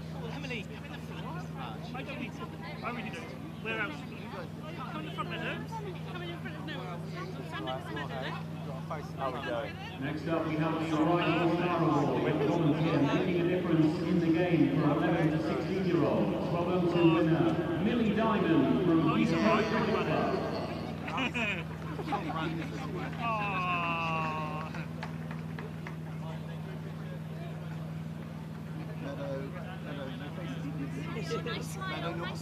Next we have the Young Coach of the Year, a young volunteer inspiring the next generation of players, 16 to 25-year-olds. The winner, Kelly Happenden from Plymouth Cricket Club and Kevin Cartway. Are you right with a little pitch? Alright? Yeah? Next up we have the St. Helens Award, an individual who has gone above and beyond to create a positive and inclusive environment for people to enjoy the game. The winner, Mark Williams from Colstock Cricket Club. The Unsung Hero Award, those heroes cricket happen. The winner, Carolyn Roper from Somerset Cricket Club. And finally, the Lifetime Achiever Award, that one individual who has been many years of service to their club. The winner, Janet Cowden from Barcelona and Milton Cricket Club. Over 40 years dedicated to the club, enabling its development and community links. It is hard to comprehend how much Janet has contributed to the club over 30 years. Many congratulations to all the winners. Fantastic contributions. Devon Cricket Collective Awards 2024. And a big thank you to Somerset Director of Cricket Andy Murray for presenting the award. Well done all. As in, I expected it to be like a. Well, no, it's brilliant now. I think it was talking like 5-6 years ago. And I just remember going on and going, it's far more pitted and yeah. I just expected it to be like a palm tree. I mean, I guess they take a pride on it, so.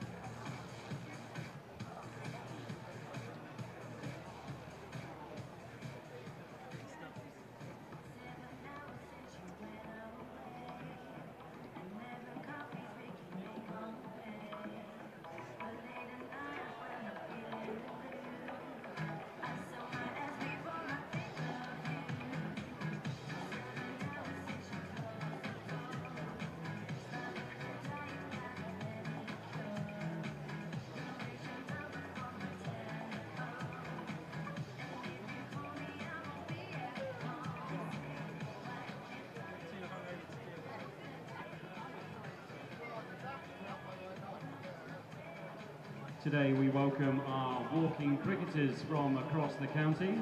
Walking cricket has 3 simple aims: fun, fitness and friendship. The initiative is aimed at seniors 50 years plus. It's all about getting people more active, improving fitness, supporting recovery and rehabilitation after injury or illness, improving social, emotional, mental well-being, meeting new friends, reminiscing about a sport played in the past, and learning new physical skills. It's all about being part of a team, and in Somerset we currently have indoor hubs and outdoor hubs with about 150 active members. Venues include the indoor hubs at Taunton,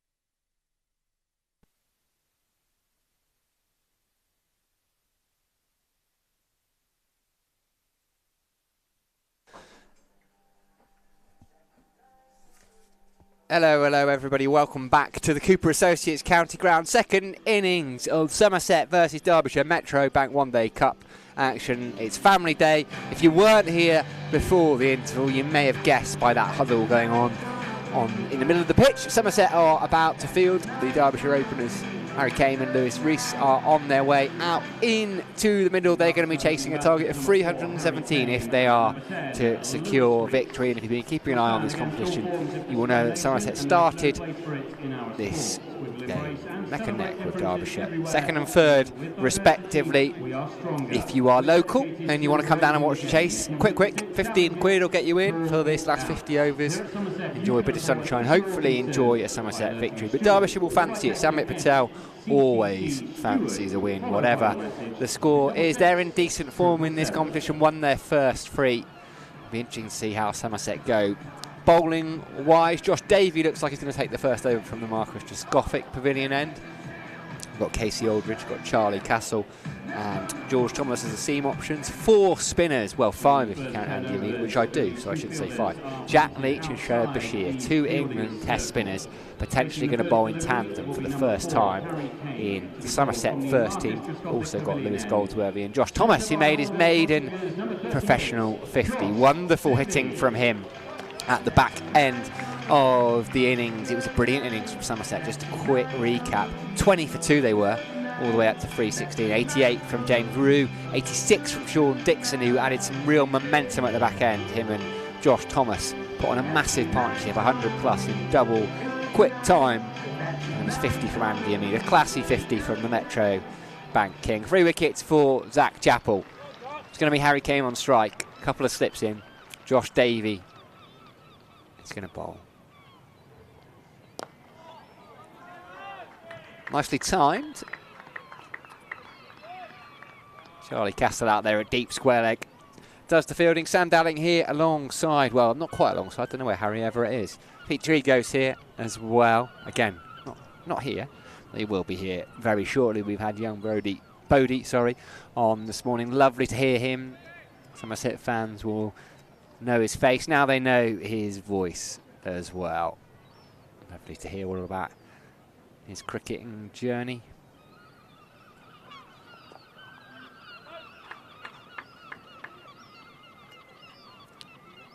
Just a single.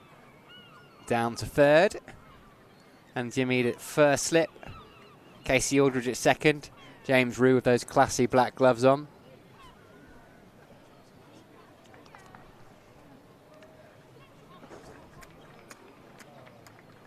Three without loss.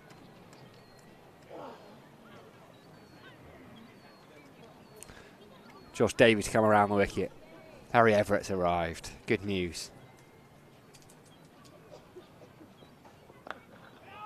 Just been a bit polite. Me and Pete having a standoff, saying, you go, no, you go, no, you go. Not what happens when the food comes out. No.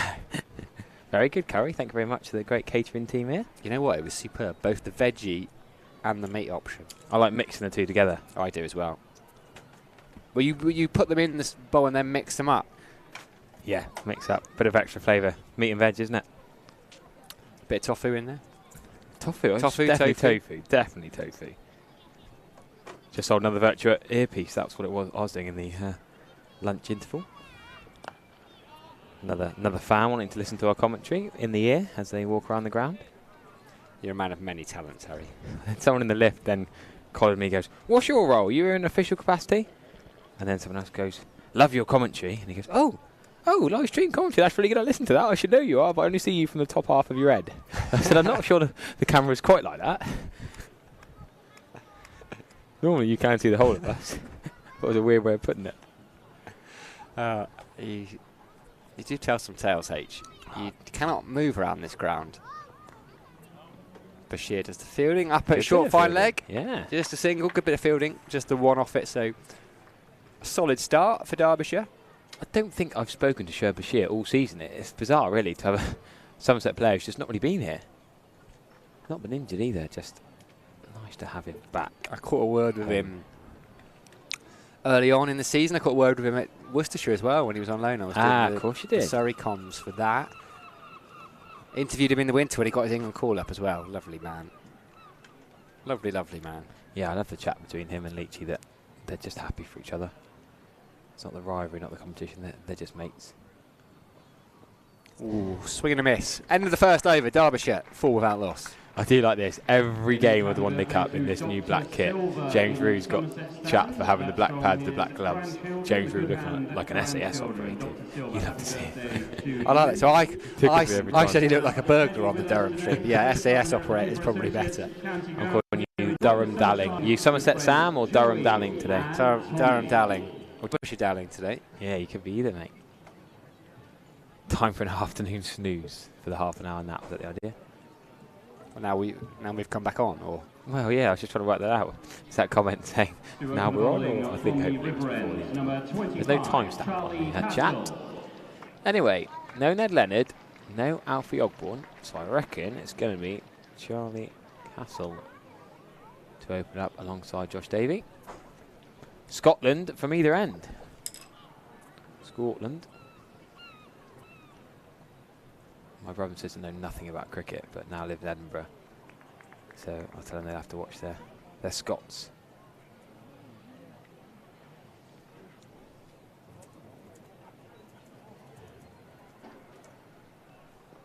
Here he is, short and pulled straight away. That's going to go for 4. Not the best start for our new player, Charlie Castle. Halfway down the wicket, comfortably pulled for 4. Lewis Reese is too good a player to miss out on that. Yeah, we just saw in the first innings, didn't we, those short balls just sat up to be hit nicely. Yeah. Their front foot pulls authoritative from a couple of Somerset batters, and Lewis Reese doing likewise there.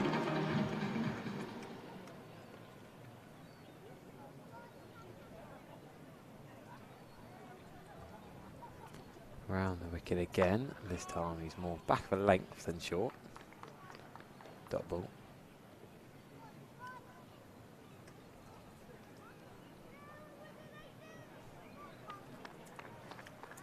How do they approach this, H? They can't afford to have a bad power play, really, can they? Well, I suppose Somerset did. They were 2 down, but pressure's on from the off here. Yeah, good point. I don't know. I struggle to know how important the power play is in 50 over cricket nowadays. That's a lovely shot there. When you look there, you think, well, the power play is important because he's just nudged that off his leg and he's gone for 4. But if there's a man out there, there's 1 man. Casey Aldridge and Josh Davis gesticulating here. Should they put Josh Davis square leg or backward square? Got deep third. They've got that deep square leg, but if he bowls a legs up line or a short ball, it could be it for 4 even if there's 4 men out. Not the best start for the new overseas import. You say overseas, but it's not really overseas, is he? He's over border. Doesn't have the same ring to it. I didn't say overseas, though. You said it. Yeah, well, he is. Technically, he's overseas, isn't it? If you look at any article, a list of overseas in the county cricket. Charlie Castle. Yeah, but he's not. He's over border. Born in Aberdeen and grew up in Australia. Well, yeah, if you take half of that, it's a long way overseas. But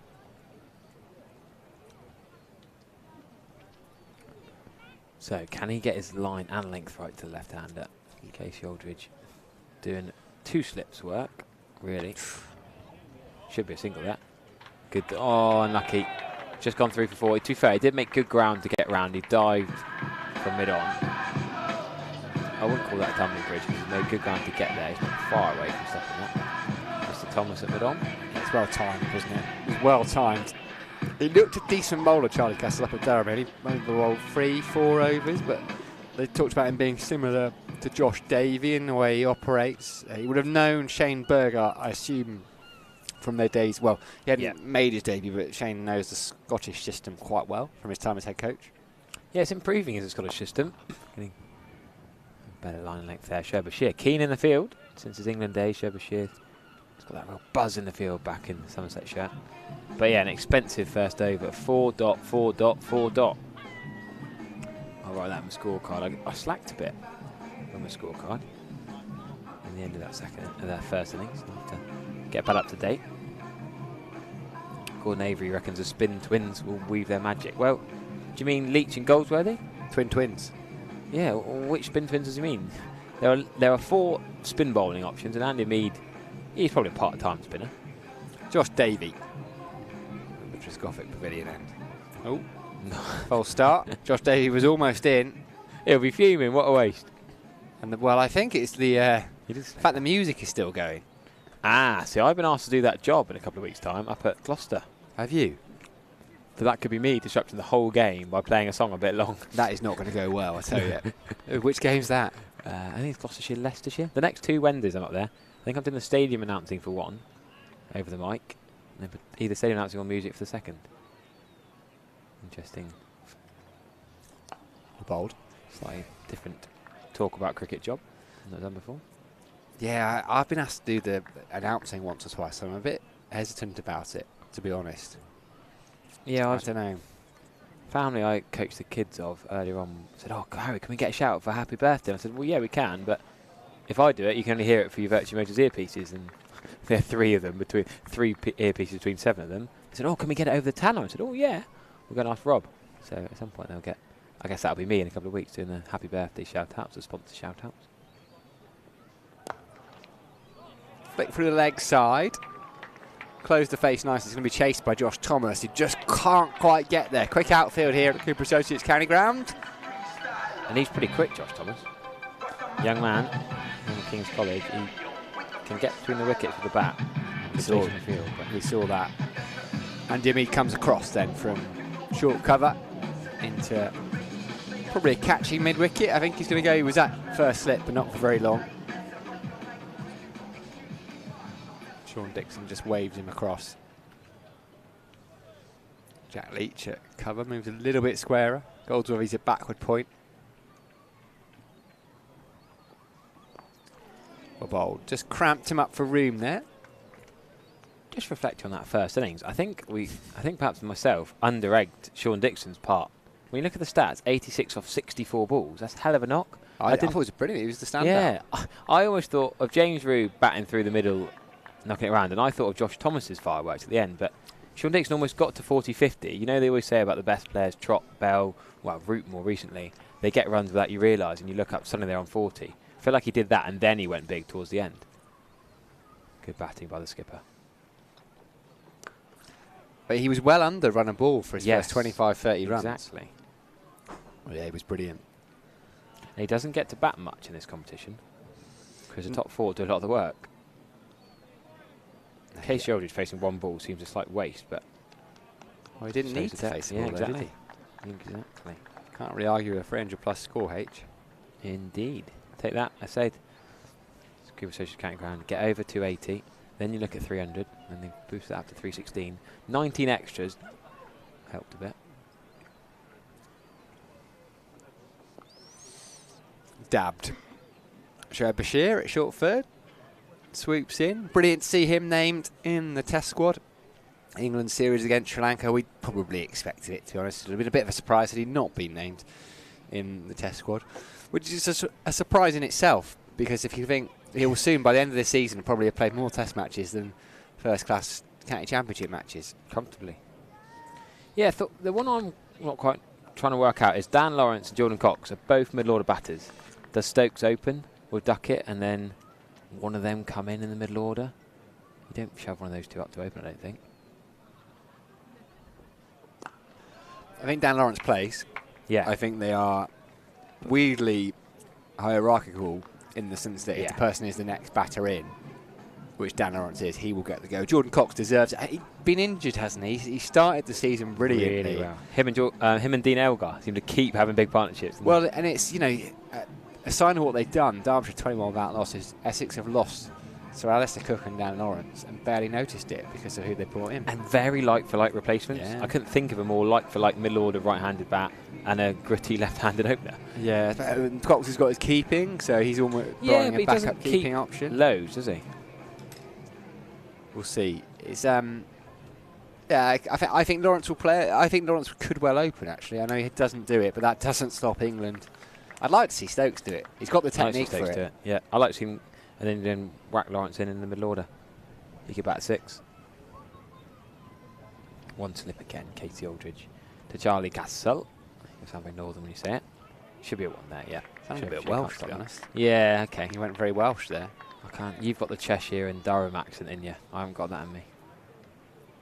You have got a bit of Wales. Jack Leach down at deep third. How quickly do you think we'll see spin in this? Yeah, that's what I was just about to go to. God, we're too similar, Sam. Well, most people can't tell us apart. Well, yeah. I'm going to guess the 12th over. Like that. Jack Leach first, I would have thought. He got 6th there. I'm going to guess the 11th. Okay. Might just be like that, fine. Well, I just think as soon as that power play's done. Oh, the vet. Yeah, I just thought that was too obvious. And it might. I don't think they're worried about bluffing. It's not, it's not poker. Not going to leave a seamer on just because Derbyshire might have guessed. Did you see the T20 Lloyd to bowl the first one at the power play being a spinner? Seeing Andy Mead out of slip is odd, but Casey Aldridge has got such a good pair of hands and he's just a big frame that he can almost do two Slipper's job. Well, in these days, when there is one slip in, just back the keeper. It's 1.5, isn't it, really? Yeah, Casey's pretty in there. It's a bit of an Australian thing, though, to try and cover too much ground sometimes, and then you miss out on one coming through. So the opening partnership in the first innings made 11 runs. So Derbyshire 1 up if we're in the partnership comparison game. Oh, that could have gone anywhere. That could have been chopped on. It's going to be 4. It's just going to trickle to the rope. Josh Davey can't catch that. James Rue can either lucky, but can't forget James Rue was lucky too. So it's just a day for left-handers. Yeah, I mean Charlie Castle is unlucky there. There's not much more he can do. Just cramps him for a little bit of room, looking to make the width there. Lewis Reese. He's moved on to 17 quite quickly. Wasn't there to play that shot, really. That's a bit of a power play, chasing 300 kind of shot. I think you probably wouldn't play that in other circumstances. Bats on leg stump, then triggers over to off stump. Tries to cover drive it and just doesn't time it to Colesworthy at cover point. Interesting to see the amount of batters with triggers these days. They'll start on leg and then go back and across to get in behind it. Get their feet moving. Easier to count the ones that don't. Yeah. Oh, I'm still not a massive fan. I'm still the old school stand still. Get your head and feet towards the ball, but I don't face 90 mile an hour very often. These guys more need to get their feet going. Lovely, lovely cricket shot. Andy B wasn't far away. That's a dot or 4 kind of ball. Don't need to run for that. He has timed that magnificently. And Derbyshire dominate the power play so far. Charlie Castle can't get his line length right. Just the one inside edge really that he got away with. Yeah, that would have been a wide really if he left it anyway. Fantastic start. David Griffin, who will be down there taking his photos. I don't know if we've seen him yet on the live stream. We'll get a video, a camera on him. He says 316 for 5 is Somerset's equal second highest in one-day cricket against Derbyshire and the highest here at Taunton. Another glorious shot. That is proper cricket. Lewis Reach 4 through the offside. Yeah, that's the highest for this day total. Best Derbyshire at Taunton say it's 310 for 3 in 1990 was the previous highest. I think it's more that they don't play each other very often. I think that's more the issue. Being that North group a lot of the time, you're actually YB42C before with a few more meetings.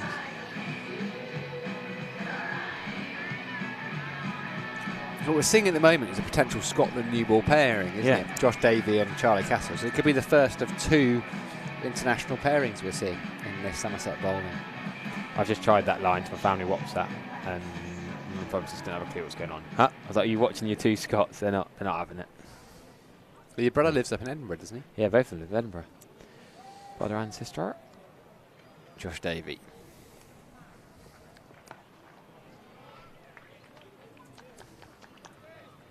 What Derbyshire did quite well up top.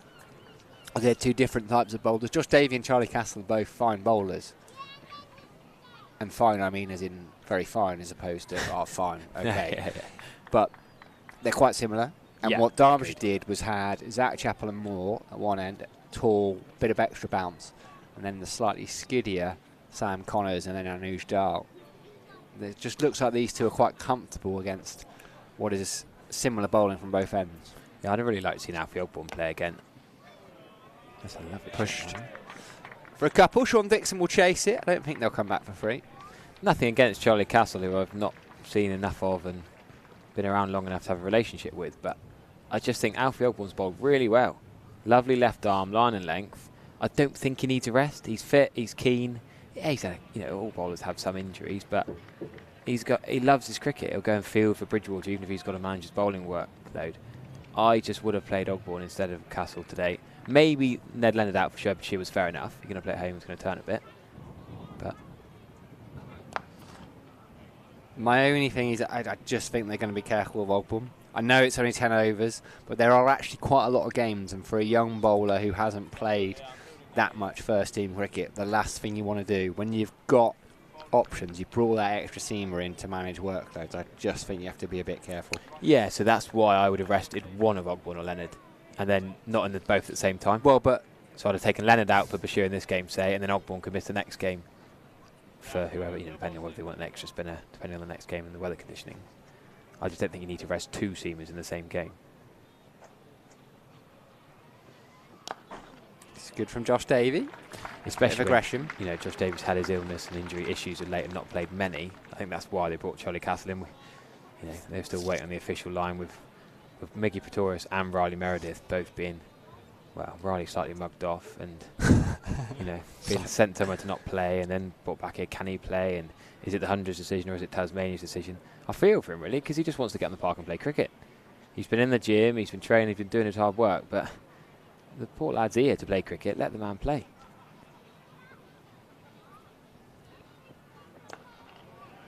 Miggy Pretorius are cool. We should look forward to that test. I mean, hopefully he'll get a game, but I could also see Miggy Pretorius being asked to carry the drinks again. A bit like the Craig Overton, Jack Leach issues we talked about before.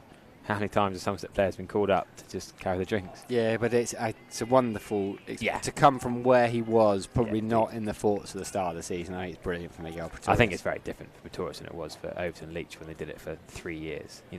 This might be Miggy's only chance. So exactly. If there's suddenly an well, injury for a hopefully day. No, good on him.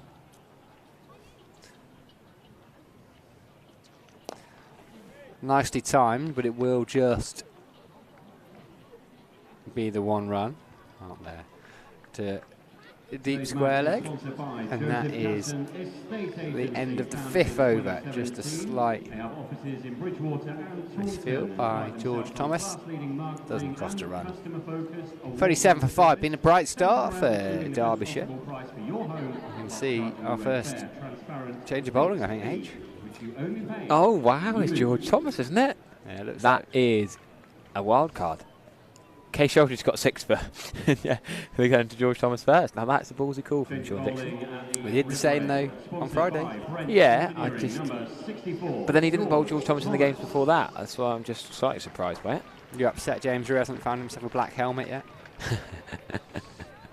No. So yeah, George Thomas did not bowl in any of the first 2 games. Either of the first 2 games. I don't think he bowled. I can't remember him bowling at Exmouth or Cornwall either. Down in Truro. And then suddenly he's coming on first change now. Well, he's a decent medium pacer.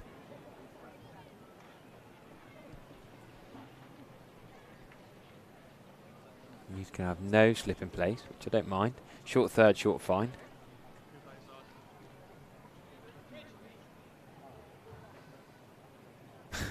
I've just been Nick McAleer's just texted saying, I'm not chatting enough on the radio. I need to say more. As George Thomas comes in and he's late cut. Straight to short third. Go throw it, Josh. What's he waiting for there? Harry Kane is 4 yards down the track.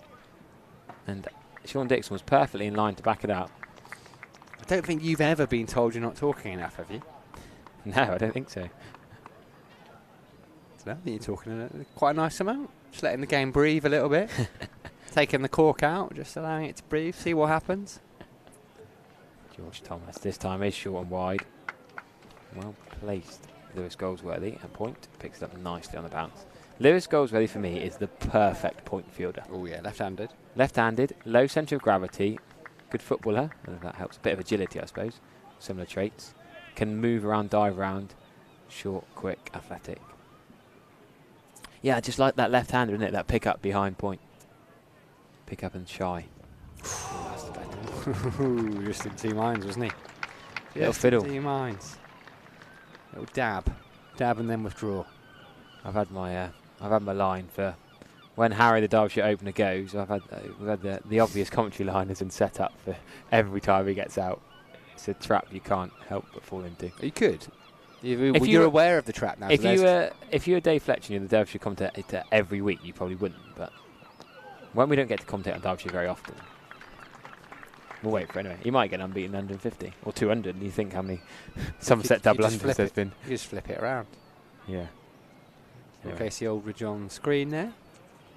Definitely will see him with the ball at some point. What's the Wasp saying? 65% to Derbyshire. Noses ahead. That's high. That's high. That is high. Chasing 300. A lot of batting they got to do. Can't quite see Dave Fletcher. Lovely man. That's another beautiful cricket shot. Can he get round to stop it? Great bit of fielding. Case Aldridge we were just talking about. Now Case Aldridge has been at slip. Suddenly, you know, extreme really. He's gone from fielding at slip to deep cover, and the long limbs of his brings about a brilliant stop. Goals where they just couldn't get there. Anyone else, and I'm thinking the chances are that's 4, but as soon as I saw it was Aldridge, I thought actually there's more chance he's going to get there than not. If you look at how much ground he has to make up, it makes this look easy. It's also odd that he's got an armband on his left arm, but not his right arm. But he dives and stops with his left armband, so well placed. There's a bit of excitement from George Thomas, but looked to me a bit more like a leg stump half volley than he thought himself. But decent first over that. He got away with a couple short wide ones, but they were hit to the fielders, so economically he's quite happy with that. 15 quid if you get down to St James Street gates, the main gates behind the Trescothick Pavilion. Text your mates, give them a call, say look, 15 quid to watch potentially 44 overs of county cricket. 15 quid wouldn't even get you 90 minutes in League 2 football nowadays. So get yourselves down if you're nearby. Sunday's free parking as well, isn't it? So even more incentive. You found out, didn't you? I did. You couldn't get in the car park. Rang me in that panic. Where can I park? I do. We are lucky that we get to park right behind the commentary box in the car park right behind here. But you were fuming about that. Letter to the CEO. Into Jamie Cox's office, bang on the door. Davey's in. I didn't tell you about that the other day. Jamie Cox and I bonded over me setting for your blinking podcast, doing the Side of Press podcast up in this commentary box the other week. I thought it'd be cool to do it up here. Why not? And I came up and the doors were open. And someone actually then went out and locked me in the Marshall's Gothic Pavilion. So when I left, I set all the alarms off. And Jamie Cox was just getting his car to go home. And he had to come and deactivate all the alarms and help me out. And we spent ages trying to work out the alarm box on the phone to Sarah Trunks, trying to work out. and there he is. Still fuming about that moment. Is that Virginia up in same Jamie Cox's office, I think? Flicks into the leg side. Just be one. Yeah, nice to see Jamie make the effort to go down to Truro and Exmouth. Fair play to him. Nice to be able to just chat to fans and players around the boundary. 2 club grounds last couple of weeks. You're becoming a bit of a kind of a local celebrity, aren't you, I'd say? You've got someone who's put you on the Legends wall. You're almost like an ambassador. You're that link. If there was a kind of supporter liaison, there he is. If there was a supporter liaison officer, always in uniform, that would be you. You'd be very good at that. I would like, they were calling me customer service manager, was the teasing line the other day. Yeah, I was on the phones. You were selling memberships, were you? Yeah, I was selling One Day Cup tickets, actually. Around the wicket, Josh Davey. Turned into the leg side. Might come back for 2, they won't. Sensible stuff. So yeah, I bet you are quite good at the old sales technique. I did quite enjoy it, actually. A couple of staff had left the commercial team, and I was asked to come and help out a few days in the summer while some others are on holiday, etc. And I just really enjoy it. I just ring up and say, hello, it's Harry Everett, the Somerset commentator, buy some tickets. What's your okay, so let's pretend you're going to sell me some tickets. That's it, Sam. That's all I do. That's all you do. Or I just answer the phone and straight away some of them go, oh, I recognise your voice. Honestly, it's bizarre the amount of people who, well, I've not had someone think I'm you yet on the phones. The mix-up of the voices. Ooh, that could have gone anywhere. Inside edge, the little dab. Only get a single. Another half lifeline for a Derbyshire player this time, Harry Kane. Seen a couple of those. Lewis Rees had one off Charlie Castle in a couple of overs ago. This time, it's Harry Kane. It's lovely just to talk to members. You know what I mean? Or people just buying tickets. We had the chap from America I talked about the other day, where some people on holiday down from Kent popped into the office, sold them a whole family package ticket deal. I try and give them quote H Everett 14 on this, get a discount code. We're trying to work on that. Oh, that would be quite good, yeah. Sends it to fine leg, but Sherb Bashir is there, shying at the stumps. Good work from Sherb Bashir. I think Tractor enjoyed that. Down by the scoreboard there, the old stragglers bar as it used to be back in the day. 43 without loss, 6.4 gone. Yeah, you almost want a discount code or just so you get a bit of commission for yourself. We've been talking about that a bit. Do you do that for cider press? Well, I keep selling earpieces. I say, when I try and buy a ticket, I try and get them to buy an earpiece as well, so they can listen to our commentary around the ground. I was getting stick the other day because there's a picture in the toilets of Luffy, Triggs and Vic Marks being the commentators, and us two don't get a shout out, don't get a mention. That was been up for the last year or so. My dad's made that comment. Yeah. What do we have to do to get our names on that sheet? We're a fair few runs and wickets and trophies short as Bashir does that fielding. Is he Does he start hobbling? Yeah, he just seems to leg pull up. I hope he's okay. He seems he's moving a little bit tentatively. End of the 7th over. We'll keep an eye on that. 43 without loss. Hello, Stokesy Keezy, watching their England teammate. They might be just checking in on the stream. They're not watching the stream, mate. They're on a golf course somewhere. Yeah, so you are right. You are right. Just hello, Chief Executive of England, or whoever the selection is monitoring the players. You'd have thought someone from England should be watching each Metrobank stream just to check on the players who are involved. It's not happening, mate. Check they're okay. Not happening. George Thomas. England could employ you to do that job. I'd love because that, you do basically, you already do the job. You just could do with a salary. Yeah, you're right, actually. Very much so. Don't worry, even when I'm answering the phones, I do have the stream on. I did have you up at Durham on the stream while I was on the phones the other day. Round the wicket, GT George Thomas is scuffed, really. I don't think he's timed that at all, but he might even get a 4, you know. Case Sholdridge can't get there, he pulls up. Yeah, sometimes you nail it. Try and nail it behind square, and he maybe got it to the deep square man. But that time, he almost scuffed it off the inside edge, and he's got 4 in between Josh Davey and Case Sholdridge. Placement for Greece gets another 4. Greece. When I'm on the music, it's going to be very rogue. I'm not sure I'm playing. You used to play the Wurzel for every boundary. I've not heard this side of it. It's a bit late to come on there. The ball went over the rope, and there was a little pause, and then suddenly it's coming to life. Building a bit of suspense. I like it. Yeah. And Jimmy jogging in at short mid wicket. That is a leg side wide. Great to take from James Root. Absolute quality from him. He'd have kept to him a fair bit, wouldn't he? At the Saints. You say that. He doesn't actually kick very much for Saints. He gets his brother to do it most of the time, or Gabe Findlay sometimes does it a few times. James loves to bowl. Every time I see him say, how did you get on Saturday? He doesn't tell me if he got 100 for Saints. He'll tell me, I've got 3 for. He loves bowling his left arm tweakers. Do we mention that over at Trent Bridge? I was on BBC Live text comms on the last day, and because it was a ball draw, let's be honest. The pitch was flat. Ben Slater was proper old school, proper grit, boycott-esque not. Very fair play to him. Formerly of Derbyshire. Yes, was going absolutely nowhere. I'm like, who's going to bowl? Who's going to bowl? And Jamie Thorpe was on the field, and James Rue was bowling, and it was like peak day 4 flat deck cricket. James Rue bowled all right, didn't he? I have to say, I haven't been back and watched it. Have you not watched? You didn't watch his over? Over, no. Better than Tom Banton. Right. Better than Eddie Byram and George Bartlett, I would say. If we're going through part-time Byram's got wickets though, hasn't he? Yeah, only marginally better than Eddie Byram. Well, Eddie Byram's one of those who will get wickets, but he bowls some absolute drag downs. Whereas Bartlett and Banton... Similar to yourself, really. Yeah. Oh, yesterday I bowled 2 awful deliveries and then got 2 beauties.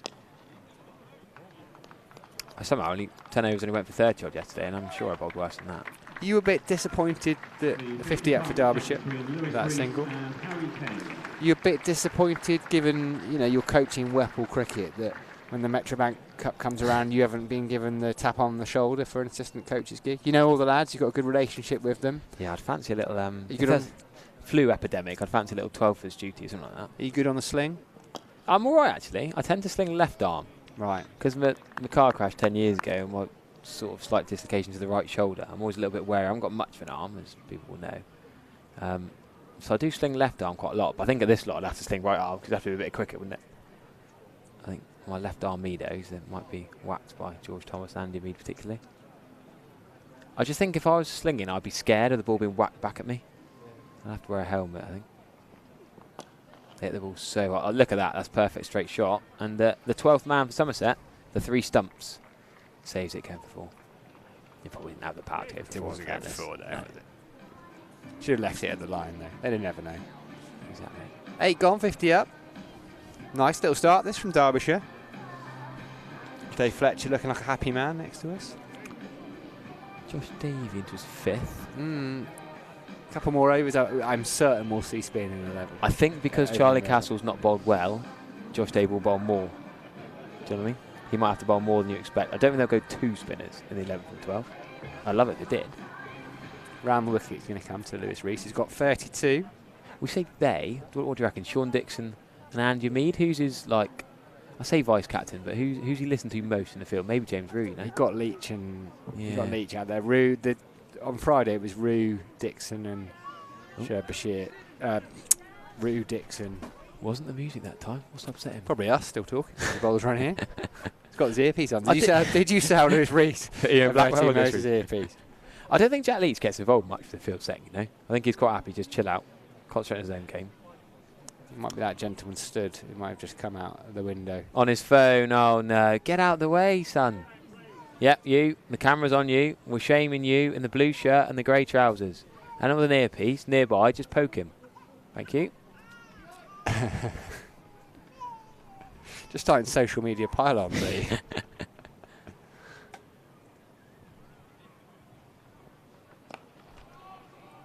It's just a little bit too easy. It's decent pitch.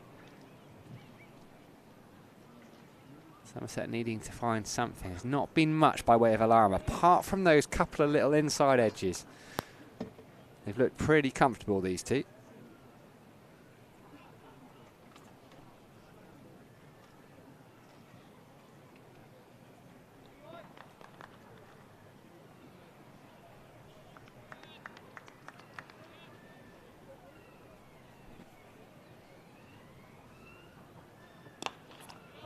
Driven straight at Mead, who's very good in there. Pings it into James Rue. A series of dot balls then. Can they build a bit of pressure? Make these two batters do something a little bit silly. Ah, it's the doors, Sam. Now sliding doors. That's a film, that. Yeah, I know. I watched that on the way to a school skiing trip. I watched that. We were winding through the Alps. Right. The most sick I've ever been on a coach journey. And I remember Sliding Doors came on. Not sure. It wasn't quite, yeah. Bit of an odd film, really. Can't remember what happened. I just remember the name.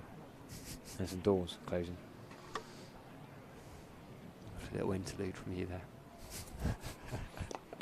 Driven to backward point where it's just gone underneath Lewis Goldsworthy. You'll be a bit disappointed. It's always difficult when you're fielding on the square because you're not quite sure about the bounce. Casey Aldridge tidies up. No excuses there. I picked up his fielding earlier. Golders will not be happy with that. I said low centre of gravity, short. He's got no excuse getting down to the ball, is he? Should be stopping that. There's a lovely clip I'm just looking at on NV Play. It says George Thomas to Rees, 4 runs. And what you actually get is a couple of dogs and a chap in shorts looking back. That's over by the Climax pavilion. In between Climax and Andy Caddick, isn't it? That little gap for the Trade Nation stand. The old temporary Trade Nation, where I parked behind. You couldn't quite work your way around there. The temporary permanent. Fine into the pads, straying down the leg side. The temporary stand that's here for more months of the year than it's not these days. Yeah, at what point can you not call it temporary anymore? Oh, yeah. Do we even need it now? There's no home court final. People in it, mate. Yeah, but look how many seats are on the Somerset stand. Yeah, but it's nice to have a bit of room, isn't it? Don't think the club can afford to just have it to give people a bit of room, can they?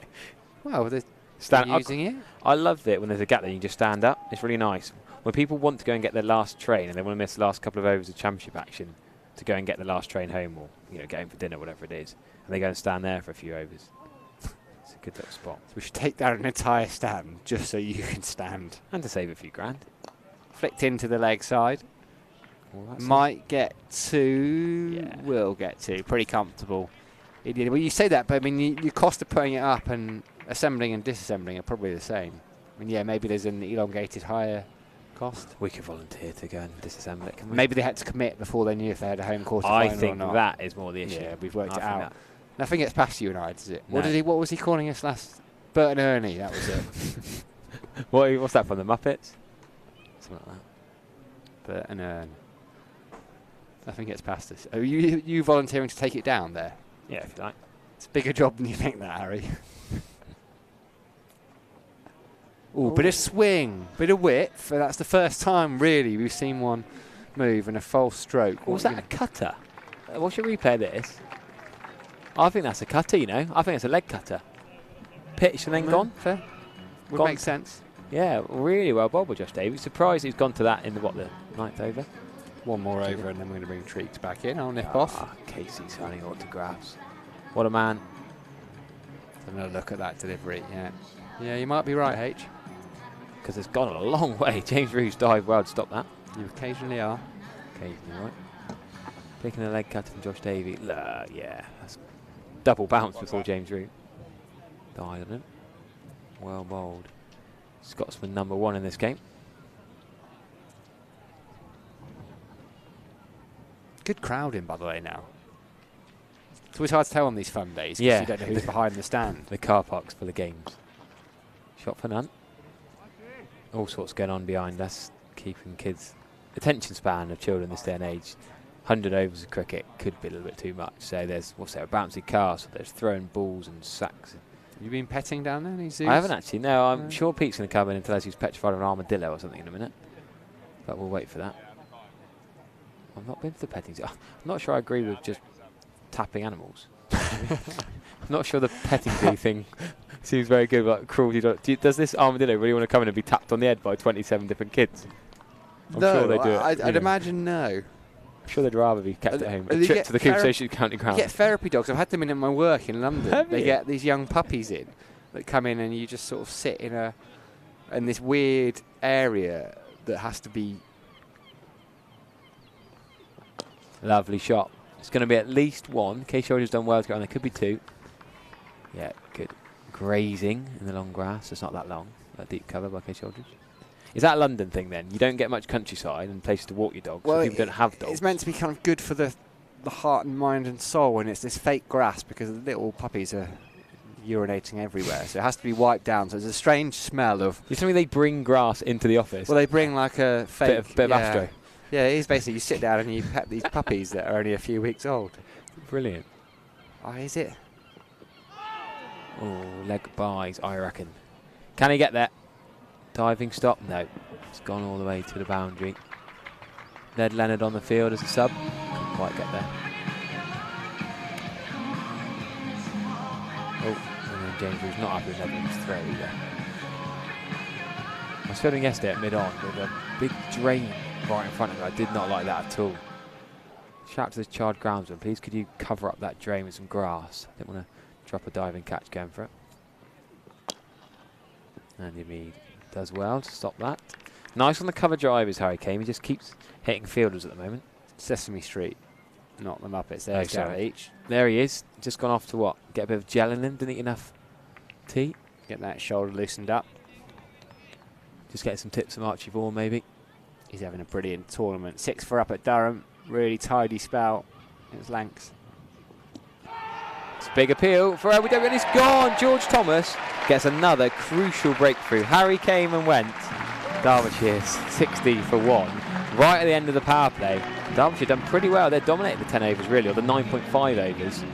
But George Thomas 1 for 11 now. After that 1 for on Friday. Didn't expect him to bowl first change today. It's very similar dismissal to the one against Josh Bohannon. Bohannon missed his and it hit off stump, but it just pitched outside off, nipped back, and that is as out as they come. Hits him on the back foot. Watch James Rue's reaction. He knew it, but yeah, very similar dismissal. The relationship between George Thomas and James Rue is absolutely brilliant. Oh yeah, I've just seen the Rue, the 1 jump, 2 jump, 3. We should clip that Star up. jump. That should be a meme or whatever. If that's not on TikTok by the end of the day, then we'll find something wrong. 1, 2, 3, there it is. From front on. And then the fist pump. Yeah, let's get that memed up from front on. I could do this social media job here, couldn't I? You know, we've done it for him. All your ideas. There you go. You cover many bases, H. Right, 10 gone. I'm going to make way. Triggs is back. Good parting blow, that, Sam. George Thomas, key breakthrough. So, Harry came and went, and Derbyshire are 60 for 1 after 10. Easy maths, that. 6 and over. On wicket for 10. Brooke Guest is the wicketkeeper bat in at 3. So Josh Davey is going to continue. Sorry, Sam, just as you've gone off air, you've lost the bet. There is not spin in the 11th over. I reckon the far end, it was the 12th over that spin. Peter, what a way to come in. Good wicket for Somerset, that. Yeah, nice that. Good work from George Thomas. Great that, you know, when you're the seam bowling all-rounder in the team, you don't get the runs that you hope for. You can contribute with the ball, and he's he's done that. He's made that impact, picked up that wicket, broke that partnership. Pretty crucial as well, because Derbyshire were going very well. Josh Davey will come round the wicket to the left-hander for his 6th over. Easy single. Well, they still are going well, in fairness. But Yeah. I think it's a crucial time now for the Somerset bowlers to show a bit of maturity and just really hone in on that top of the pad area and try and sneak a few dot balls in. Bring maybe a fielder up. Looks like there's a little bit of a change of field. Yeah, very good move. That brave move. They're bringing the cover sweeper in, putting a slip in place, so you've got a couple of extra guys in the ring saving a single. Mid-off and mid-on have come a little bit closer, in particular the captain, Sean Dixon. Try and squeeze some dot balls out of the new guest at the wicket. New guest at the wicket. Very good. Very good. You've been thinking about that one? No. Yes, you have. You're not that quick, are you? Straight off the tongue? Rapid. Fair play. Well, no single there. Maybe could have been. Nigel Patton will ask on the YouTube chat. Yes, Somerset still do a form of country associate membership, I believe they call it. So if you can't come to, say, if you want to come to 4 or 5 days a year, you can still be a member, get associate membership a lot cheaper than the full shebang. You get your 4 or 5 days of one-day cap or county championship cricket. Great idea for fans who live further afield. There you go, Chris Lintosh just echoed my sentiments. Have a look on the YouTube chat if you're listening and not already looking. Nice bowling that, Josh Davey. Full and straight, I like it. Bringing the stumps and LBW into play. That leg cutter I was particularly impressed with. The odd little change up. Yeah, I think the more balls you can get in that sort of zone there, your 4-day lengths, Taunton in particular, and just force the batters to take a chance, run down the wicket, hit you over the top. Don't make it easy. And I think that's probably where hopefully the Somerset bowl, from a Somerset perspective, of course, will be slightly different to how Derbyshire bowled. They went chasing wickets. They bowled a lot of short balls. A lot of boundaries were hit off of those short balls. So, and I think that's maybe the one advantage of playing week in, week out here at Taunton. You know what's required. You know that, if you can get yourself 2-3 dot balls and over, you're getting your team ahead of the game. And focusing on dot balls rather than trying to make breakthroughs, I think that's probably what you'll see in the next passage of play that will differ from the first innings. Yeah. So Josh came on when you were on the staff. Josh came in. What was your thoughts when Josh first came on the scene? Bit of a fringe player. What, 2015, 16, 17? He came through a bit more in 2018. He's always bowled this sort of pace, isn't he? Yeah. He's always had a slightly different skill set to a lot of the other Somerset bowlers. A lot of the Somerset bowlers, if you could picture your, I suppose in that era you had big swingers of the ball, Alfonso, maybe a little bit before, but Lewis, Gregory, Craig and Jamie Overton, swingers of the ball, whereas I suppose when Josh first was signed, he wasn't a big swinger of the ball, so he's very different to the rest of us. And when the wickets were really flat that didn't offer much seam movement, I think maybe as a young bowler probably wasn't as effective as he is now that he's a little bit more experienced and he's increased his skill level. But he's more of a nip bowler. Lovely shot. But on a wicket where there's no nip. Yeah, like that over pitch is hit for 4, but yeah, if that nips, he's bowled a decent over there, but he now being a senior professional would be really frustrated there because he's allowed a good over to slip away there. He could have gone for just the solitary single, and now he's gone for 5 off the over, which is give or take sort of roughly up with the run rate. So he'll be frustrated with that because he's done the hard work in the over. First and last balls of overs are huge. I suppose another depth that the listeners might be interested in is often bowling units talk about the bowling partnership. Batting partnership is very obvious because you're out there in the middle, you talk a lot, but bowling partnerships are often as important. And you often hear bowlers talk about changing what an over means. So we talked a lot about the last 2 balls of your over and the first 2 balls of the next over being an over in itself, and try and work together to create some pressure. Don't let the sort of pressure valve off, if that makes sense. So I know Justin Langer in particular was particularly ruthless with ball boundaries off of balls 1 and 6. Yeah. So yeah, he'd have got a smack on the backside for that one.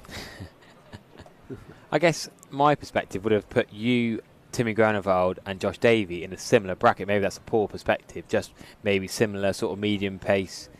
I would have said less bang it in. But I guess you're saying more the difference between the swing and the seam bowling between. Yeah, that's a good spot actually. Timmy Groenewald and Josh Davey, skill set wise and how they're looking to get batters out, very similar. Yeah. They're looking to beat right-handers on the inside edge, whereas I was trying to beat batters on the outside edge. So that's where the difference is. Pace wise, yeah, I suppose, yeah, we're in a similar bracket, but both Timmy G and Josh Davey bowl a high proportion of their balls of the wobble seam delivery, looking just to nip the ball back. And there's another very straight shout from George Thomas. He's down on one knee, he's praying. Oh, James, the umpire said no. They looked really, really confident there. Let's have a look at that on replay. Oh my lord, unless he's hit that, that's absolutely salmon. He must have inside edged that, surely. Yeah, I think there is a little inside edge. Because you're right, little inside edge, because otherwise you're right, that is salmon and trout. Little inside edge there, you just see it in the slow-mo. James Reed might have said, be my guest and walk off, but... Yeah, that could have been a double pad making those two noises. Yeah, tough to see without the being down there at ground level, but nice delivery there. Just showing, again, that if you do persevere with that, what I would call professional area, there's enough there. 1 or 2 in your 10 over spell will just give you a little bit of movement, and that's all you can really hope for on a good one-day pitch here at Taunton. So go back, I was quite enjoying this Groenewald Davey chat. So you're saying, but you're trying to beat on the outside edge, those two are trying to beat on the inside edge. A little bit of nibble off the seam.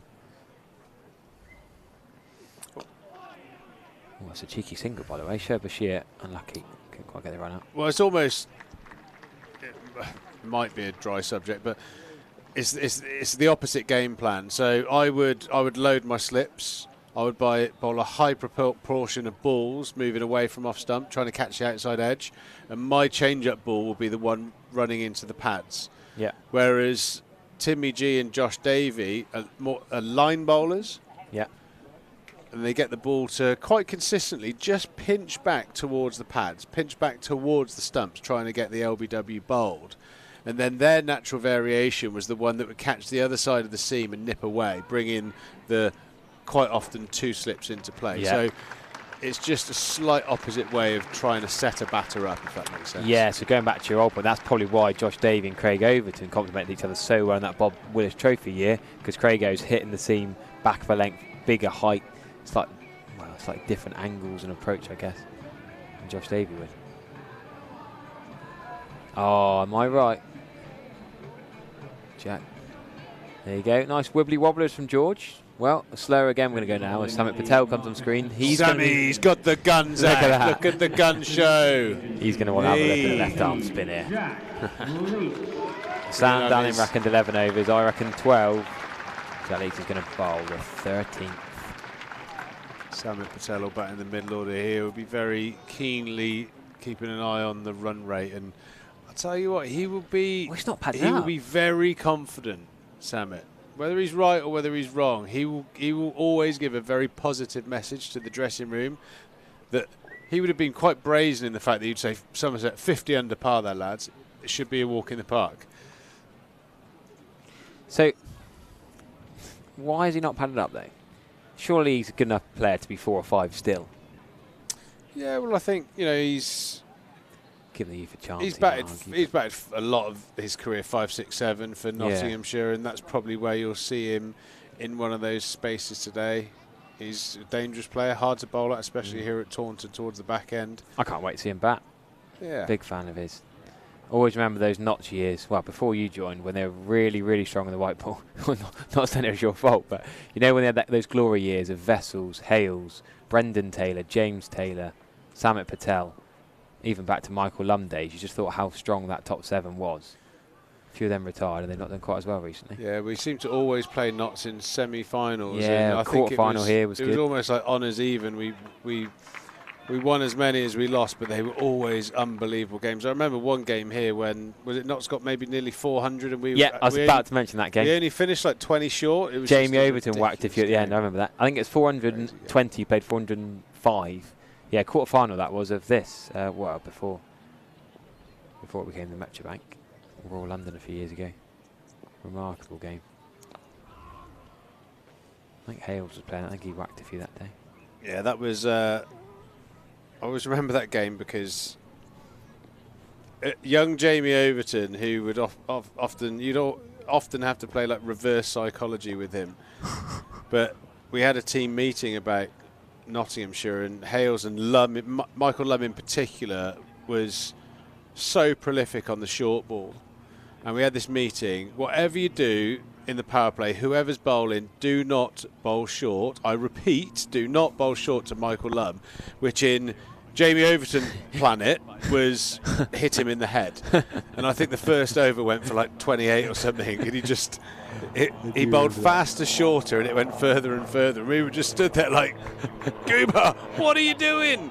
Didn't he get a 5 for 80 or something? I think he had the most expensive Somerset T25 for, and did similar. Might have been against Notts as well. I remember Jerome Taylor did a similar one. We got whacked for a few and got 5 for, but he wouldn't have been trying to hit him in the head.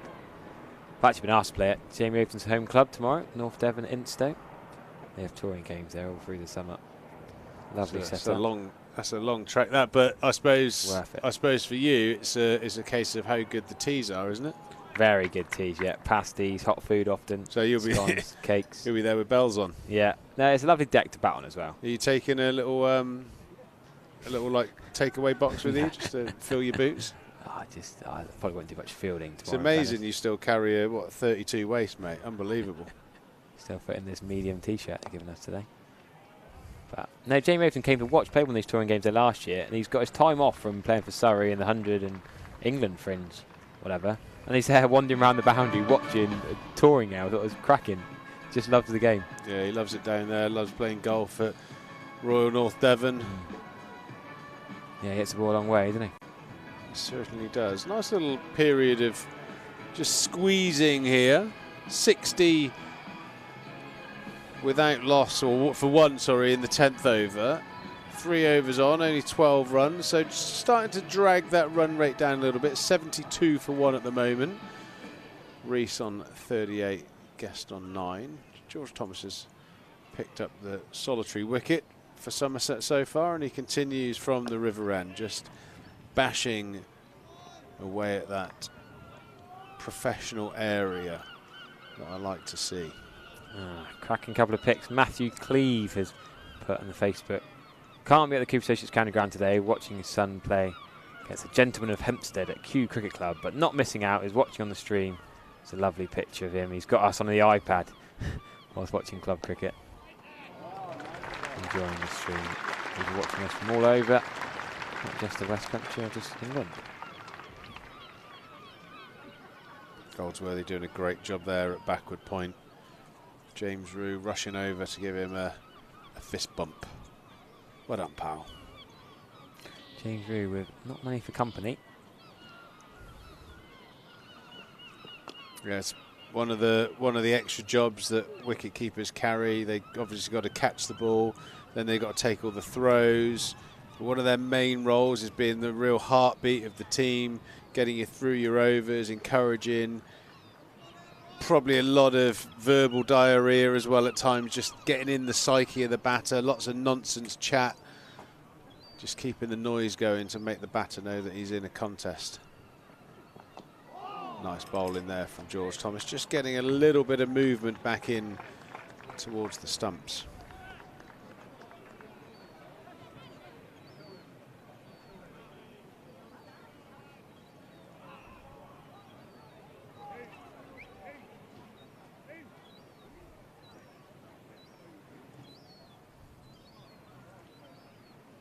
What are we seeing here? Josh Thomas is coming up to 45.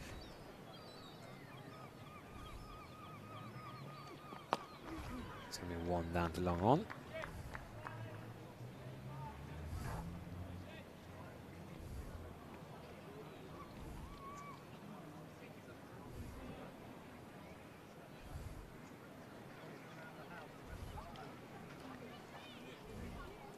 Meanwhile, Essex are playing Glamorgan.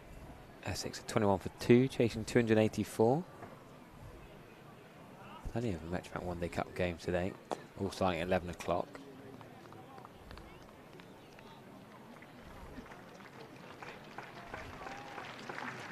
Big round of applause for another decent George Thomas over. Joel Garner. Was he size 16 boots, something like that? Oh, they're massive. They're massive. Go and have a look in the museum if you haven't seen them. I mean, you could have a night's sleep in one of them, to be fair. With your packed lunch. There's Archie Vaughan. We've had Ned Leonard on the field. Now we've got Archie Vaughan on the field. Just trying to tie his trousers up. While Jack Leach gets ready to commence his second over. Going to be 1. Can they push for 2? Oh, he almost fancied that. Guess says no. Show Bashir at mid-off. Interesting to see how much chat there is between Bashir and Leach. You know, where's the ball turning from, or do we like this field setting? Not used to playing together, even both being Dean boys. Not often that 2 England test spinners play for the same club, as in club cricket and county. Not they end up playing much club cricket these days. Good use of the feet. It's going to be push for 2 again. Yeah, this time uncomfortable too.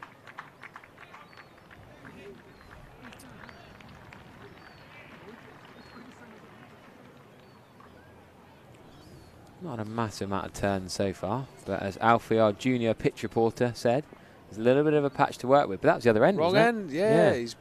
Was Alfie wrong, or is Well, Leachy wrong, or Dixon's got it wrong? Dicko hasn't had a word with our Alfie, has he? Alfie knew. Or is he saving that for Bash? No, but I like well, it's probably more, it's slightly more in the area for someone turning the ball in. It's just outside off stump, maybe a little bit wide for Leachy. Bash is going long off. Nice long piece on, of batting at the moment. You know, for those who tuned in on Friday, we saw a lot of negative batting, and even though a big shot hasn't necessarily been played, there's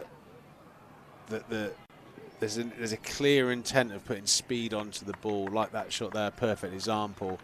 I feel like if that same ball was bowled Friday, it would have dribbled out to just off the strip, and Goldsworthy would have had an easy bit of fielding to do. So nice bit of batting here from the Derbyshire pair, as I'd actually expect. You know, Ben Smith, former player of Leicestershire and Worcestershire, very busy, uses crease really well, good sweeper, very good player of spin. You know, if he's part of the coaching staff in terms of the batting, is no surprise that the players are pretty well accustomed to keeping the scoreboard ticking.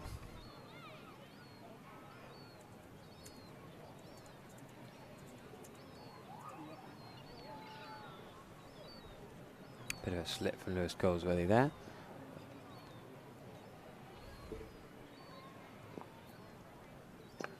Great use of the feet, depth of the crease.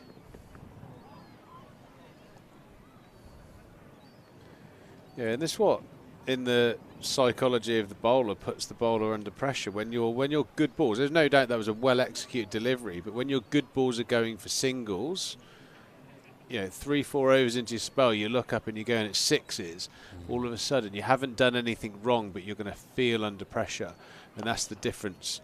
And what the Derbyshire players have done really well so far. So good over there, 6 from it. Leachy's bowled his first 2 overs for 11. On as even here, I think, at the Cooper Associates County Ground. 80 for 1 off of 15 overs. So George Thomas is going to continue like this into his 6th over. They're getting a lot more overs out of George Thomas than Somerset was anticipated. Remember, Casey Aldridge, fresh off 6 for 43 on Friday. He's still not bowled. Still got a test spinner to bowl. Plus Lewis Goldsworthy's been one of the best bowlers in this competition without turning it massively, without doing much with it, just skidding it on while in good areas attacking the stumps. So plenty of options for Somerset. I don't see Casey, Shoaib and Lewis Goldsworthy all getting through 10 overs here today, which you might have expected based upon previous games. Short and wide from George Thomas, smashed out for 1 run.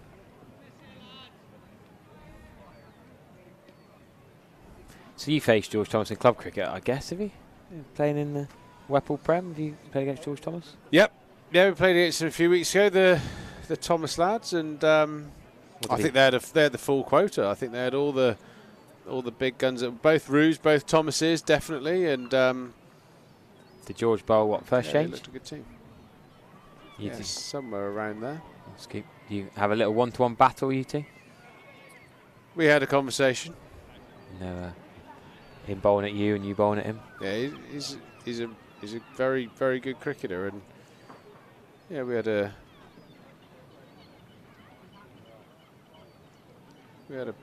couple of chats. Hopefully they were of good value.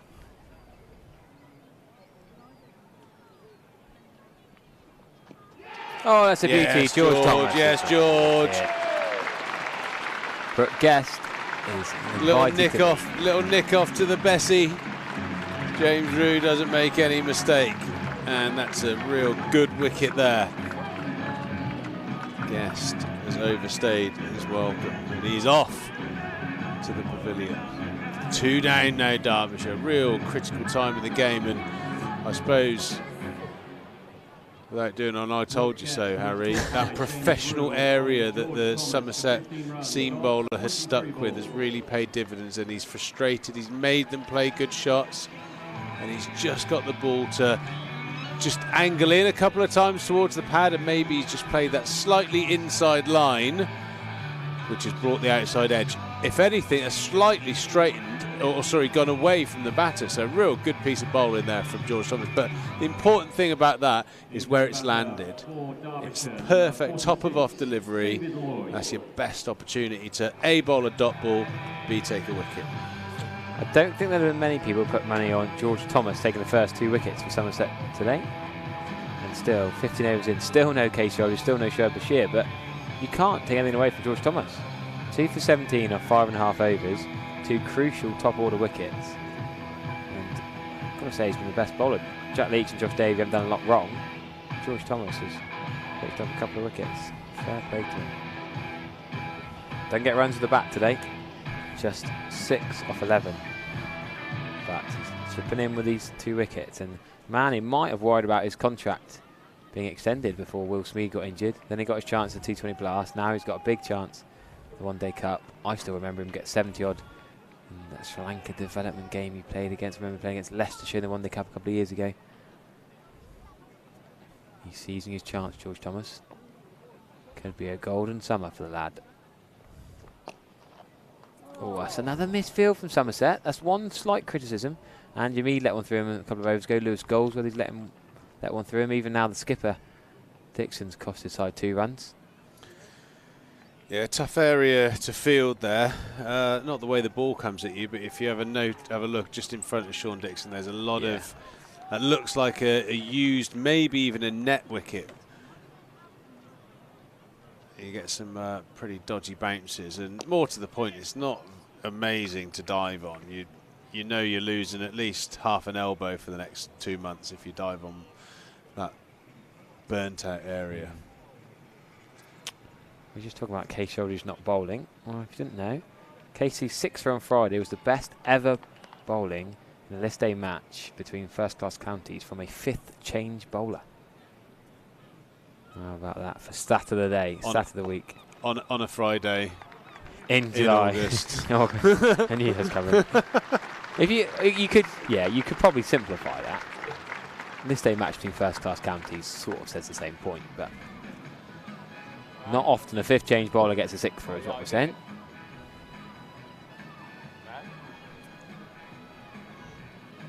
Great little spell here from George Thomas. I think you're right there. Not that I don't think he's trusted, but I think the more overs he bowls, takes Bashir's spell later on into the game when the ball's going to be older, grippier, might get more spin, feel better in the hand. So yeah, they might have thought, if we can get 3 or 4 out of him, great. But to have 2 for after 6, I think that's a really, really good effort from George Thomas. 2 for 19 as well. Does he just keep going there? If nothing's going wrong, could he bowl 10 straight through? I'd be slightly worried about how Cassell has gone up the other end because he might have been one of the guys to bowl at the death, so you might need a safety valve, a seamer with maybe 2 up the sleeve that could come in at the death if it's going wrong. I think here at Taunton we saw what happened to Derbyshire. Good to have another option. You know, if someone's head's gone and the ball's going around the park, you can try someone else. I think that's... Yeah, Sammet's 80 not out. Yeah, I could easily see him bowling 8. Yeah. And maybe saving a couple. That would be probably the way I'd look at it. Yeah, I think we'd agree. We don't see Charlie Cassell bowling again. Potentially not in the match if Somerset keep being on top. But they've got so many spin options. The later the innings goes, the more the spin's going to come into play. Yeah, you've got Casey as well. You know, that's Josh Davey might he's going to be he's going to be someone that's going to potentially bowl at the back end. Josh Davies bowled a fair bit at the back end as well. But like I said, sometimes a bowler, and it's hard to put a finger on why, but they'll just fit the eye of the batter. And as a captain, it's nice to have one spare couple of overs, or one spare bowler with a couple of overs up his sleeve that you could throw on if that happens.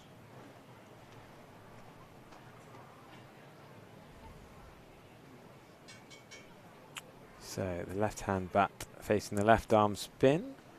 Jack Leach. Good effort from Lewis Goldsworthy that time. Really quite a long way away from him. He's tried to stop the one, but Josh Thomas is there anyway.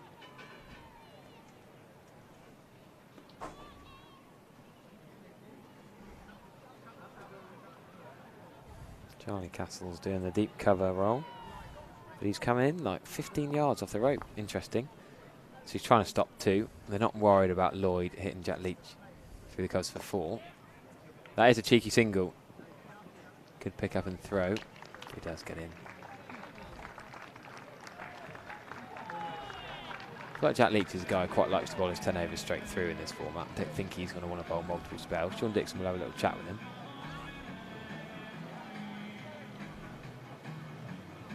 Just about the plans and where they're trying to hit him. There's a worm. I know people love to look at a wiggly worm. Read into that what you like. It's pretty similar at this stage. Well, I can give you my scorecard stats. Derbyshire were 60 for 1 and 82 for 2. Somerset were 11 for 1 and 20 for 2. But all that says is that this partnership was key for Somerset. James Root and Andy Mead went big. Can these two do it also? Yeah, I think the worm's significance there is going to be the last 10 overs. Yeah. 120 runs. That's a very upturned worm, that, isn't it? The way that just went into absolute turbo mode. No balls, free hits, sixes, lots of short balls that got belted over the rope. Yeah, it didn't go well. People get obsessed with the 2 animals involved in cricket, don't they? The worm and the wasp. I like to just reflect on what's going on in front of us, really. But oh, chance! Oh, that's out. He's got him. That's the big wicket. Reese has gone. Bash. He hasn't bowled yet. no, Andy Mead. Oh, it's Andy Mead, was it? Andy Mead. Oh, what a boy. Great throw, off balance, sidearm throw, smashing into the stumps. Great decision as well from umpire Blackwell. It was close, but no cigar. That's out. James Reed was there, ready for it, but it had to be a direct hit, actually. If that had gone to James Reed's gloves, bat would have been in. Absolutely superb from Andy Mead. He's a cult hero down here already. They love him. The prince, the king of the Metrobank One Day Cup. That is a cracking. We'll watch that again and again on the replay. That will be clipped up on the socials. Just to top of off as well. James Reeves knocked the stumps afterwards anyway. It's that sort of, you know, he's ready to do it. Can't stop himself. Knocks the off bail off. Brings Mr. Brightside through the speakers. And yes, Chris Lintott, Somerset's fielding has been well below par today. But a brilliant run out there. Let a few through him, but cracking direct hit like that. Something to get the guys going. Real sharp decision from Ian Blackwell. Confirmed out on the slow-mo, probably by, I don't know, a dozen inches or so. Yeah, it's very close. Those direct hits, they always look pretty good though. George Thomas, he's got a couple of wickets, but he's been involved in all 3. Some tight bowling, that professional area, forcing the batters to take risks, to panic, to take runs that they don't need to take. Brilliant spell so far from the ever impressive George Thomas. He's picking up runs and now he's doing a job with the ball. Yeah, I like that point in the comments as well. The fluid motion he picked it up. It was all one movement. It was really good technique. Pick up, throw, quick, all in one movement.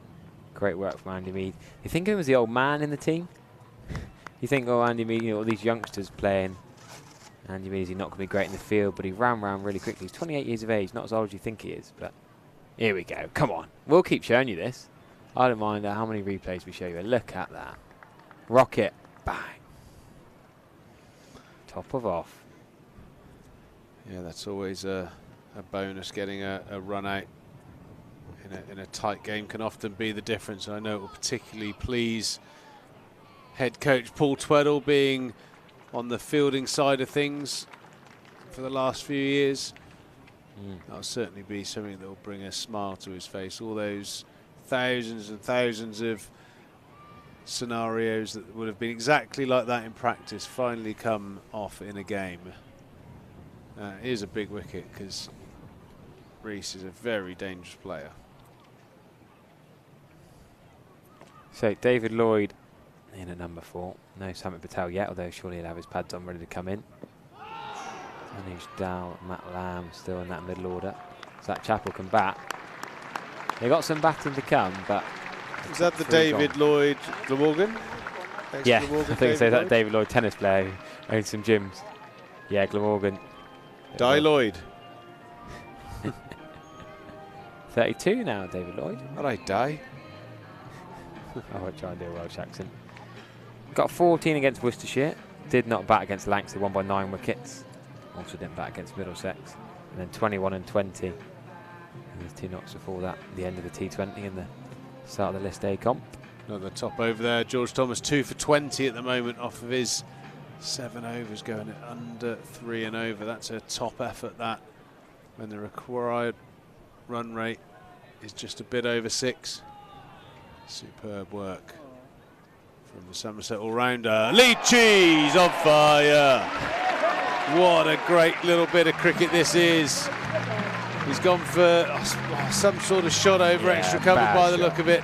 Poorly executed, and again those left arm spinners not catching the outside edge, just sliding it through the defence, canning into middle stump. Brilliant piece of bowling, well deserved, and panic stations here for Derbyshire. Panic stations for Derbyshire, yes indeed, because that's just a poor shot, Pete. I'm quite sure what he's trying to do there. He's batting way outside leg. What? So he's trying to that's terrible. Access the offside, but that's the worst dismissal of the day by some distance. Not sure about that. Not sure about that. You're right. What's the giving yourself room? Jack Leach is not turning massively. Bizarre. Samit Patel's the man. I don't like him being as low as 6, but he's a quality performer. He won't be giving up on this game. Someone needs to stay that. Well, presuming he gets in and gets going. But the elegant ease in which he plays the spinners over the offside, I actually wouldn't mind him staying in a bit. Even hitting Jack Leach over the offside, he does it so beautifully. I cannot think. Him and Ajinkya Rahane, I reckon, are the players in the modern game who play inside out over cover. And James Rew and Tom Sabre are pretty good at it from a local point of view. But looks good, doesn't it? Harry Moore and Archie Vaughan, teammates England under 19s, of course, we mentioned earlier on. Cricket friends. Cricket friends, yes. Harry Moore not padded up yet. I'm expecting him to come in at 8 or 9. Leachy, his first wicket of the day, 1 for 15. You can't keep a good man down. He's in a real good run of form, wickets wise, bowling his first delivery to Samit Patel. He will definitely not want to get out to a fellow left arm spinner. He will know. That's the beauty of this little contest here. Sammy will know exactly how Leachy's trying to get him, because he does it time and time again himself. And the umpire will know exactly what both of them are thinking, being fellow left arm spinner Ian Blackwell. I think that's the one difference there, that last ball there. Leachy's got that ability to bowl that classic over the rope up and sort down of shape and get that turn towards the gloves of James Rew. Would you like to see a slip or a short third in here for that outside edge? No, not at this stage, I don't think. Well, I'd be more than happy to have, who's that at deep square at the moment? Casey Aldridge. I'd be more than happy to have Casey Aldridge 20 yards finer, Yeah. no 45, and say, yeah, Sammy, if you want to sweep, you Go give it a for go. it. Because I don't think he's... His hamstrings don't get down He's as far not as they used really. to. He's not really he can sweep. Don't get me wrong, but I don't think it's his preferred option. I think he plays a slog sweep better than a hard sweep. I'd love to say, you know, if you want to early on in your innings, you crack on, pop the slip in. Yeah. When I think Samit Patel against spin, I think use his feet or going straight or over extra cover. Happy to just see out the rest of that over. Another win for Somerset. Jack Leach and George Thomas are turning the screw here for Somerset. No need for Derbyshire or Casey Aldridge yet. So Lloyd gone, Lamb and Patel in. You expect Anuj Dal and then Zach Chappell as the next two batters. Then they really are into the bowlers. Derbyshire, we must explain, yes, they're doing well. You look at them, third in Group A, but they did have their wins against three of the bottom sides in the table. In fairness, we should put that into a bit of perspective. Smashing Lancs, who are rock bottom without a point from their 4 games. So Worcestershire, Somerset and Derbyshire, the top 3 teams in Group A. No loss of points for losing a game. Somerset trying to get their net run rate up as high as Worcestershire's. Worcestershire coming here on Friday, of course. Still tickets available for that. Bob Marley tribute act afterwards as well. Be a cracking day in the West Country.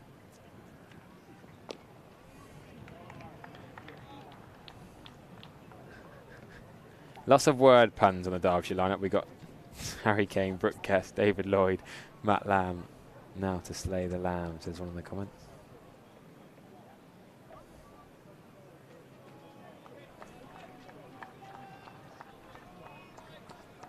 Not to be confused with Danny Lamb, who of course played here in Gloucestershire. He was here on loan. Now he's at Sussex. This is Matt Lamb. He's, well, gone. Patel is comfortably through for that single.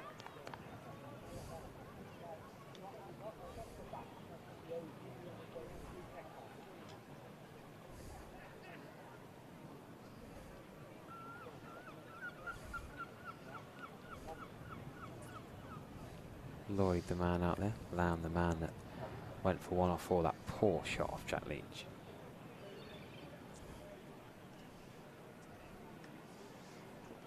Good matchup this from a Somerset's perspective. I think that danger ball to Samit, that little nip backer that George has bowled a couple of times, if he could just get one to offer back towards the stumps. Occasionally Samit likes to play slightly leg side of the ball and get his hands through, which creates a little bit of gap between bat and pad that you could sneak a little nip backer through.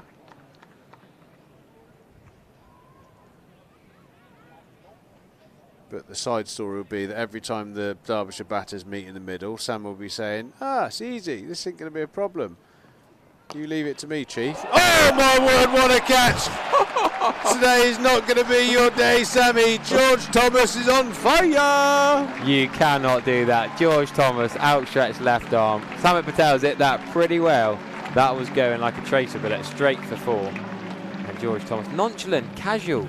Zach Chappell had an easy, much easier left-handed, stick his hand out, easy catch. The first innings, so why don't you just go with 2? That one had to be a one-hander. Watch this replay again and again. It's so casual, then just chucks it out. Samit Patel is just going to trudge off. And that surely is Derbyshire more or less done. Yes, they might get close, but I can't see, even as Zach Chappell and Ishdal, I can't see them getting up to 300 now. Yeah, it's a long way back from here, and it's amazing what a few runs can do to your bowling and what a few wickets can do to your batting. George Thomas is, over the span of the last few days, really been the full package here. He's picked up 3 for. He's bowling beautifully. Not only is he getting the wickets, he's keeping the run rate right down, so he's doing exactly what the captain wants. And then a little moment of brilliance there, just sticking out that left flipper and the ball sticking. What a great catch that is. 90 for 5, and the key wicket, captain Samit Patel for North, something he definitely won't have expected. Let's go back over our previous conversation, I think you just keep bowling George Thomas all 10 now. With the wickets having tumbling, you don't worry about 50 overs. Just keep him going. Now, this is funny. His brother Josh was meant to be at deep fine leg, but he was so busy celebrating the wicket, and when the ball was bowled quite quickly, he wasn't back in position. But because he wasn't back in position, he actually saved the run. There'd have been 2 there to him at deep fine leg, but where he was, there was only 1 run. So cheers, brother, for not being ready. Josh is going to jog over. He's just telling Ed Leonard, you go down to long off, mate. And Casey Aldridge, I mean, how funny would that be? Derbyshire test spin and Casey Aldridge off the back of a 6-fer, and it could be the scenario where neither of them are required to bowl. Team game though, and if Jack Leach and George Thomas continue to get the job done, then it'll just be remarkable work from Somerset. Talk you through 1 more over and then get Sam Dowling back in the attack as Jack Leach is continuing from the Scothic Pavilion end. Gosh, the Derbyshire fans in the live chat have absolutely lost their heads here. Gosh, meltdown. Yeah, chaps. It's not been good. It's not been good the last 10 overs for Derbyshire. They've gone from 60 for none to 91 for 5 in 10 overs and a ball. Yeah. Still got long off in place. Don't think Anish Dalla is going to go too aggressive too early on. Haven't seen Lewis Goldsworthy bowl either. Who do you go to next then? Say George Thomas finishes his next 2 overs. Who do you bowl from that? And do you go Bashir? Yeah, I think good time to get Bashir in. Good cricket. Lovely touch that from Goldsworthy. Should be 2. Depending on how keen to bowl Bash is, I suppose. I suppose with the England seamers ripping through the West Indies, he hasn't done too much in the way of workload, I wouldn't have thought, in the Test series. Bowled a fair few overs, but not huge amounts.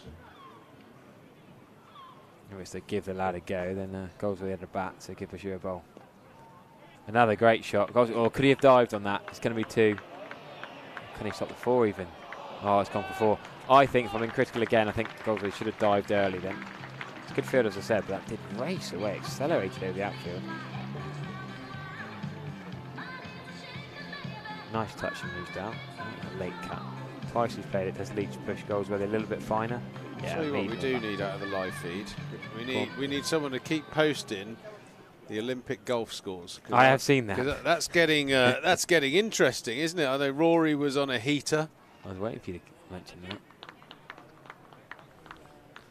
You could just get it out on a different screen. Scotty Scheffler's come from nowhere. He's made 6 birdies in 7 holes, 8 holes. Crikey. You now know why your Twitter, your Instagram's Pete Trigo Golf. Don't even mention cricket anymore, is it? Retired cricketer, pro golfer. I'd have to speak to someone in the social. How do you change your handle? Your handle, because I did it because I think there was a Peter Trigo, a couple of like fake accounts, and I was like, I might have actually been in my golf kit, and I was like, oh, I'll just put golf, and it was like, oh, that's an accepted thing, and now I was like, well, it's not really that relevant. No, I do think the amount of commentary you do on cricket now and work in cricket, and you're still Pete Trigo Golf on socials.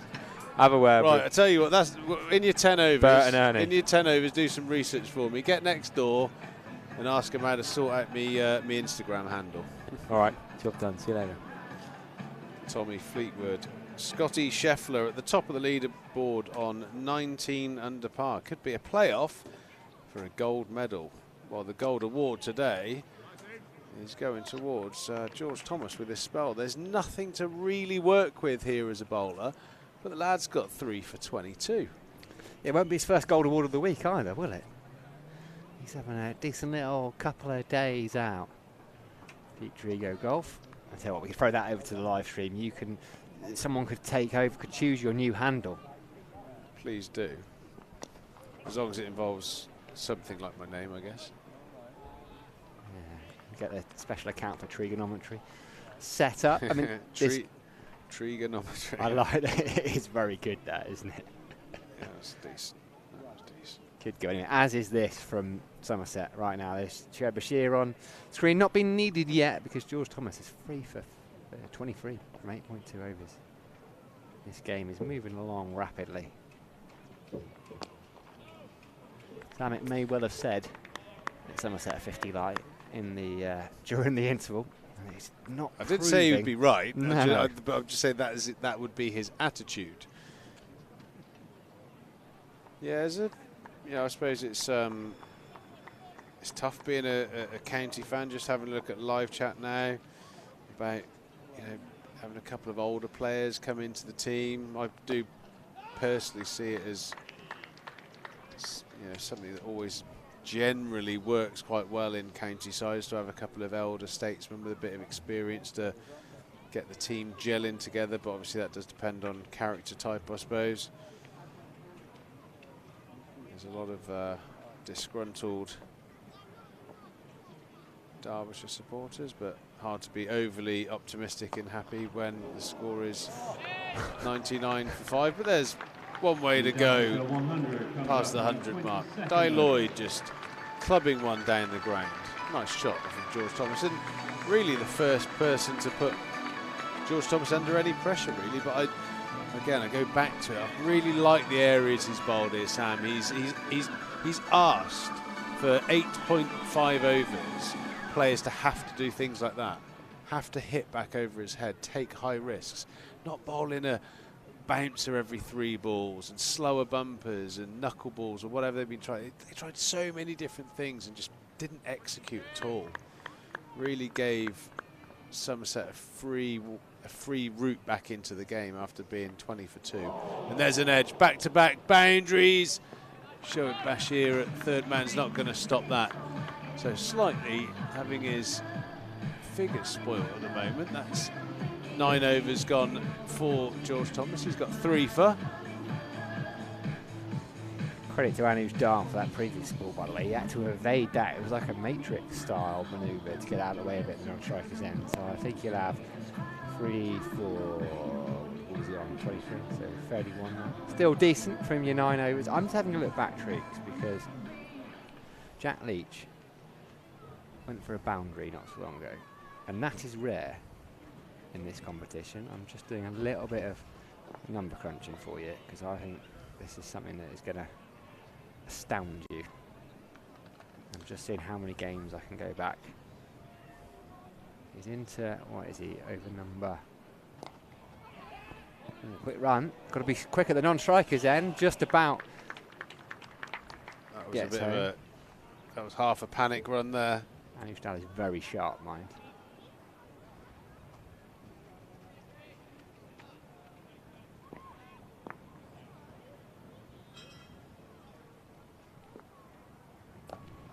Leach into over number 6. So I'm going back. I've gone back to the Hampshire game. I'm going to go to the Kent Spitfires game, which was the first game of the competition. At some stage, I'll join your wavelength, Sam. I'm not quite sure. Yeah, where well, I'm you're just going. trying to go. You let me know, son. You let me know. I'm just looking at the boundary count, right? Boundary count, okay. For against Jack Leach. So we go Hampshire game, bowled 10 overs. Durham game, bowled 10 overs. Lancs game, he bowled 10 overs, and he is now going for a boundary. 5. That's your fault. Overs you know that, in. don't you? I know it is my fault. But guess how many boundaries Jack Leach has got in for like 35.5 overs of white ball cricket. 35.5 overs.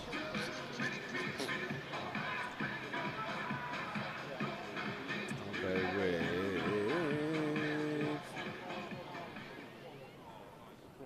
9. 9. And would that be a pretty decent effort in 35? Very good. Yeah. What was that? A third of your overs. One in a boundary every 3 overs in modern one-day cricket would be very good. Yeah, I would have thought. Jack Leach has gone for 2 4s here. 1-6 against Lancs. None against Durham. 1-4 against Hampshire. Wow, very impressive. That is impressive, isn't it? So he's going at what? Under 4 and over? Quite considerably. He's now you're ruining this game, Sam. Oh no! But the commentator's curse. I'm sorry, Jack Leach. Like never before. Oh, I've been doing all my prep, all my stats. He's gone for 2 boundaries in 3 balls. He's gone for 200% boundaries in this over, all because Sam Dalling just couldn't resist. He couldn't resist. Yeah. Told him not to. Nice shot there from Di Lloyd. Good sweeper, very good sweeper. As we've seen there, Jack Leach just found out. But that is remarkable. If you even go back to the first game, so in the group competition, I'll pull the numbers up. It's quite special, that, from Jack Leach. That might be the 10th boundary or something he's gone for in the entire competition. Going to the game number 5. A couple of boundaries in innings. I think more importantly, what you want to do with that laptop for the next 10 the minutes is get BBC iPlayer on, Tommy Fleetwood, with Scotty Scheffler in the clubhouse on 19 under. Tommy Fleetwood needs a birdie in the last 2 to pick up a gold medal. How good would that be? But is it a Eurosport job? That is the issue, Triggs. Oh no, is that a thing? Oh, yeah, it's not just BBC anymore. A bit like the live streams. Turn into the leg side. Just single. You know what I've noticed about you, actually, the last couple of days? You perfected the little laugh. You have a little chuckle at the end. You might say something or hear something, and you just go. I'm now conscious. Yeah, you should be. I'm not going to laugh for the rest no, of the day. It's all right. It's nice to hear you laughing. Oh, there we go. See what you mean. Let's see if I can find it. I can find a live recording. I'm backing you, Sam, the master of the laptop. I wonder if we can get a bit of Eurosport going.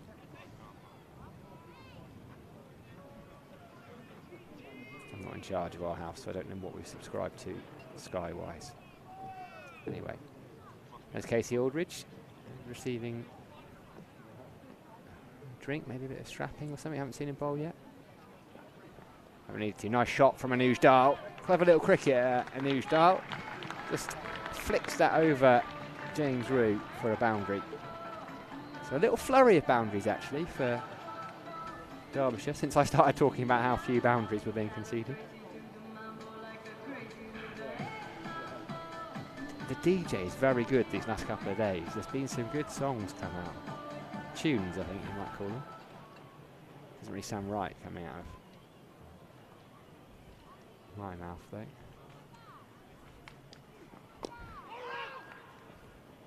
No run to goal, so that'll be a backward point. One more ball then of George Thomas's spell. It's been a good day for him with the ball. 3 wickets, a game-changing spell potentially. 122 for 5, Derbyshire are.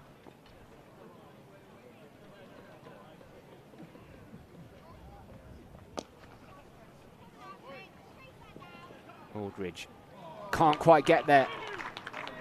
Valiant effort. Just can't quite get there though. So finishes with a boundary off George Thomas, just over pitch slightly. So George Thomas finished with very good figures of 10 overs. 10 overs, 3 for 41.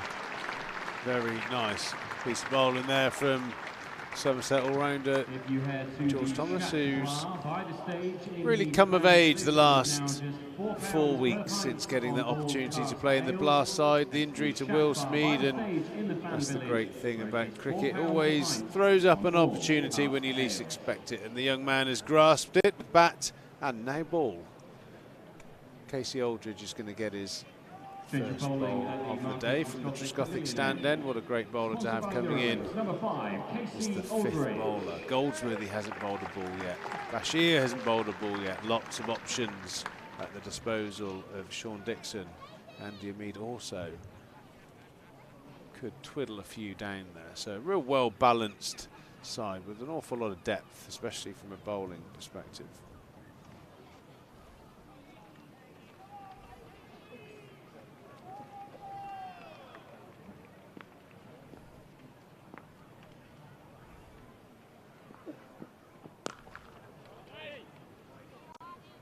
Beautiful shot out there from David Lloyd. Very dangerous square of the wicket. Good cutter, good puller. I think you just force him to maybe try and hurt you down the ground. Very, very good on the shorter ball. Don't get sucked into the trap case. That would be my message.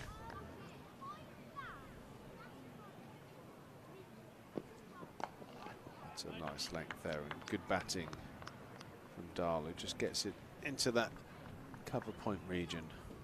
Picks up that single.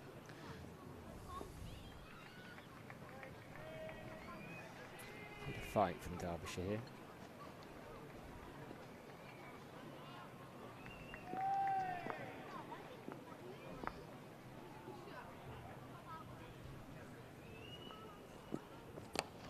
Driven, but straight to the fielder, the skipper, Somerset skipper Sean Dixon at cover. For no run.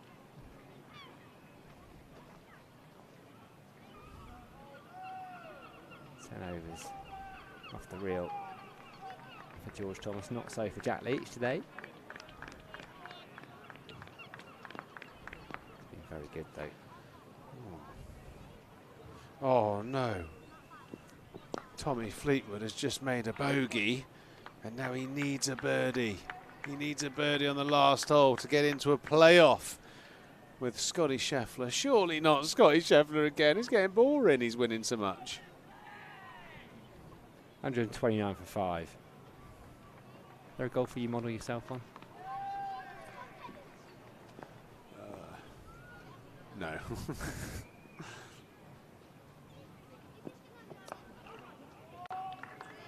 It's good. No, it's golf, swinging a golf club's quite unique, I suppose, from a technical point of view. You probably try and you see swings and certain shapes that people make that you think, oh, actually that suits my movement patterns, and you try and bring it into your game. But yeah, it's a very complex game is golf to get very good at it. It's definitely a 5-10 year mission. A swing. Lovely shot through backward point. It's very fine, that fielder out on the boundary there. Oh, non-strikers end direct hit, but still be close. It's going to be 6. It's going to be 6. Who's that fielding it mid-off, who's fallen asleep and hasn't backed up? Poor fielding there. I think that's Josh Thomas. Really should have read that play. Stood with his hands on his hips, ball watching. Is it his brother who threw it? And that's cost Casey Aldridge. Is that a 6? Yeah, 6, 2 and 4. Oh, 6. Savagery. 25 overs gone here at the Cooper Associates Cage Ground. The players are going to take the agreed drinks break. And I think it looks like Josh Thomas might be the last one back to the huddle. Yeah, he just stuck ball watching, wasn't it? Anuj Dar was rapid. He was home very safely. Guy Lloyd was in a little bit of trouble. These things happen. There's no point in getting too wound up about it. It'll frustrate the bowler. And Sean Dixon, Casey Aldridge is ticking, and Sean Dixon is just saying, look, calm down about it. Bowlers are always going to be ticking about that a little bit. And saying, yes, maybe he should be backing up, but does he? He's not got that much time to think about that unusual scenario. Eventually, Josh Thomas is going to make it back, probably give Casey a pat, say sorry. No eye contact between bowler. They'll be all right. Somerset in a very strong position at halfway here, 135 for 5. Metro Bank One Day Cup action, Somerset. Oh, it's busy week, isn't it? They're off to Northants on Wednesday. Pretty sure hit them around the ground when they went there. Last season, did he get double 100, I think? Back here on Friday, Worcestershire, you here for that one, Triggs? Yes, I think you I are. am, Sam. But it's getting exciting. This will be the 4th victory if Somerset can pull it off. Yeah, half a foot into those knockout stages with a good week next week. For more information, please visit our official website. Comes looking fast at these days. They finish at Lords, is the last group game. That'll be it, in fact. 5, so 3 left. Yeah, so Northants. Day trip, wouldn't it? Northants on Wednesday. To watch a day's one-day cricket. Very rare occasion. Middlesex getting to play a 50 over game at Lords. That is very rare. I don't think I've only probably been to Lords once to actually watch cricket and have a day out. And I think I've probably watched about 3 balls. Change the bowling at the River End. Sponsored by Here we go. Drinks have brought Derbyshire into the attack. There'll be a huge cheer. Named in England's Test squad for the upcoming series against Sri Lanka. He was brilliant after the win, the 3-0 series win against the West Indies. Andy McCullum described this man as a gun. First time him and Jack Leach have bowled in the same game for Somerset. Yeah, I don't think we'll be seeing a huge amount of Bashir over the next few years. He'll be busy with the England setup, no doubt. I'm sure he's, I mean, it's quite a remarkable ascent to the top of the game, isn't it? Really very minimal cricket here in Somerset's first-class team, straight into the Test team, and he's taken to Test cricket more comfortable than he did first-class cricket.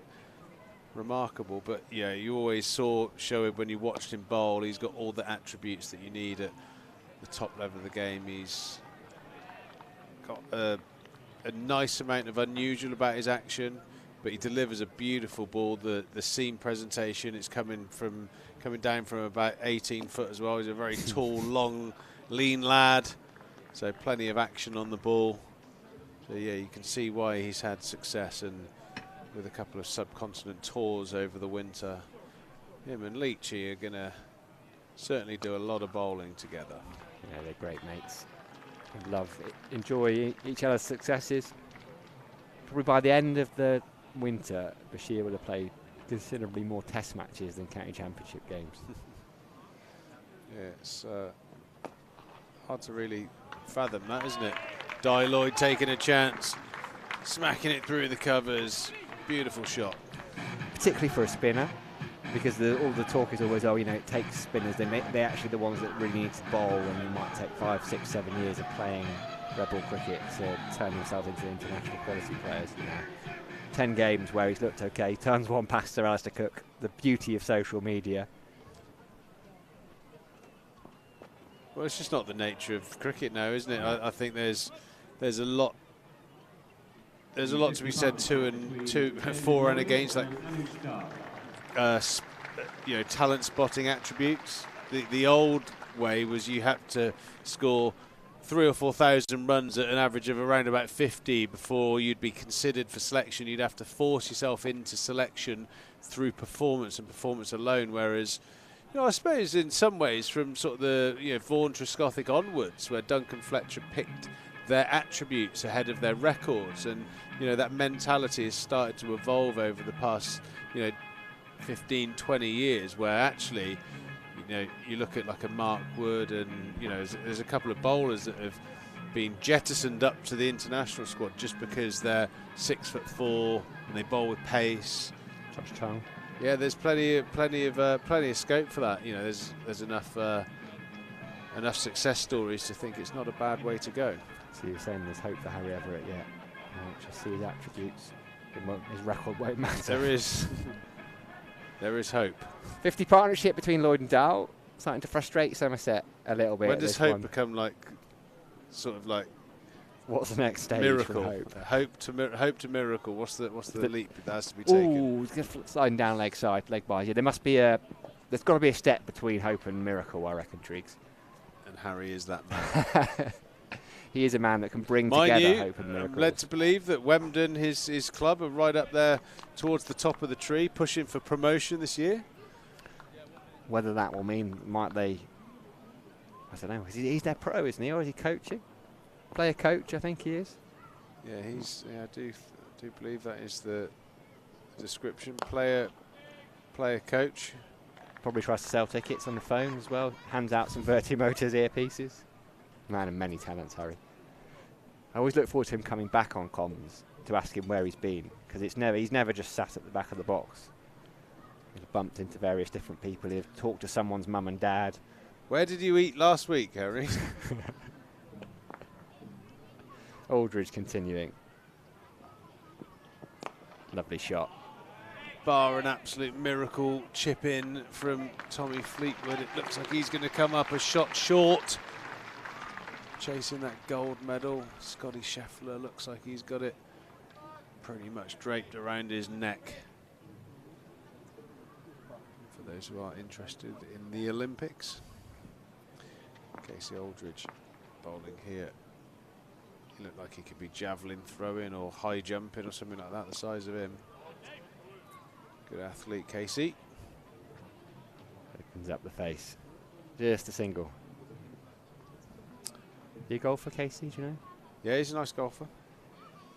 Who's the best of this lot out here? Have you played against most of them? James Root by quite a way, I think. Yeah, I think he's I think he might even be a scratch golfer, essentially. Certainly no more than one. Ooh. Darmus is out on that one, maybe. Pace off, maybe it just didn't get quite as high. It was dug into the pitch. Darmus threw the shot too early. Way too early.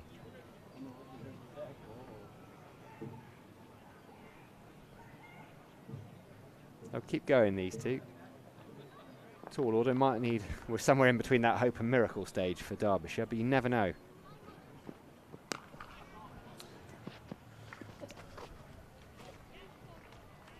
Just a single. Wasp has Derbyshire down at 7%. It's amazing the amount of short balls that have been absolutely belted today, and there's still short balls being bowled. It's almost like the take the hint thing, isn't it? He's lucky to get away with that, Casey. But he's bowled a good over there. He's only gone for 4 or 5 runs, which is good. That 316, you'd have to say, is a good 25, 30 runs over par, especially after the start. Really did start to unravel towards the back end of the innings for Derbyshire. Somerset were exceptional. Sean Dixon and Josh Thomas, that last 10 overs, taking 120 from the last 10 overs. Decent finish, wasn't it? Decent finish. After 40 overs, they had something like 192. Dahl push. I mean, you'll get there. It would be unwise to take on Andy Hamid. Even Anush Dahl, who is rapid, wouldn't have got back there.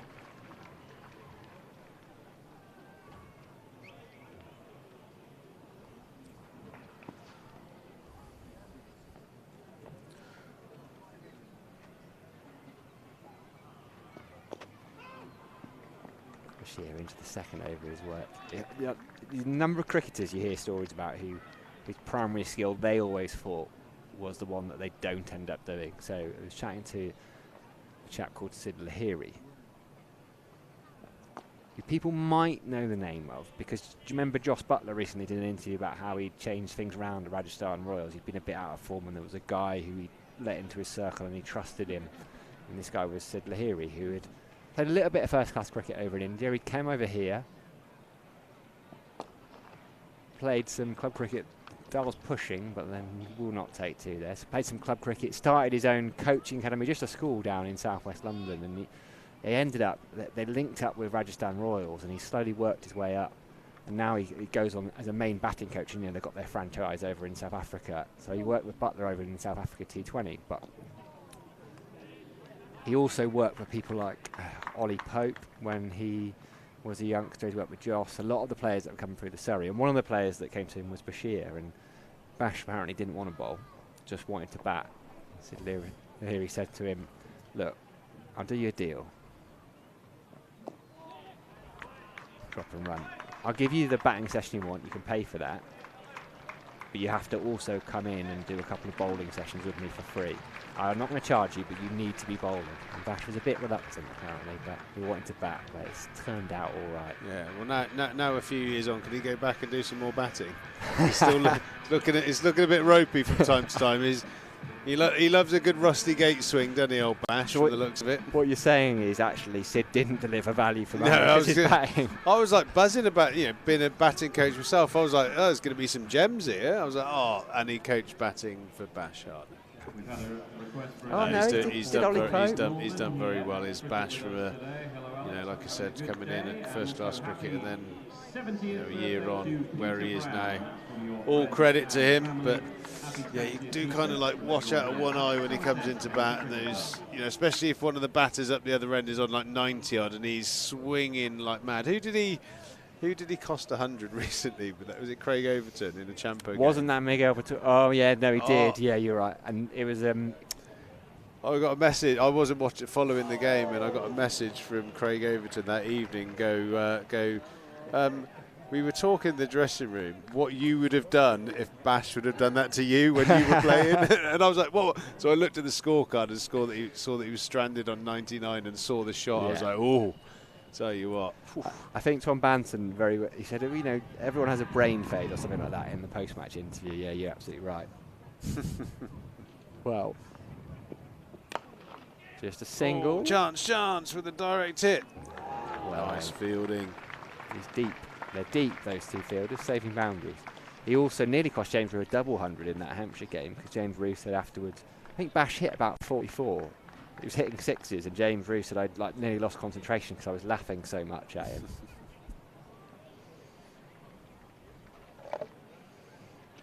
Yeah, in fairness, if you were Craig Oden, I'd imagine Craig's reaction might have been a little more extreme. Yeah, I think I get a rough deal, mate. People think I'm harsh, but not the case. Wasn't his best shot. You know, you soften as you get older, don't you? You relax. Like Roy Keane says, relax. Just relax. Yeah, when you hear him say that, you don't. But him saying words like that actually sound more menacing. Than Have you seen that? Have you seen that little bit? You can find it probably on Instagram. Or I think there's a page called Out of Context Keane, and it's where he talks about the masseurs that work at football clubs, and you know they bring their jukeboxes in and just relax, and then all of a sudden they're asking if they can get part of the bonuses for winning trophy. Lads, relax. Brilliant. He's the best, Roy Keane. They're doing a film, aren't they, of him and Mick McCarthy? You know, when he went home from the World Cup back in 2002, they turned that into a movie. That'll be interesting. Probably need an 18 rating just for all the expletives. Probably some moments in sport that would be great value. Great bit of fielding out there. I think that's Josh Davey. He's done a brilliant job out there, diving, saving a certain boundary there. Good work from the slug.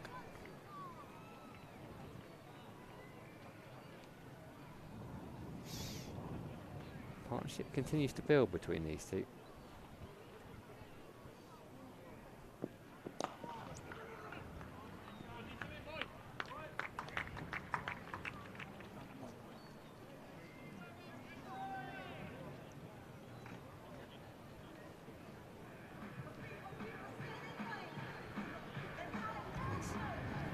Eurolay Speedo there doing its work. End of the over, 29 gone, 156 for 5 Derbyshire.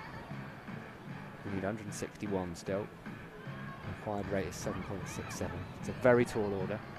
Almost as tall as Harry Moore and Zach Chappell. Yeah, well, these two have got themselves back in the game somewhat.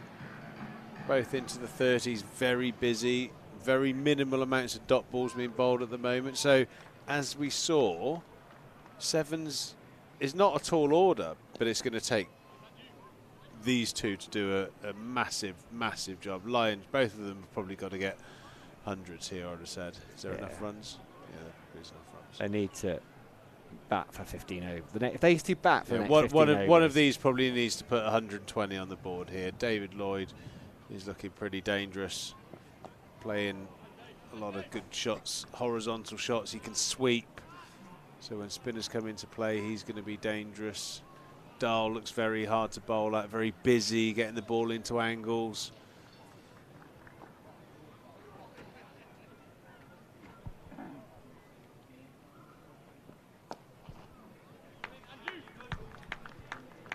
Just had a quick update from the Somerset women's team who are playing today. They only made 137 all out against Dorset. Nicole Harvey top scored with 32. Jodie Roberts made 28 not out, but needing just 138 for victory. Dorset got bowled out for 137, a tied game. Oh, always love a tie. Been a few ties recently, actually. Around Surrey have been involved in a couple, haven't they? David Payne, I think, defended 5 and over against Gloucestershire. 4 Gloucestershire, sorry, against Surrey. Ooh, does that split the gap? No, not quite. Josh Davey. Doing some brilliant work out there. Are you involved in many ties? Was your debut a tie, the West Indies game? So you made 150 in a twos game at Warwickshire and then disappeared off and made James Hildreth field for the rest of it, didn't you? Damn right. He was telling me about it the other day. I mean, it's not your fault. Oh, poor fielding out there on the boundary. Too casual. Just been a little bit below their very best, and they've had that run out. It's not a usual Somerset fielding performance. Never too high, never too low. Do the basics, get 2 hands on it. Tommy Fleet was just tapped in, I think, for a par that will secure him a silver medal in the Olympics. Thank you. Very nice. Is it the first year they're doing golf in the Olympics?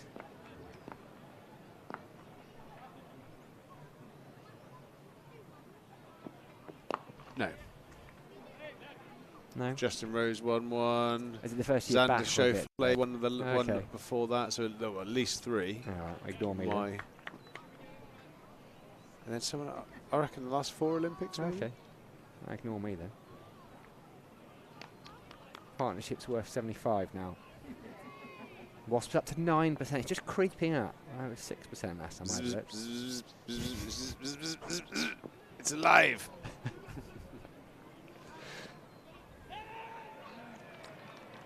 We're going to clip that up.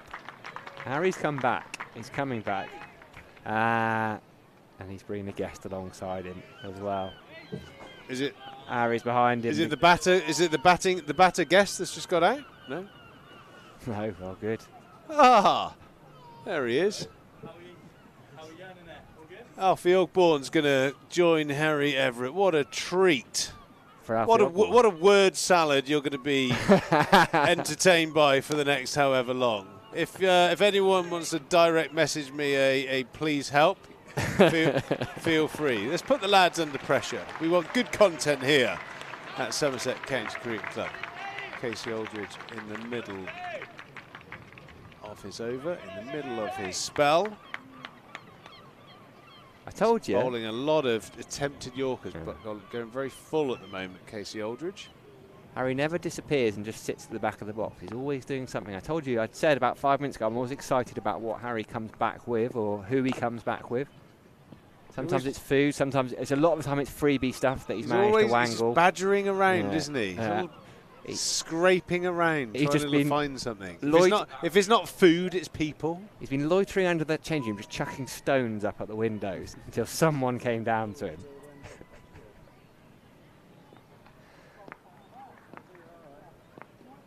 Couple of balls left. His 31st over. Oh, that's a nice shot there from Di Lloyd. Bit of bottom hand in that. Over mid-wicket, 1 bounce. Into the family stand for 4. Very dangerous batter. Played a lot of cricket here at Taunton. Played a lot of his career just across the 7 for Glamorgan. So very familiar to this part of the world. I'm going to stay on for this last ball. Crunching cover drive and well fielded by Captain Sean Dixon. Extra cover. I'm going to make way. Alfie Ogborn's going to take on my rather hot and sweaty headphones. Cheers, Pete. Yeah, good to be back on comms with a special guest. I think it's a debut first stint for Alfie Ogborn, actually. Whack your headphones on, I'll press on air, mate, and you just got to talk. I'm in now, am I? You're in. Hello, everyone. You're live on air. Alfie Thanks for Ogborn. having me. Commentary debut, isn't it? He's buzzing. Straight in. It's good to be here. I've got more words out of you already than the last guest in the first 30 seconds. Really? He was the last guest. Oh, you must remember our legend. Remember Bodie? Yeah, it was Jon, TKC's was best he? mate. Bodie Oh, came for a epic. little stint. He was a bit stuff. nervous, bless him. He kept nodding on comms. I was trying to explain to him that nodding doesn't really work when we're talking really? about cricket. No, he loved it. He was doing a few games on the outside, but bash into the right-hander. Anish Dal is just tucking it away for 1. So Bash and Leachy in a Somerset shirt together. How's that? How's the dynamic between the boys? Buzzing to see the 2 spinners together?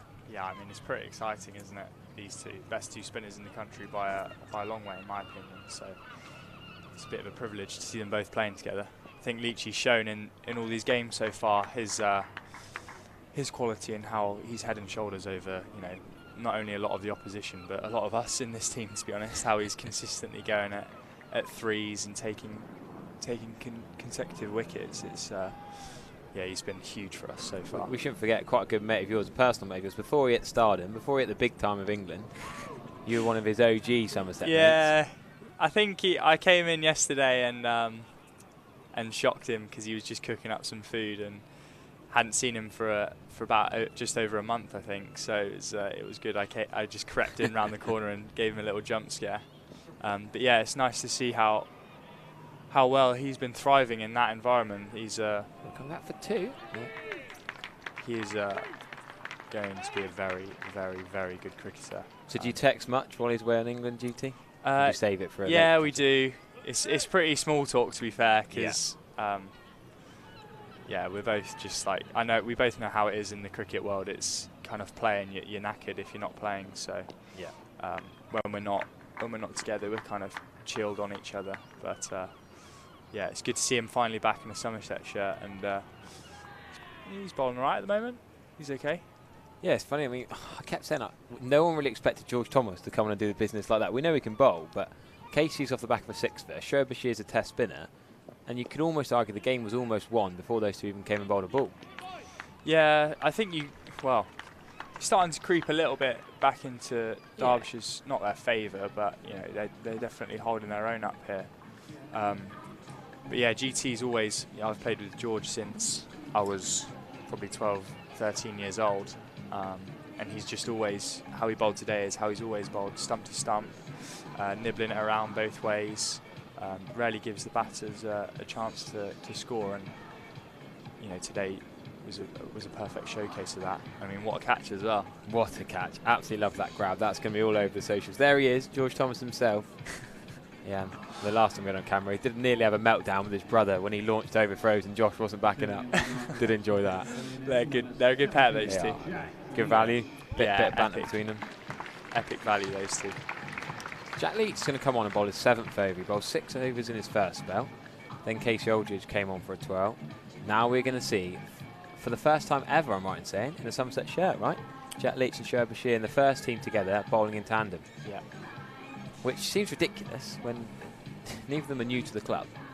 But one of them's either been injured, ill, or with England pretty much most of the last couple of years. Yeah. These two best spinners in the country. What a privilege. What a privilege to be. People try and say this is a second team competition. I'm not having it. No chance. Look at this. You've got quality cricketers on show. Sean Dixon just trying to get this feel right. Jack Leach actually might think about changing deep square. Yeah, Golders is going to come out to mid-wicket. Charlie Castle's going to go to backward point. Not quite sure what that change is all about. Well, it's quite a big thing with our fielding this year. Obviously, Paul Tweddle's the head coach. He's got a great fielding background. He's helped me massively. He's got so much knowledge to offer us when it comes to the fielding stuff. And just one of the small things that we notice that helps restrict teams in the ring is having right-handers and left-handers in certain places. So obviously Charlie was at mid-wicket and he's right-handed, and Golders is left-handed and he was at backward point, and Charlie's right hand will be stopping the ones through cover if he can pick up on it, and Lewis's left hand will be stopping the ones through to mid-on, which are the main scoring areas for the batters when Leachy's bowling. So brilliant thought. That just pause there. Noosh Dowell 50. We should celebrate. Good batting from the Derbyshire man. 50 off 36 balls. Coming down the order, number 7, and he's showing the top 6 how to bat really. Him and David Lloyd, really nice partnership this. Maybe a little bit too late perhaps for Derbyshire, but at the moment they're keeping themselves just about in this chase. They'll have to go big at some point, but here we go, reverse sweep for 4. That's a cracking shot actually. Really well timed this time. David Lloyd is also going to get to 50. 2 50s in the over. Derbyshire's men in the middle order. David Lloyd, formerly of Glamorgan, he's coming at number 4. Noosh Dowell in at 7. They came in when Samit Patel went to that screamer of a catch from George Thomas, 90 for 5. They've rebuilt really nicely now, identically. Bit of symmetry on the scorecard, both on 50. Yeah, I really like that point you make about the fielders thing, because I've been trying to argue it in club cricket at Wellington, and the lads just laugh at me, oh, we're only playing village cricket and all this. I think, well, actually it's really important what arm they're throwing with, isn't it? Because what can you then pinch? Can you pinch a single? Can you not? Golders is then going to stop that one to long on, right? Yeah, exactly, yeah. And Charlie Castle has actually got Josh Thomas near him anyway, yeah. So there's sort of 2 men on that. Well, it's more like I mean, Josh is actually left-handed, which is... That's what you're thinking. I was trying to work out. They're both fighting over the same throw. Yeah, but yeah, it's huge. I know. I mean, obviously, Oomsey's a right-hander, and he got the run out early on in the innings, which is kind of completely thrown my point away. But no, it's a cracking bit of fielding. Yeah, Twez coached me a bit back in the Hewish College Academy days when we had the Somerset Academy in there, and he was always just loves his fielding, doesn't he? And it's I think having a head coach who's such a passionate fielder. Wasn't he a wicketkeeper back in the day? Yeah, he was a wicketkeeper. Yeah. We'll show you one more. Talking of fielding, can we just replay this 3 times between overs? I reckon we can. Well, Martin, the director's going to keep showing us. Look at this. Here we go. George Thomas, bang. Pluck, casual. I love the little flick again. Show it again. Go on, one more time. The little flick off afterwards. It's just so casual, nonchalant. Here we go. Samit Patel, the captain, the start batter, stuck. Yeah, absolutely brilliant. Lead first man in. Celebrate. So, of course, you're a modest man, you're a team man, you're going to say, great to get Bash in, but a bit gutted to miss out today? Want to say, well, I would, to be fair, for me, it's been quite clearly communicated from Tweds that he's quite happy with how I've been going, and, you know, I think I've played 6 games in about, well, I don't know, 10 days perhaps, maybe a bit more, 12 days. So you it's had a rest at Exmouth, is that right? Yeah, I had a little rest at Exmouth, and then hadn't had time to rest since then, so they've been quite keen to get obviously Bash back in, and JD's obviously, I mean, he's an unbelievable bowler, so it's good to see him back in playing, but it also gives me a nice opportunity to have a good rest day, which is what's happened so far. So yeah, we've got a nice conveyor belt of players at the moment coming through, so we're in a good place. No, awesome stuff. Yeah, see you and Ned back in action soon. That Charlie Castle just gives the extra option to rotate around, I guess. Yeah. The 100 partnership up for Derbyshire. These 2 lads both got to 50. They'll embrace another wicket, but still a fair way to go. 127 to win. It's not going to be an issue in terms of balls running out, but can these 2 keep going at the required run rate of 7.7 and over against an England test spinner and a man who took 6 for 43, or another recent England test spinner? So bit of hard work for Derbyshire to do still. Well, yeah, I was saying earlier that Shoaib and Casey coming on so late, but actually it's a 50 over game, and you know you've got to spread it around. George Thomas bowled really well, as we said earlier. There's so many bowling options. Josh Thomas might not need to bowl, Andy Mead might not need to bowl. Charlie Castle might stop after his 2 overs and not be needed again. Yeah, I think Josh Davies still got a few overs under his belt as well. Yeah, 4 overs for I think Cass will come on soon and bowl stump to stump, similar to George. Yeah, what's your thoughts on him being, I guess you've netted a few times together? Yeah, I really like him. He's a great character. Obviously, I didn't see him bowl today. I wasn't around, but you know, seeing him bowl at Durham in the warm-ups and stuff, he looks like he's going to do a great job for us. Yeah. Was he a lad you'd heard of before he signed? It was a bit of a left field signing, wasn't it? Yeah, which was quite exciting actually. Yeah. The guys responded to that really well. It was a big Shane Berger influence signing, wasn't it? I don't know. So I haven't spoken to many people about it, to be fair, but it's all happened quite quickly, to be honest. Obviously, this competition is very intense and very short and sharp, with 8 games in, I think, not many days. I think 15 days, perhaps, if that. Yeah. Well, I know we're playing 10 games in 22 days. So Somerset got the last Wednesday off, haven't they? The last round's a bit random, really. Having that last Wednesday before the quarters and semis off. Because you've got Wantage Road on Wednesday, here again on Friday against Worcestershire, Middlesex away at Radler, isn't it? Sunday the 11th. That's the group stage is done, yeah. Yeah. Whereas the other teams have got another game on that Wednesday the 14th. Oh, okay. So Gloucestershire are playing Leicestershire, and there's quite a lot of other games going on Wednesday the 14th, which gives Somerset a couple of days rest before potential quarter-final on Friday the 16th, or semi-final on Sunday the 18th. Yeah, that would be good. Way it's going. There's definite confidence and belief that we can get into that semi-final straight away, win this group. There's no team that we've all looked at and thought that we're going to lose to. Yeah. So, yeah, the morale is awesome in the group, and I mean it's just like so different to how it's been over the last 2-3 years. The excitement from everyone to be getting opportunities. We're all obviously all of us young lads are a year older, and I think the physicality kind of shows in that with how we've gone so far.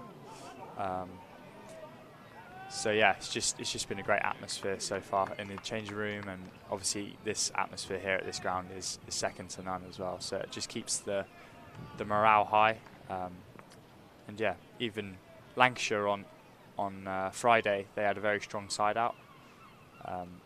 Probably on paper, probably the strongest side in the comp. To be they're fair. bottom of the group, and they're bottom of the group. So I do love how this competition throws up so many upsets. Like even the last couple of years, I've said Somerset have got a really strong side on paper and have struggled.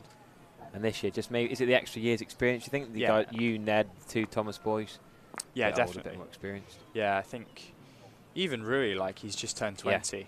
Yeah, I forget he's only 20. George has just turned 20. Josh has just turned 19. I've just turned 21. Whereas in my first year in this competition, you know, I was, you know, probably average age at 19. Yeah. So, I mean, even Casey as well.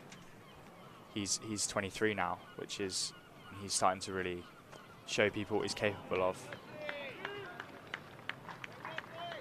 Nice tickle away for 4. Jack Leach just tucked around the corner there. These two play a really decent 50 over, middle overs innings. Not risky cricket, just knocking it around and then little tickles for 4, picking off the bad ball. Got to applaud a really good partnership from these 2 Derbyshire and the Lord of right-handers. But the Warriors, there isn't a lot after them. Zach Chappell will come back, but then they are really into the Derbyshire bowlers. Trying to make room for himself, can't be extra cover.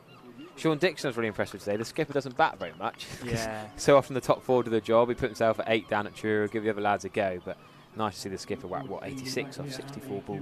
Yeah, I mean, it's been a bit of a mystery question. I know some people aren't too fond of the 100 and taking the arguably the better players at the club, but Sean, in my opinion, is right up there with one of our best white ball batsmen.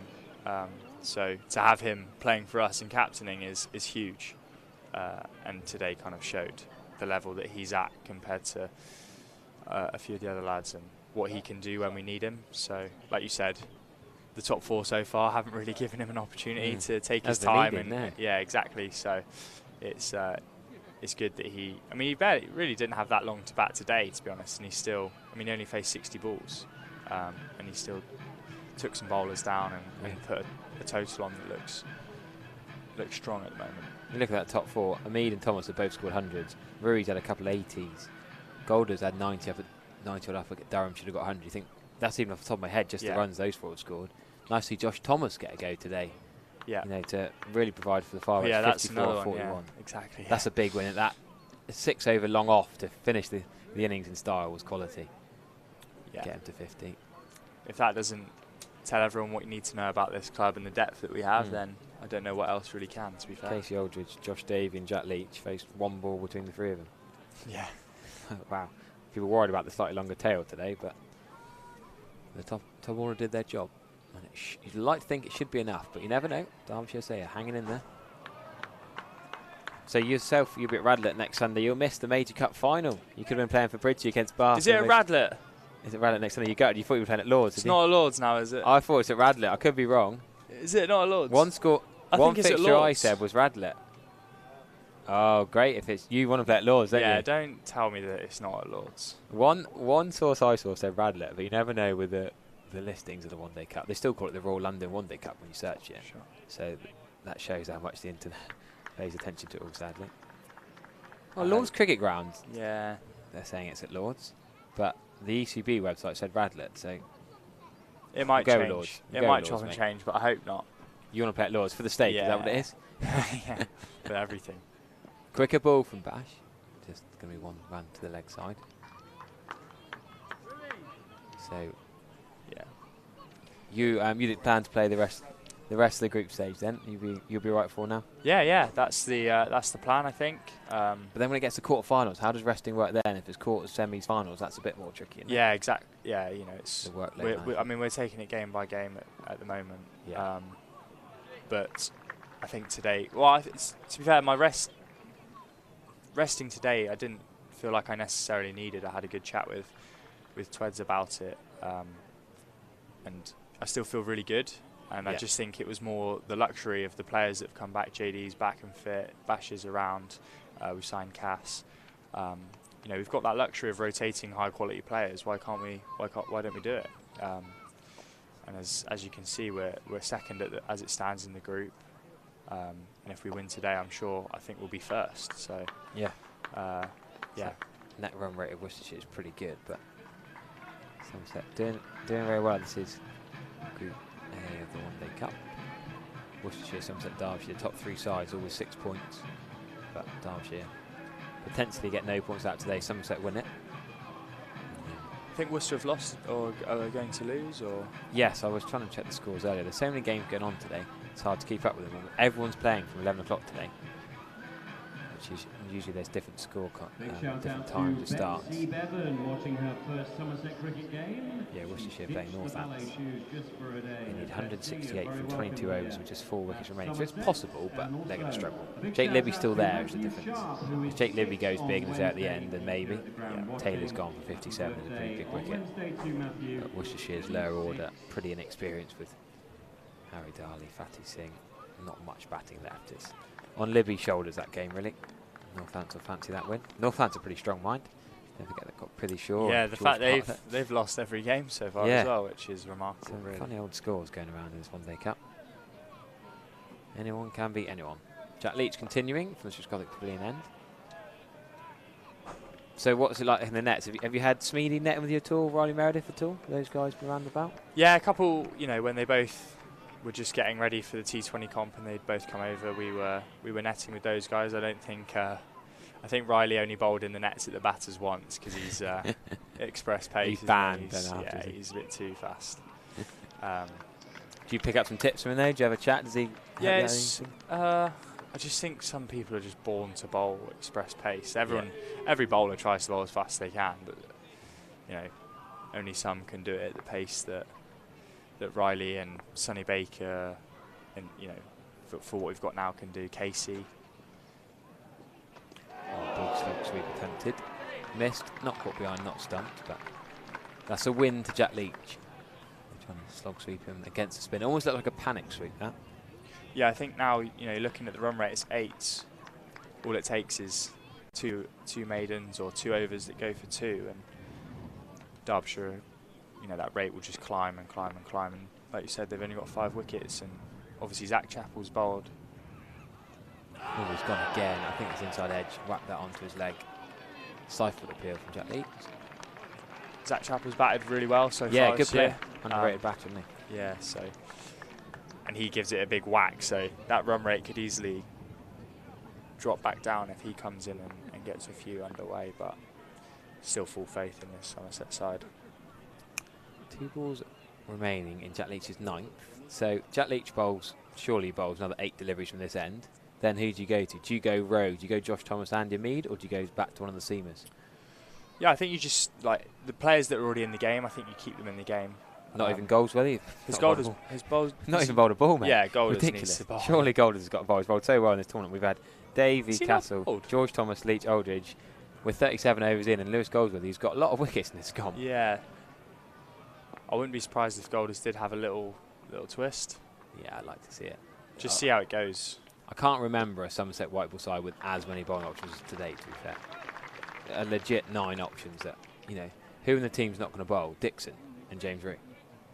Hey, don't underestimate Rui's left arm. Well, we've had this conversation earlier. I was telling Sam that every time I say to Rue, "Oh, how did you get on for Saints at the weekend?" You know, I've already checked his play cricket anyway. So it's about his bowling. He's not bothered about his 100 or whatever it is. He's like, yeah, I got 3 third bowl, really nice left arm spinners.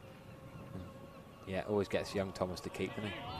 Lovely scoop. Might not go for 4 though. Can it catch up with this? Yes, it does. Just accelerates down there towards Holly Rhodes in the scoring hut above the Ian Botham stand. Not often you see Jack Leach scoop before. Lovely shot. Well placed. So yeah, next Sunday at Lord's, you're going to have your club game. Well, I'll be on comms. The stream will be on. 1 o'clock over lunch. You're going to have to. Everyone will come in at Lord's, and you'll have 30 minutes catching up on the Bridgie Bath score, won't you? Missing the voice. I won't need to check that. You'll have something like that. Bridgie will get that done. You're confident, yeah? Yeah.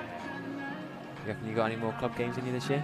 I love playing for Bridgewater, but obviously it's a very intense part of the season now. Still 5 Champo games left. T20 quarterfinals, T20 finals day, and potentially the 50 over quarter final and semi, and then finals day for that as well. So yeah, all sorts still going on. jam packed with cricket. They missed you and Ned yesterday, though. Yeah, well, there's I haven't asked you as well. What's your brother absent? What's that all about? he broke his finger yesterday. Oh no, Sadly, you so right? yeah, he's out for the season. He's gutted. Oh no. Just things starting to come good for him. Yeah, I thought he was doing well. I was started- looking forward to having to open the batting against him, open the bowl in a couple of weeks Yeah. as well. Yeah, he's turned a few heads, which is exciting for him. Is he properly down? I guess cheeky single, well run. He's a bit gutted, I guess. That's Yeah. blow, isn't it? Well, Especially his age, what he's done. Yeah, he's massive about cricket, and he's just started to really discover his love for it, and he's trying to get into the academy here, which is obviously a very successful academy. So he was just trying to prove a point to see whether he was good enough or not. And obviously he's been a bit cut short, I think, this year, but he's still having good conversations with Matt Drakeley and Andrew Griffiths. They're excellent coaches. You know, you only have to judge the players that have come through to know that. Oh, short, wide, and slapped over mid-off. Interesting place to hit the ball. David Lloyd is seeing it well now. Thought he'd have gone back foot punch past Casey Aldridge to try and hit the ball through extra cover before, but no. His eyes in now. Trust the pitch, trust the bounce. And back foot slap it over mid-off. A bit of Marcus Stormers like that. It's the odd way of hitting the boundary, but safe enough. Now, Derbyshire has bowled some quicker balls so far in this spell. He's got a bit about him, hasn't he? Got a few options. Do you face him much in the nets? Yeah, I have done. And can you pick his varieties? He's got so many. Yeah. That's the issue, isn't it? Pull shot, straight to deep square. You're just watching the hand very closely and hoping you can get a slight idea of what's coming, yeah? Yeah, I mean, if he can get Leachy's ability to bowl his best ball as well as Leachy does, and the consistency that he can do that at, and then he's also got his variations. Yeah. I think he could be, seriously one of the best spinners that this country's seen. That is a lovely, lovely cricket shot. That deserves 4. Placed perfectly between mid-off, and Shoaib maybe could have stopped it for being harsh, but that is a lovely, lovely shot. So a couple of boundaries off that over. Would have been a good catch. Yeah. Nearly as good as George Thomas's. It would have been a bit better than George's, I think. How hard he hit that. It's gone too quickly.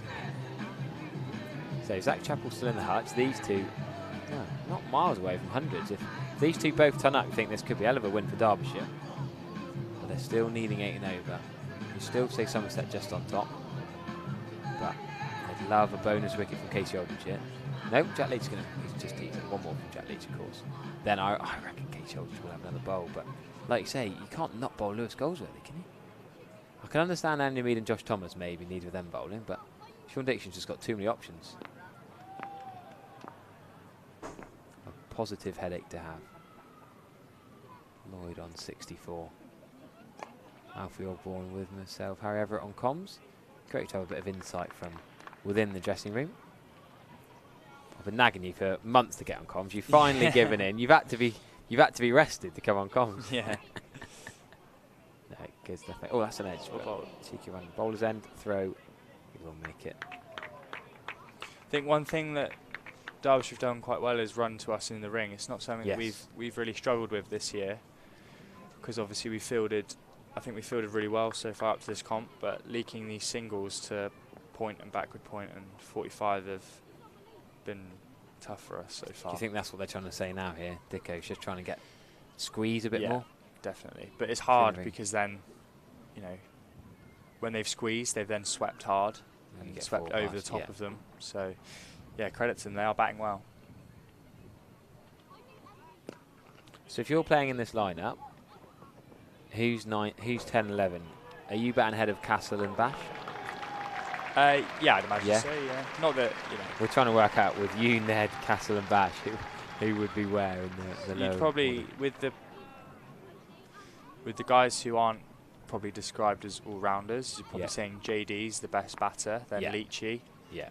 Then probably, in terms of how the order would look, if we go JD, Leachy, myself, Ned, Shoaib, and then Cass. I've not seen Cass back yet. No, that's what I was going to go. The only one I haven't seen bat is Cass, so that's Yeah. what we're trying to work out. Has he netted at all? Back No, he hasn't. I haven't seen him put the pad on yet. He's not needed to so far, but a lovely shot. Derbyshire looking good here. Jack Leach's last over. They're going to have a drink at the end of the over. Maybe get a message on how hard the Lloyd and Dal go. Don't forget, don't underestimate Derbyshire in this competition. Yes, they've beaten the bottom sides in the comp so far, but they've only lost 1 of their 4 games so far. They absolutely smashed Lancashire by 9 wickets. Rees and Guest, the main partnership, getting that job done.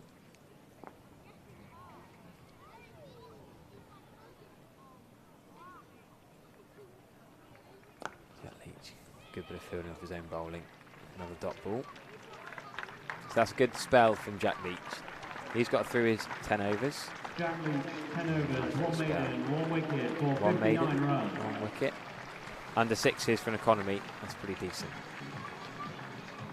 You also got to notice there's only been 1 wide so far in this entire Somerset innings. Really? 7 extras. I think that's a good effort, that. Because at Durham the other day, there were quite a few wides. I think Charlie Castle had a few, didn't he? Yeah. There were 19 extras in the first innings. I think that's something we should applaud.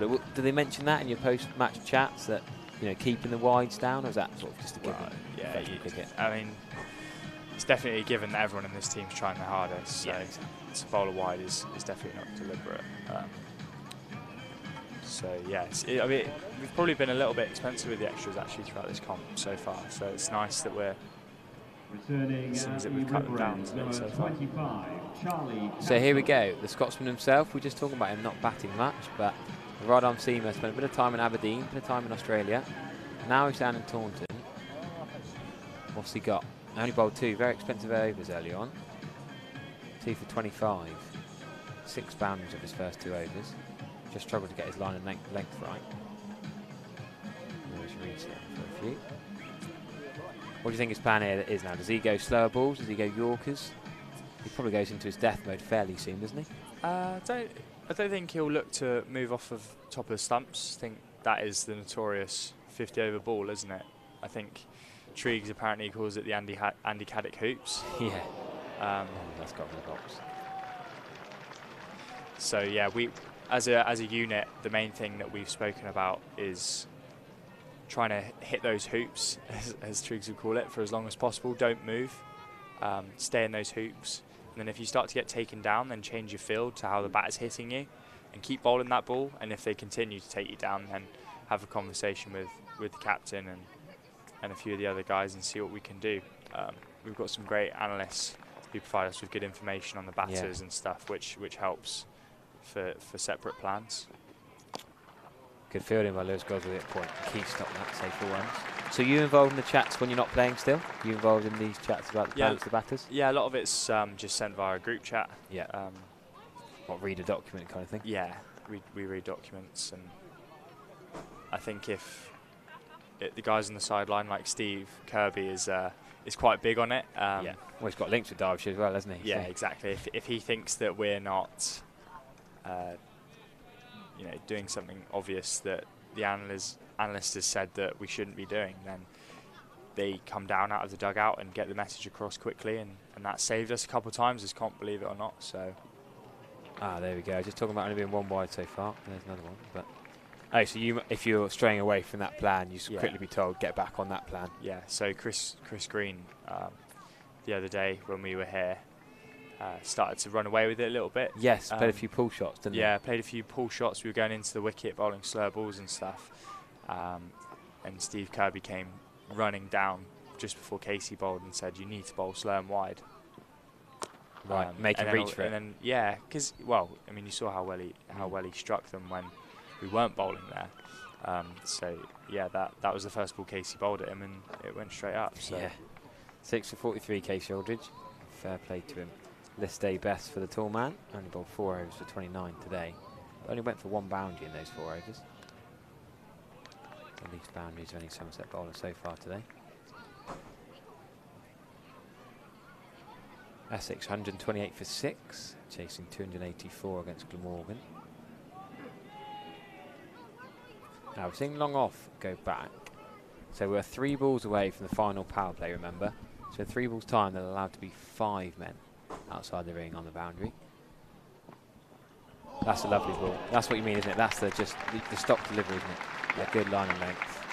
That's exactly what the boys will be trying to do every ball. Because then, you know, like that one there, if the ball does a little bit, then it makes it even harder to try and manipulate to score. And one thing, when you're hitting the stumps, top of the stumps, you know, that length's probably the hardest length to hit for boundaries. And if they don't execute it, the ball's going straight up or they're getting bowled. So we just think that that's the best way to go. Bashir's going back a deep third. Josh Thomas up to short fine. What's your thoughts this ball then?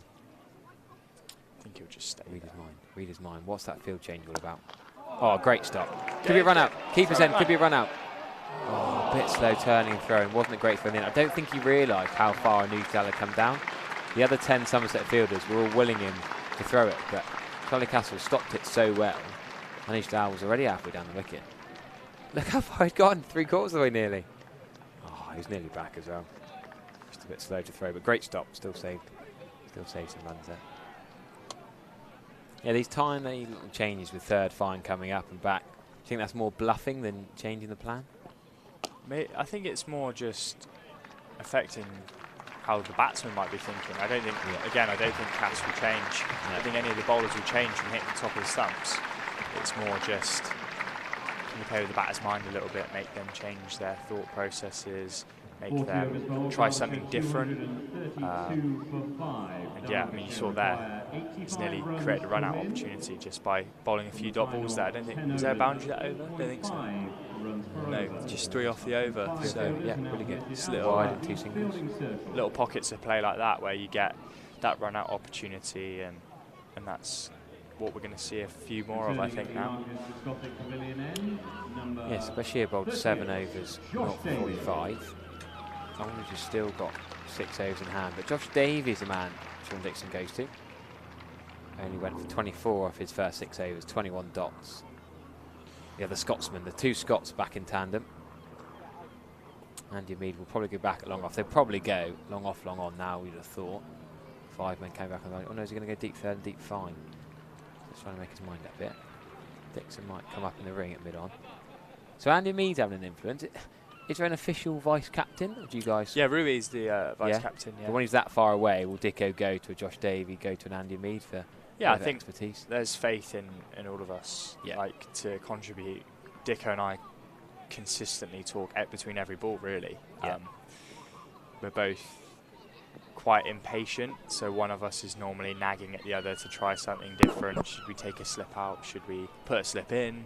All these little things. And so, yeah, we're always thinking, always chatting, whether it's someone less experienced like myself or Rui. You'll see a lot. He'll run over to the bowler if things are starting to fade away a little bit. So after all, that fine leg does come up. Big shot in the air. Could that be to deep cover? No, it's not quite going to get to Josh Thomas. Josh Thomas picks up, throws for just the 2. Josh Davey nearly bowled with 6 men outside after all that. He then brought in the fine leg fielder from the Colin Atkinson Pavilion up in the ring. Casey Aldridge, the big man. I like that. Long on. You've got to have your tall fielders, haven't you? Long on, long off. Normally Craig Overton, Casey Aldridge. What fielder he is as well. Exactly. Andy Meads at long off. Not short. James Roos now thinking, could we bring... There's a lot of gesticulation going on here. They're not worrying about the over rate yet. Cut off is 6:22. An hour and 2 minutes to bowl 9.5 overs. Should be plenty of time. They can get this right, can Somerset. That's a lovely cricket shot just for 1 run. This is really not squeaky bum time, but Derbyshire suddenly needing 80 off 9 and a bit overs. They'll back themselves. If these two stay together, Derbyshire in the box seat. Yeah, I'd probably say Derbyshire in the box seat now, to be fair. They've backed themselves to get this at a high-scoring ground. Yeah, I mean, they've not really taken any risks in there. Yeah, the rate's slipping a little bit, but when you see it as 82 runs off 58 balls, you know, and these guys 2 set batters, this is why Josh has probably come on, because he's so good at hitting that top of the stumps. Oh, that's a risky shot. Could it be caught? What a catch! That man, Jack Leach, took a screamer, nearly knocked out by Alfie Ogborn on Friday, going for a diving screamer.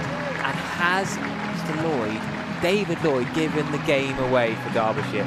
Lloyd and Dahl were absolutely cruising, both in the 70s. Even the non-biased Somerset player Alfie Ogborn had just said Derbyshire in the box seat, needing 82 of the last 9 and a bit overs.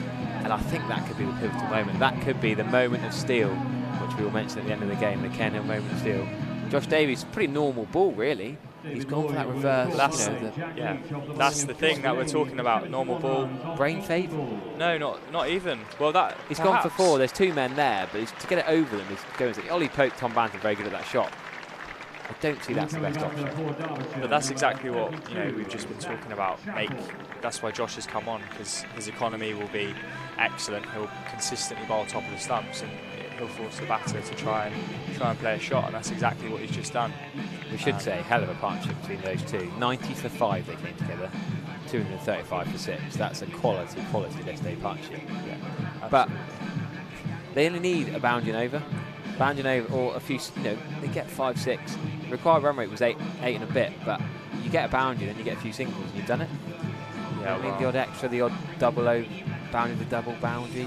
You think you don't need to panic. Well, big Zach Chappell has come in. Big Harry Moore is also in the changing room, so there could be some long handle, but Zach Chappell's still a proper bat, still a genuine all-rounder. Yeah, he's won them, I think, 2 games with the bat so far. So probably more of a 6 or a 7 than an 8, in fairness.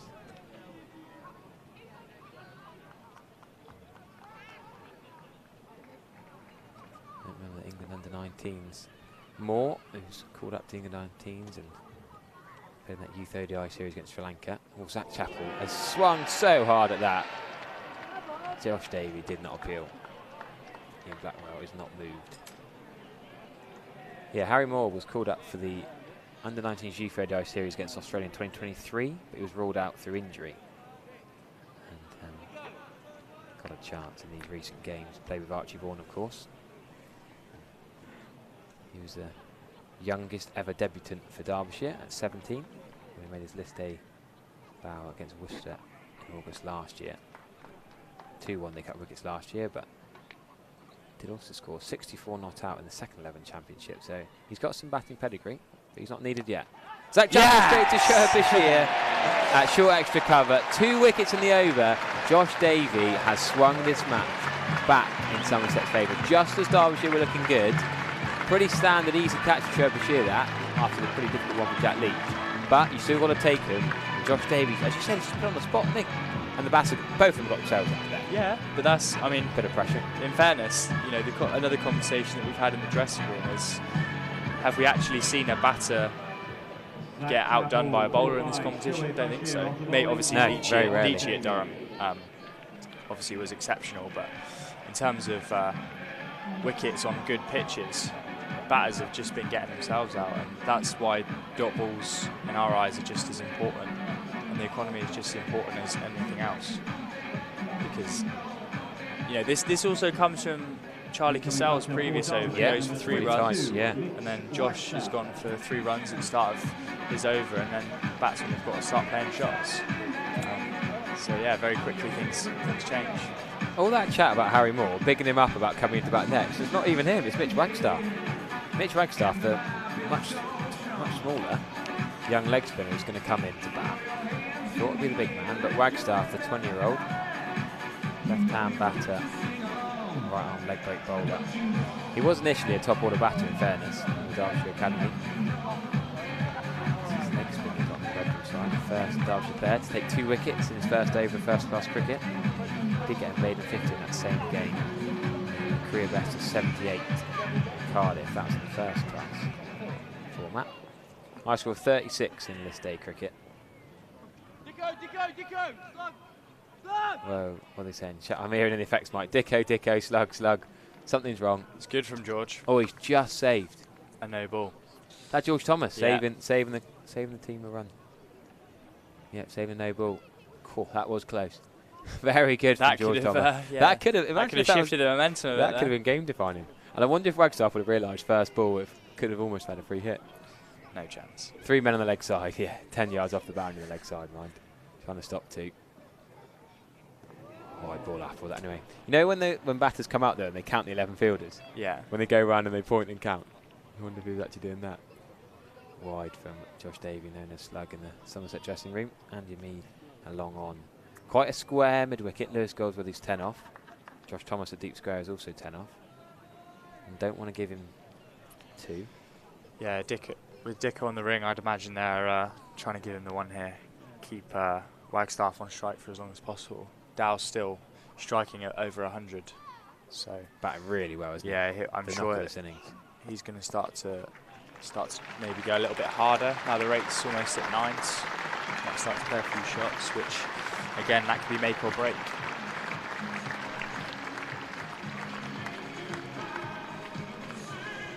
Well, we've had a brilliant... Alfred, thanks very much for coming on comms. I hope you enjoyed that. Yeah, I've loved it. It's been a privilege. You stay all day, mate. You have to come up again. I know, yeah. It's been a good time. It's been brilliant to have you on. Soon, please do come up any other time. You know, next Friday, even if you're not playing, if you're not batting, come on up. Yeah, I will. Well, thanks for having me. Yeah, good to see you. Top man. See you soon. Cheers, guys.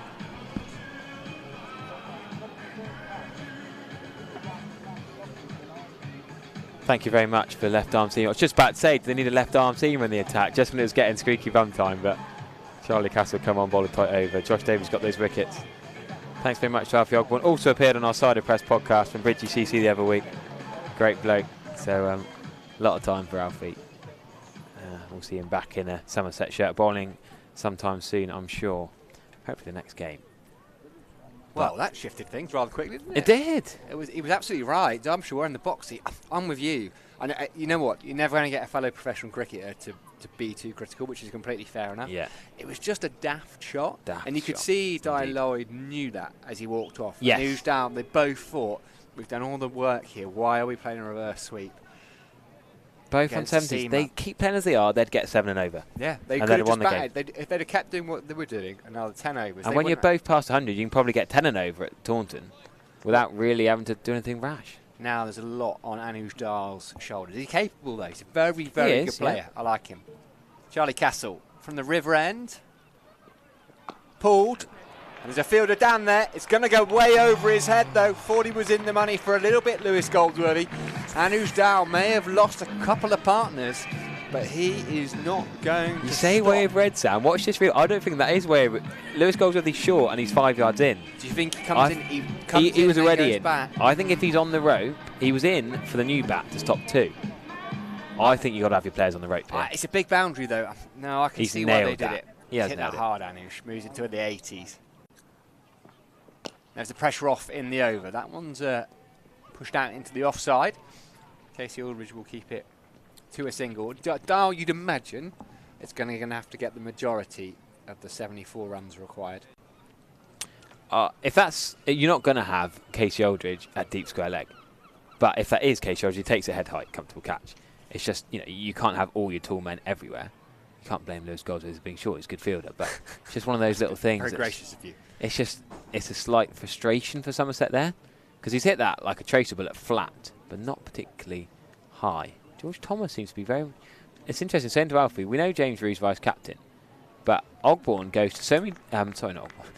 Alfie was saying that Rew's vice-captain, yes, but I like the way that actually Dixon rates a lot of the Somerset guys' advice. But he goes to George Thomas, a young lad, for his advice quite a lot. Bit of confidence, what have you seen? James Rew doesn't seem to be involved in many of these chats, but it's such a long way away. As the keeper, you can't really. He's not going to run up. You think for Josh Butler, every time he runs all the way to the bowl, you think he must be knackered. Right, so after all that chat, he's going to go to final long leg. So what we're going to have? Round the wicket, Castle. Left-handed Wagstaff on strike. It's a wide. Just as I said, 2 overs ago, there's hardly been any wides, and there's been 2 wides. Well, I did that. I was talking about Jack Leach's boundary count. He'd gone in this last 3 or 4 games for something like 3 boundaries in 30 overs, yeah. Overs. None at Durham. Just that 1-6 against Lancashire. I think 1 in the previous game. Where were they? The second game? Hampshire. Southampton, yep. And then he'd only gone for 1, and then I mentioned it, and he went for something like 2 in the next 3 balls. Pushed wide of Goldsworthy. I think we'll keep it to just a single. He does already got the boundary off the over. It was a big one as well. So they've got 9 off this over so far. They don't need to take any risks here, Derbyshire. All they need to do... Look, if Anuj Dal bats for the next 8.5 overs, they're going to be very, very close. What a moment that would be for him. Goldsworthy is going all the way now. Interesting that it's changed. Slightly behind square as well. Deep square leg. Well bowled, Charlie Castle. Just follows him. You could see Dowell trying to open up that offside.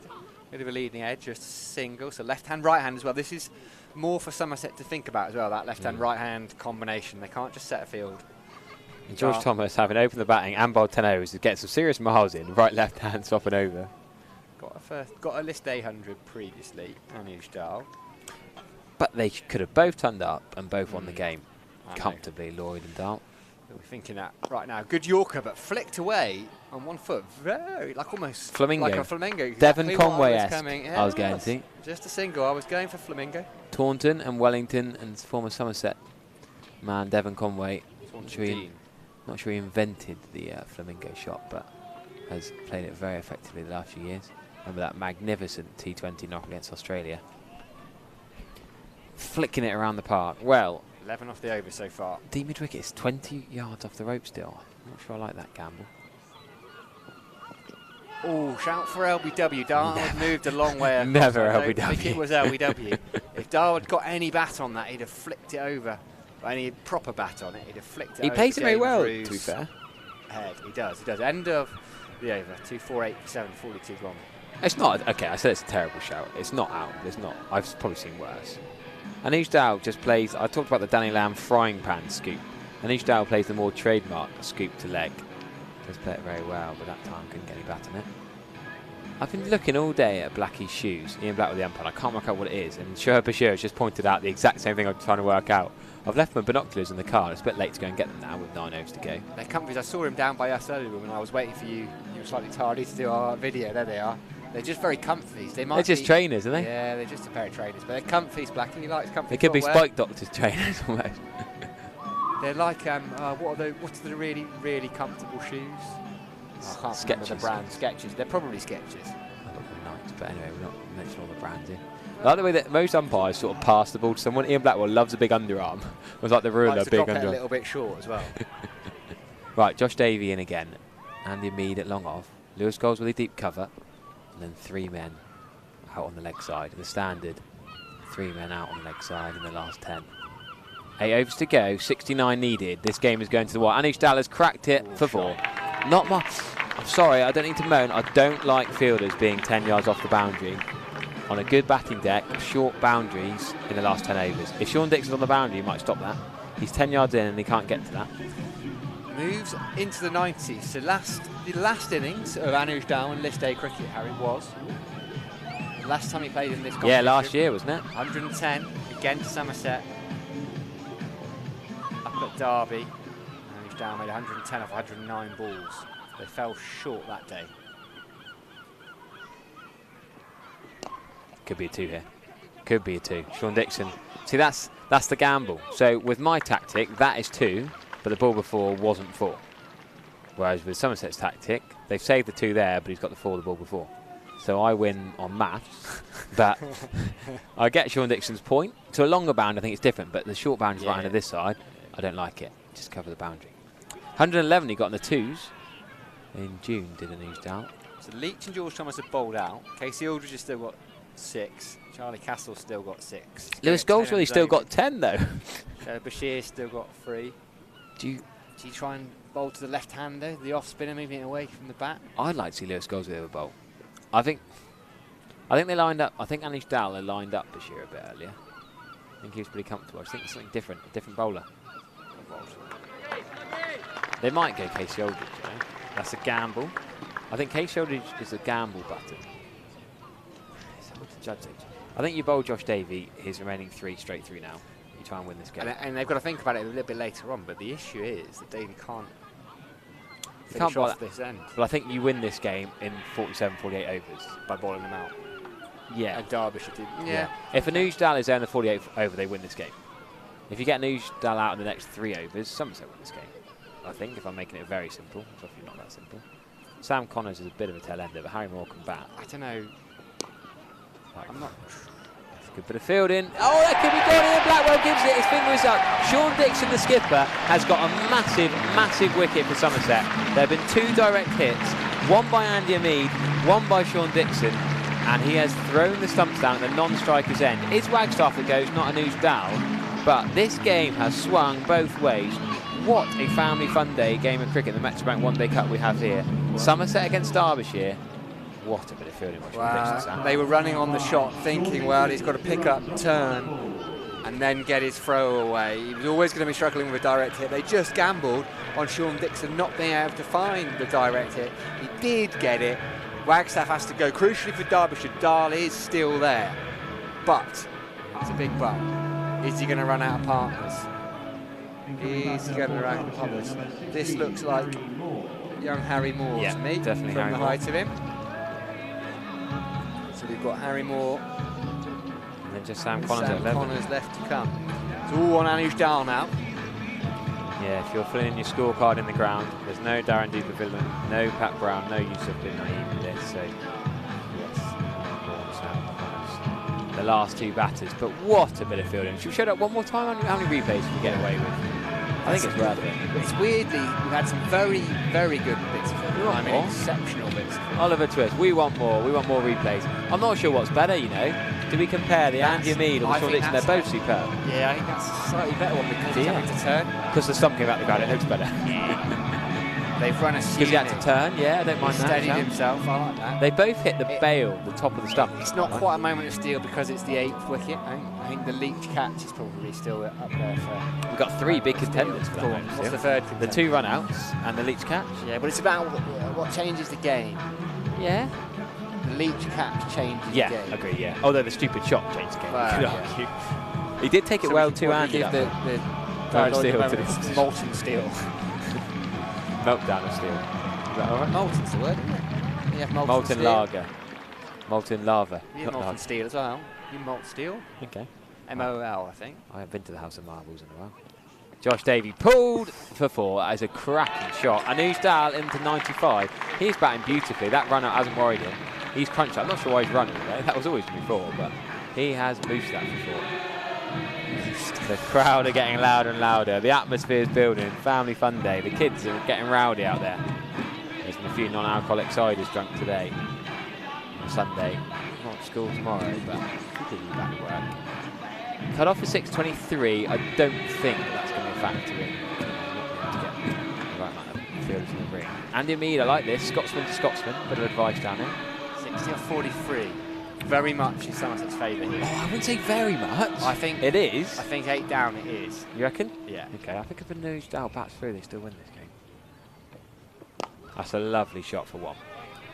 There's Goldwillies out there. This is exciting, exciting cricket. Oh, it's brilliant. 43 overs gone. What more do you want than a 50 over run chase going down to the wire? Anuj Dal is counting well. He's got the 1 off the last ball. Well, if you're a Derbyshire fan, the thing you want is Anuj Dal to be 130 not out, 140 not out. It's probably going to need him to get, what do we need, 59, so another 35. Then he's going to have to get the lion's share. He's more than capable. He's batting beautifully. 95 from just 64 balls. 96 now from 65, actually, after that last single. The scorecard hasn't quite updated. It's going to be Charlie Castle. Dal 4 short of 100. Third and final leg are up in the square. Long on, long off have gone back. What has Anuj Dal got in his locker? What has Charlie Castle got in his locker? This could be a seriously tight finish. So Sean Dixon is now going to become a boundary rider at mid-wicket on the far side. He's getting his miles in as the skipper. He'll be blowing. He got some runs on as well. He's still 10 yards off there. Dal drives it straight. I don't think he's hit it hard enough to get 4. Are they going to come back for 2 or was a bit of mix-up? Dal is sent back. I think it was a great bit of fielding by Jack Leach, isn't it, down there at long on. And I think Harry Moore did the very sensible thing and said to Anuj Dal, you just stay down that end, Anuj. What we don't want to do is lose wicket number 9 here. So 97, Dal moves to. Harry Moore going in with under 19. Quick bowler, really. Let's see what he's got with the bat, as Harry Everett was saying. Started his life off as an opening batter in the Derbyshire Academy. About to face his first ball. The old ticker will be going a little bit. There'll be a few nerves for Harry Moore. This is what he's been dreaming of his whole life, though. He's been playing professional cricket. Leading edge. They think about a single. They're not going to get one. Good from Charlie Castle, who put everything in to try and stop that ball as well. He ended up sprawled on the floor. Actually, there was a fielder right behind him at cover, so they don't get a run. Yeah, George Thomas did well there. Didn't throw it. Had a go at his brother Josh for not backing up earlier. Josh was backing up, I can assure you. That won't happen again. No, it will not happen again. He roared, and it was the last ball before drinks, if you didn't notice. So he had all drinks break to have his brother's wrath. Don't you worry, he walked very slowly. I watched back it, to yeah. the Casey Aldridge didn't really. I thought Josh was going to go make for a wee eye in the contact. groundsman's hat and have a drink over there instead. This time again, flicked to mid-wicket. Great bit of field placing. Almost a wonderful bit of fielding from Sean Dixon. He was in at short mid-wicket. They thought about a single. Dahl was sent back. He gives Moore the thumbs up. Dixon diving forward through it. He had one stump to aim at. He nearly hit it. So a batter not being able to rotate the strike, like Moore at 10, could get Anujdal out here. Anujdal is getting frustrated, trying to get back on strike desperately. And short extra cover and short mid-wicket are the key fielders here. Well, it's whether they move. Now I'm he's happy to going. give him one. 3 balls left in the over. Maybe they now do give Moore one, yeah. Fine leg comes up. 97,000. Not that that's massively relevant. It's the 58 runs to win that's the relevant number for Derbyshire. Stunning it's outside edge. Oh, he's got that away for 4. He's opened the face. Well played, Harry Moore. There's a fielder up at short third and back to point. And I think he's placed that actually quite deliberately. I was a little harsh on him first up by saying it's an outside edge. No. Let's have another look. He's just opened the face on that. Played it late. Brilliant. Rolled the wrist. Lovely shot. That is an absolutely magnificent cricket shot. To be on Nor and to be a number 10 early in your career and just time it beautifully. Yeah, couldn't have placed it any better. Josh Davey and Derbyshire, no chance. Just pitch it up, say the comments on the stumps, Cass. What's Charlie Castle got? He turns. Oh, and that's almost the perfect deliberately. He went fuller, he went straighter. Harry Moore had given himself some room. Fizzy's past his outside edge, but also just past the off stump. Kevin Ryder, short on this pitch equals boundaries. Yeah. Being the case all day, just pitch it up, please. I do agree with that. But then Casey Aldridge banged in a few and got 6 for it on Friday night, in fairness. But it's a gamble. You know, Jamie Oaten used to get wickets bowling short whilst also going for runs. Somerset can't afford to leak too many here. 54 needed. For Harry Moore, digging out that Yorker, it's a long way down. Yeah. Again, well bowled from Charlie Castle. It's going to loop up over his head. It's a crowd catch, a bump ball. The crowd loved it. Charlie Castle, in fairness, I think played up to it a little bit. But it's a brilliant over, brilliant finish from Charlie Castle, who's just gone for the 5 runs, 2-6-3 for 8. The best celebration for a saved single I've heard all day. And to be honest with you, giving him a single wouldn't have been the worst thing anyway, because it would have kept the big man on strike. Particularly when you have family fun days, those Yeah. crowd catches tend to happen They a love little it. bit more frequently. Here we go. So we know it's junior takeover day, and I know we're coming down to the wire. We've got a little bit of time to show you. Neil Shillabir, our cameraman, spending a brilliant bit of time showing a youngster how it works. How cool is this? Camera on camera, showing us how to follow the ball. Camera roaming. I've had a lesson from these guys last year. I did a bit of camera work, did a bit of broadcast journalism at university, did a bit of camera stuff. But Are you any good? Yeah, apparently I was actually. I thought I was terrible, but this is 11-year-old Jack. We had Alfie doing the pitch report. Bodie was up here on comms. There's been people next door with Spencer doing the live blogging. Alfie Ogborn did a little interview, mock interview with a youngster. We had Ivy directing the stream with Will Martin. I got interviewed by someone outside as well. He was going like a roaming reporter Did style, ya? Rob Scanlon, yeah. What did you say? I had to take my chewing gum out. I said I was very, very much enjoying it. Were you told to take chewing gum out? No, I knew to take it out for an interview. Can't be interviewed with chewing gum. No, but I would love it for 12-year-old. Like, oi. Yeah. Oh, it was Right. lovely. Anyway, more importantly, Casey Aldridge is taking the ball. Now, this is a big call. I like this from Sean Dixon. He's trusted his young quick. Casey Aldridge, I say he's young, he's been around a while now, but back of a length, Anujdal to Josh Thomas. Good bit of fielding. Hold it. Hold it. Hold it. 1 run, Anujdal onto 98. He's got to give Moore the strike. He can't really do an MS Dhoni here and just keep the strike and say, I'll win the game. You got to trust your 10. It might be different when Sam Connors comes out. Fair enough, but What's he thinking? Is he happy to maybe need 28 off the last couple of overs and then go for it? Do you try and take it that deep? I think, yeah, you bat to the 48th over normally-ish, these two, and then the last couple, you have a real dip if you have to. Do you remember that Yorkshire game, the rain-affected one-day cup game ready at 40 over? Andy Gorvin needed 6 off the last ball, chipped it straight for 4. Lovely cricket shot, landed just inside the rope. You and I were on comms for that. Another thriller is coming on here. He's gone outside off. He's going to get a dab to James Root. He can't stop it. He has run straight to first slip there. There isn't a first slip. There's a short third and the keeper. It's a good running from Anuj Dalu. Fair play to his fitness levels, by the way. Oh, He's super fit. He super should be quick. blowing, really, but he's sprinting between the wickets. For a little man as well, because he has to make a lot of strides. He's not a tall man. You know, sometimes you see players can eat up those 22 yards. Casey Aldridge to Anuj Dalu. What can he do this time? Cut straight to Josh Thomas. This could be a run out. It's worth it. Now there could be the overthrow. Then there could be another run out. It's all going on.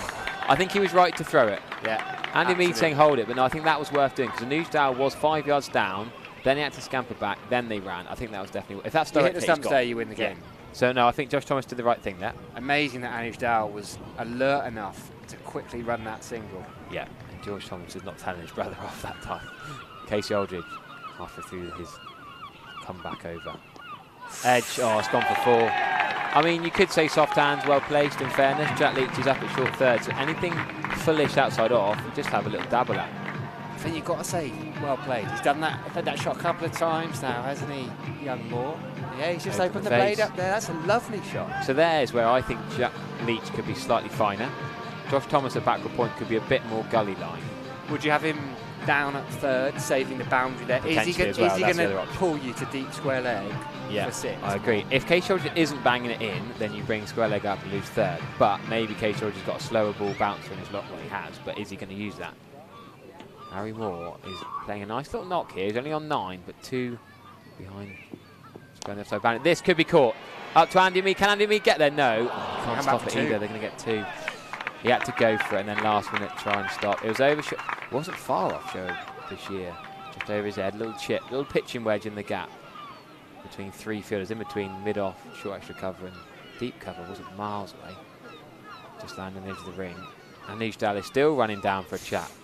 He is so fit. Mickey Arthur said he's the best fielder in England. Big statement. Quick across the ground, quick between the wickets. Harry Moore on 11 now. Dalu on 99, but he's not on strike. Last ball, the over. Can he push 2? Just 1 out to Sean Dixon. And Dalu deprived of strike. He's not worried about being on 99. He's got hundreds before, but this is exciting, exciting cricket. 45 overs gone.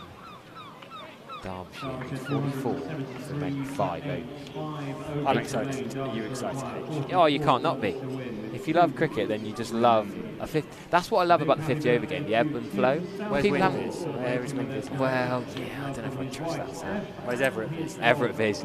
Everett Viz is maybe Derbyshire's 6th. That's a big statement. That is a big statement. I was going to say Derbyshire's 64th. It's going to change every ball. Just because Dahl's being on strike. Yeah. Dahl not being on strike here will change. We're down to those minutiae. But Moore's got 12 off about 7 balls. 8 balls? Castle, can he get one full and straight? He tried in the previous over. Just 5 off Charlie Castle. He'd been a little bit expensive up until that point. 4 overs, 0 for 40. Now 5 overs, 0 for 45. Went for 25 off his first 2. Third is down there for Harry Moore now. Derbyshire is down on the boundary. Sean Dixon's going to go out to deep mid-wicket and mid-off is going to come up into the ring. 3/4 mid-wicket. Well bowled, well fielded, and it keeps it to a dot ball. Thomas there, George Thomas in cover. He's been brilliant. Yeah, they nearly ran to the parry. Harry Moore fancied the run to the parry. Anuj Dalu was already going back to get his ground. Never ran to the parry, H. No. George Thomas nearly parried it to the stumps. He's saved a couple of runs in there, but more importantly, he stopped Anuj Dalu getting on strike a couple of times. Yeah.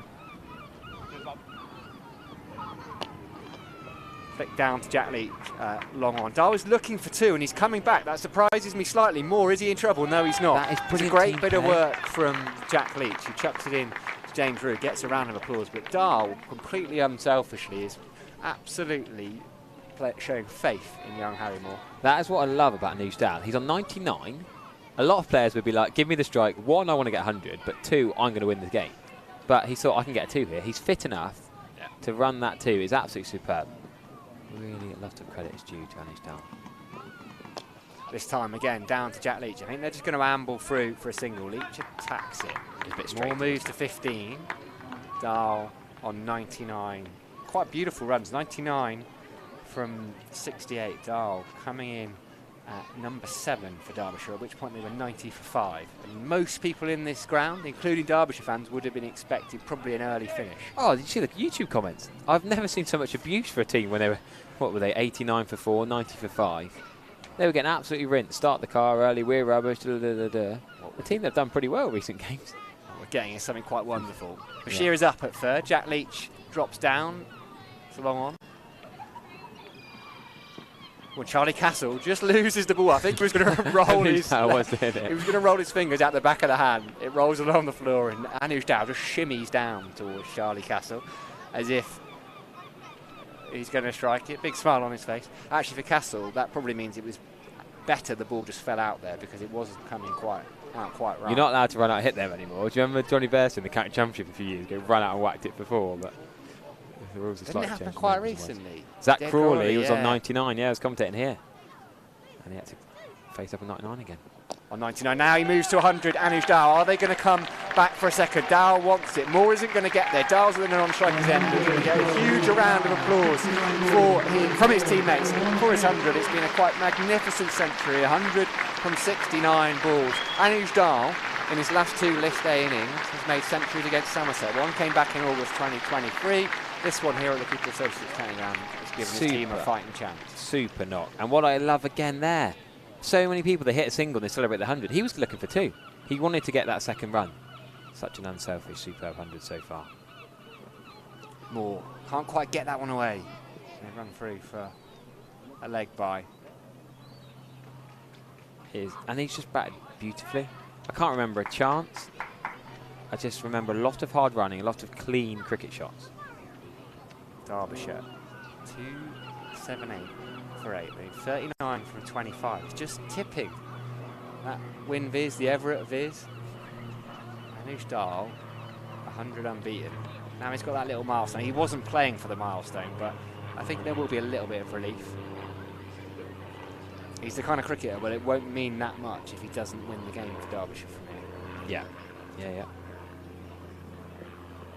Drives down the ground. There's a fielder underneath it. It's Andy Ameed. It's gone over Andy Ameed and it's smashed into those plastic windows on the bottom tier of the Colin Atkinson Pavilion. Finishes with a 6. Charlie Castle puts his head into his shirt. A good over comes a pretty average over. 284 for 8. Yeah, Charlie Castle slightly worrying me here. Does he gap? I think Sean Dixon changes this now. I think a little gamble. I don't think Lewis Goldsworth's going to bowl, which I think is a shame. I think you'll say it's too late to bowl a spinner who's not bowling the match. But could he gamble and bowl Goldsworthy or Bashir? I would like to see that. I know Adusdale plays really well, and you think Harry Moore's going to whack it, but maybe something different where you've got to generate the pace.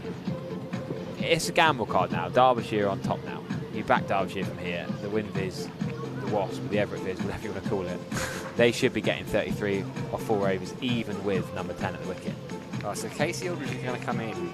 I think Casey carries on. Davy's got 2 overs, presumably. Yeah, you could go Josh Davey from the other finishes. end now. Yeah.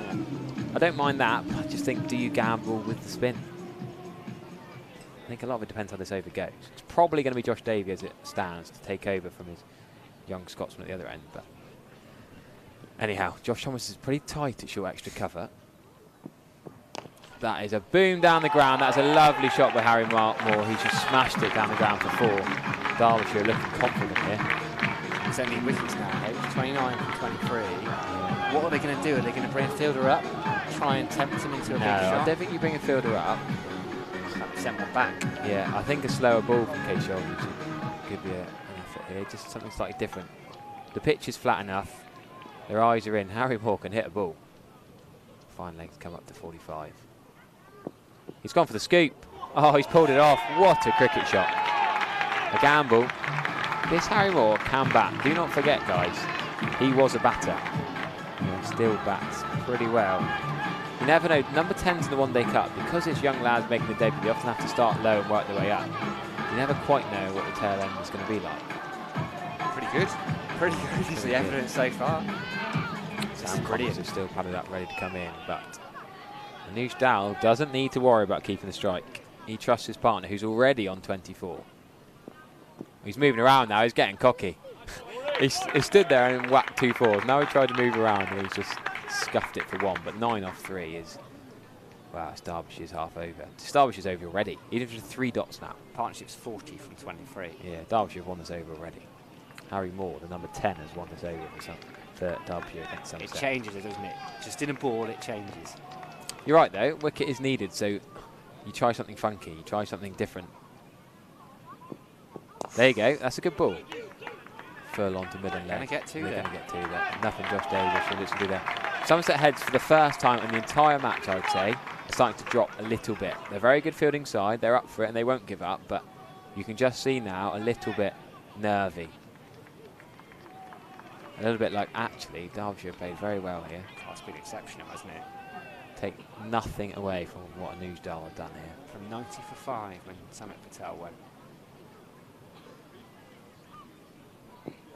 Short ball, uppercut. Can Jack Leach get there? Jack Leach might be there again. Jack Leach is always the man who takes the catches. Recently, Jack Leach has taken the catch. That could be... Oh, it's a no ball. It's a no ball. The Somerset fans are celebrating wildly. Ian Blackwell has broken the hearts of the Cooper Associates county ground. Brilliant awareness from Derbyshire, who came back for the second run. They heard the call. Somerset were off celebrating, and Anujdal said, come back to Harry Moore, and they pick up 2. What was a no ball for? Is that Overhead hearing the high? effects? Was that still out? I'm hearing the effects, Mike. Overhead, I think it. Has the square leg umpire given it? Ian They Blackwell don't tend gave to, it. though, because they've got walkie-talkie. They tend to communicate with each other. Ian Blackwell definitely gave it. I don't think it was fielders outside the ring. Now it's a wide. Oh, that is another. Wow, that's the Derbyshire there, still. That really is gutting for Somerset. Suddenly it's 18 now of 3.2. I'm hearing Derbyshire la la la through the effects mic. Wicket needed for Somerset desperately. I don't think it could be no ball over the head if they hit it. That's going to be 4 runs. Really well played from Anujdal.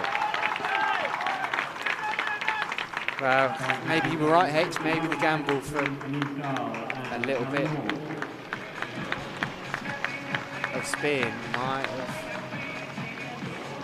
have been the way forward.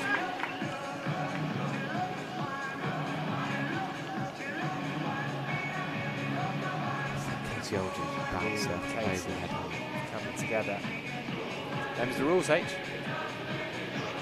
3 boundaries off the over, a wide, 2 no balls and 2 runs, 2 and a single. It was clearly overhead, wasn't it? I don't think I can argue that. But if you look at that 6 to finish the previous over as well. Yeah, that's a good shot, one. Very, very good shot. Casey Aldridge, can he end the over in massive style? No, Anujdal jabs it down the ground for a 1 run. We should also mention there's been an absolute thriller while we have an over break. Time to tell you that Somerset women had a tie today. Should mention that. I forgot earlier. Dorset needing 138 to win. Were bowled out of 137 by Somerset women. Match tie. You didn't have your Virtu Motors earpiece in, did you? I did. Been there a couple of times. I was trying to update it earlier, but give ball by ball updates. What an over that was for Derbyshire. I feel it's a game-changing over, isn't it? 52 the partnership, by the way, after 27. Josh Davey, they're going to stick with Seam.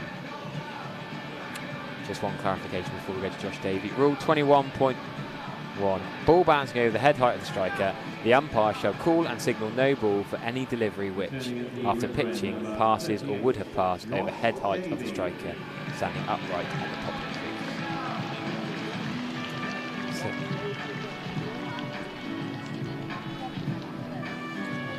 So I guess we'll say good umpire from Ian Blackwell, even though it has broken the hearts of Somerset. He knows his stuff. Casey Aldridge, you can see on the Eurolay speed gun, he tried everything. He tried varying his pace. He tried Yorkers. He tried shorter balls. Just couldn't make anything happen. It was a really expensive over. Brilliant over from Derbyshire. 21 off the over. Include that 6 of Charlie Castle from the last ball of the previous over. 27 from 7 balls. Has that swung the game irreparably in Derbyshire's favour? Or perfectly in their favour if you're a Derbyshire fan. Derbyshire fans who were writing them off not so long ago. Yeah, they're eating humble pie. Oh, he's got him, he bowled him. Josh Davey has bowled Anuj Dal, looking to turn it into the leg side. And leg stump has gone out the ground. Do we have a twist, a turn? We always have this in 50 over cricket. Just as Anuj Dal looked to have played a winning hand, this game is back in the balance. Derbyshire, 305 for 9. 12 still required. Anuj Dal, 115. 75 balls, has to go. He's played an absolutely brilliant hand. Trudges off slowly, he'll be gutted. It's been exceptional from him. He'll get a warm round of applause from Cooper Associates County Ground. Josh Davey, what a delivery, what a time to bowl it. That is an amazing. Anuj Dal now giving the number 11 some advice here. What a team player is Anuj Dal. He's gutted, absolutely devastated. He deserved to win the game for Derbyshire. But Josh Davey has bowled a beauty. So many twists and turns. This is what 50 over cricket is so brilliant. This talk about going back to 40 overs or forgetting this World Cup, forgetting the Metro Bank One Day Cup. It's so sad because you don't get the twists and turns like this in the T20. It's absolutely ridiculous how many times Derbyshire on top, Somerset on top, just trying to keep up with it. But Sam Connors will come out with 12 needed. Harry Moore has looked brilliant with that. Can't knock him in either. 25 off 16, 4 boundaries. Sam Connors' job is now to stay there with Harry Moore. There's plenty of balls left here. Time for this. Plenty of balls left. 12 off 17. Somerset just trying to work out what they're going to do here. Sean Dixon and Josh Davey having a chat. Derbyshire drops down to third. Fine legs dropping down, they're thinking that outside edge. Is your number 11 going to hit you down the ground in the air? If he does, fair play to him. Yeah. And Jimmy getting involved now. Jack Leach. Loving life. He's just waiting to be told where to go. I think he's going to hang in at long on. He's about halfway back.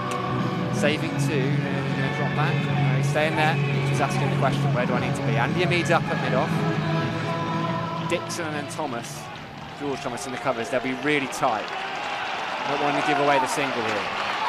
Here's Josh Davey, 305 for 9.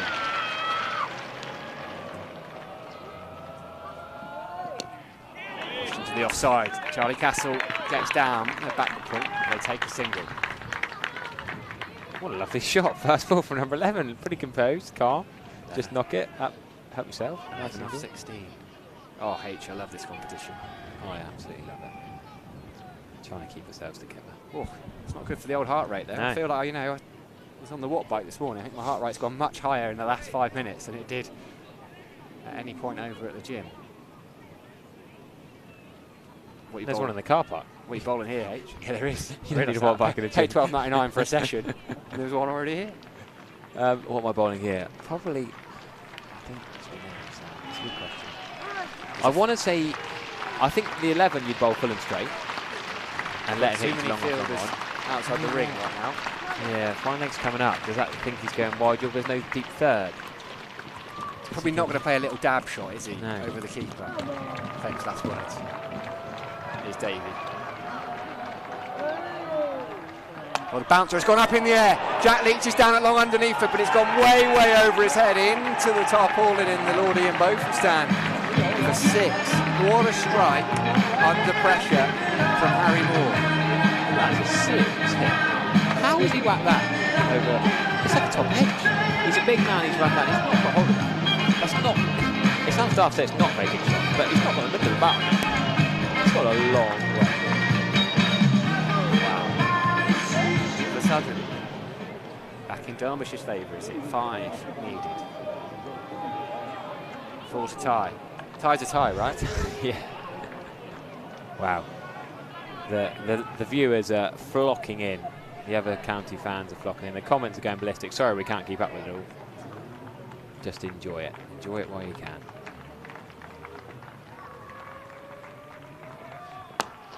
Driven down the ground. Jack Leach will attack that along. And 4 needed. This is what Somerset wanted now. A couple of balls at Sam Connors. It's got to be Yorker H. You know what this takes me back to? This takes me back to Mason Crane not taking that run with Jamie McElroy at the other end. Was it 5-9-2, Glamorgan, Gloucestershire? That's what it takes me back to. He didn't take the one because he didn't trust his number 11. Harry Moore has trusted his number 11.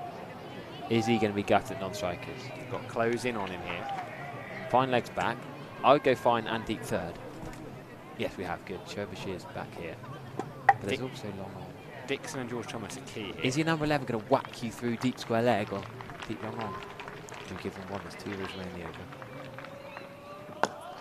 Pushed it to Andy Mead, who's done really well at mid-off. Doesn't mind this. Derbyshire will be quite happy. All Derbyshire want is for Sam Connors to see out this next ball.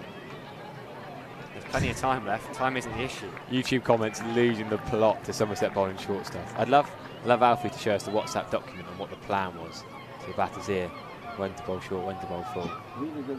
Is it the plan? Is it the execution of the plan? It's not quite gone right for Somerset here at times. This could be the ball. This is a ball where Somerset need to get a wicket. That wins the game. Do you give him one? They haven't got enough runs to play with. Does more take? Dave goes fuller, straighter. Is he going to take one? No, he's not. They thought about it. Keeps him out. It's the end of the over. 48 gone.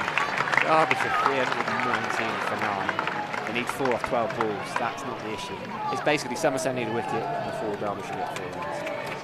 Yes, it's a ridiculous game. This is what we love. We love the twist and turn. By the way, Ed Barnard's just not there. Well, yeah, Metro Bank we could talk about so many other things. Hampshire winning by 71 runs, Middlesex by 5. Northampton haven't won a game. Smashed Worcestershire by 130 runs.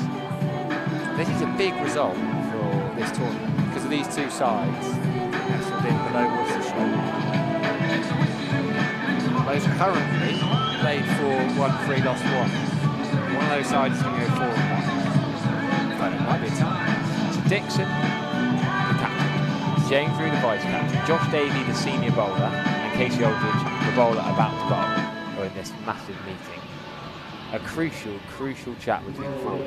What are you going to bowl? What's the plan? Josh Davey still talking to him. Back your skills. Back your best ball, I reckon. It's something you find, what they say. Dixon himself is going out to Digital wicket. No one in the ring on the leg side. Well, other than now, the 45 will come out. Just trying to guess. What a thriller. I hope no one's left. Family fun day in full flow. What are we? 6:10 on a Sunday evening. It's a good thing that stands there so those people loitering can't just nip off the train. Casey Aldridge then. 4 men in the ring on the offside. What can he do? Moore's moving around. He's bowled a short ball. That's not an no ball. That's his one for the over, I dare say. Yep, Ian Blackwell gives that. Bit of a gamble going short. Casey Aldridge's got away with it that time. Rough him up first ball. Harry Moore is a good bat, number 10. He's 32. Not out. He needs to find a special Yorker here, Casey Aldridge. And in swinger. This is thrilling. What more do we want? James Rew behind the stumps. I can't do anything about that. He's in it for 4. Harry Moore has played a cracking knock for Derbyshire at number 10. He's played it fine for 4. Derbyshire win an absolute thriller at the Cooper Associates County Ground by 1 wicket. They had, what, just over and over remaining. Somerset were on top for most of this game. They had Derbyshire 90 for 5, but that brilliant partnership from David Lloyd and Anuj Dal to take it to 235 for 6. To that brain fade, that bizarre reverse scoop, switch it straight to Jack Leach. But Harry Moore has come and done a job, even after Anuj Dal got out. Fair play to Derbyshire, Sam. What a performance from them. Absolutely fantastic. The spirit they have shown, it would have been so easy to give up, wouldn't it, at 90 for 5. But that was never on the radar for Anuj Dal and Di Lloyd, who shared in that mammoth partnership, 145. And then when Di Lloyd went, and then when Zach Chappell went 2 balls later, you just thought that would be the end. Their spirit would have been crushed and been sapped out of them, but no. Dahl and Harry Moore putting on 52 for the 9th wicket, and then Dahl goes, and you think, well, surely it's Somerset's game to win. And that Harry Moore, young under 19 player who was quite expensive at the back end, wasn't he? Sean Dixon gave him a little bit of stick. Well, he's more than made up for it now.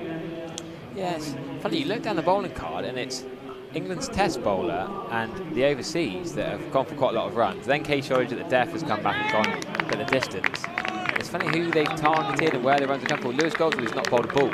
There's different ways Somerset can look back on this game and think, what can we do differently? No Alfie Ogborn, no Ned Leonard for the first time. in the Metrobank One Day Cup. They're rested out and Somerset lose. But George Thomas bowled magnificently. We shouldn't forget, he was 3 for 41. And he's not even a frontline bowler. He bowled brilliantly. Josh Davey came back really well, 3 for 46. There's so many different talking points of this game. Jack Leach again bowled really economically. Only picked up 1 wicket, but they almost see Jack Leach off in this. But we should credit Samit Patel's men. He didn't do much. That cracking catch, getting him out for a duck from George Thomason's follow through. Zach Chappell bowled really well at the start. He was 3 for 54. We go back to the first inning. He was 3 for 54 off 10. Him and Connors got the game off to a good start. Yes, Connors got whacked a bit later on, but it's just an all-round team performance. When there's 100 overs of cricket, there's so many different talking points, so many different players to big up who've had a really good game to get Derbyshire this win. Yeah, absolutely fantastic. Look at that match.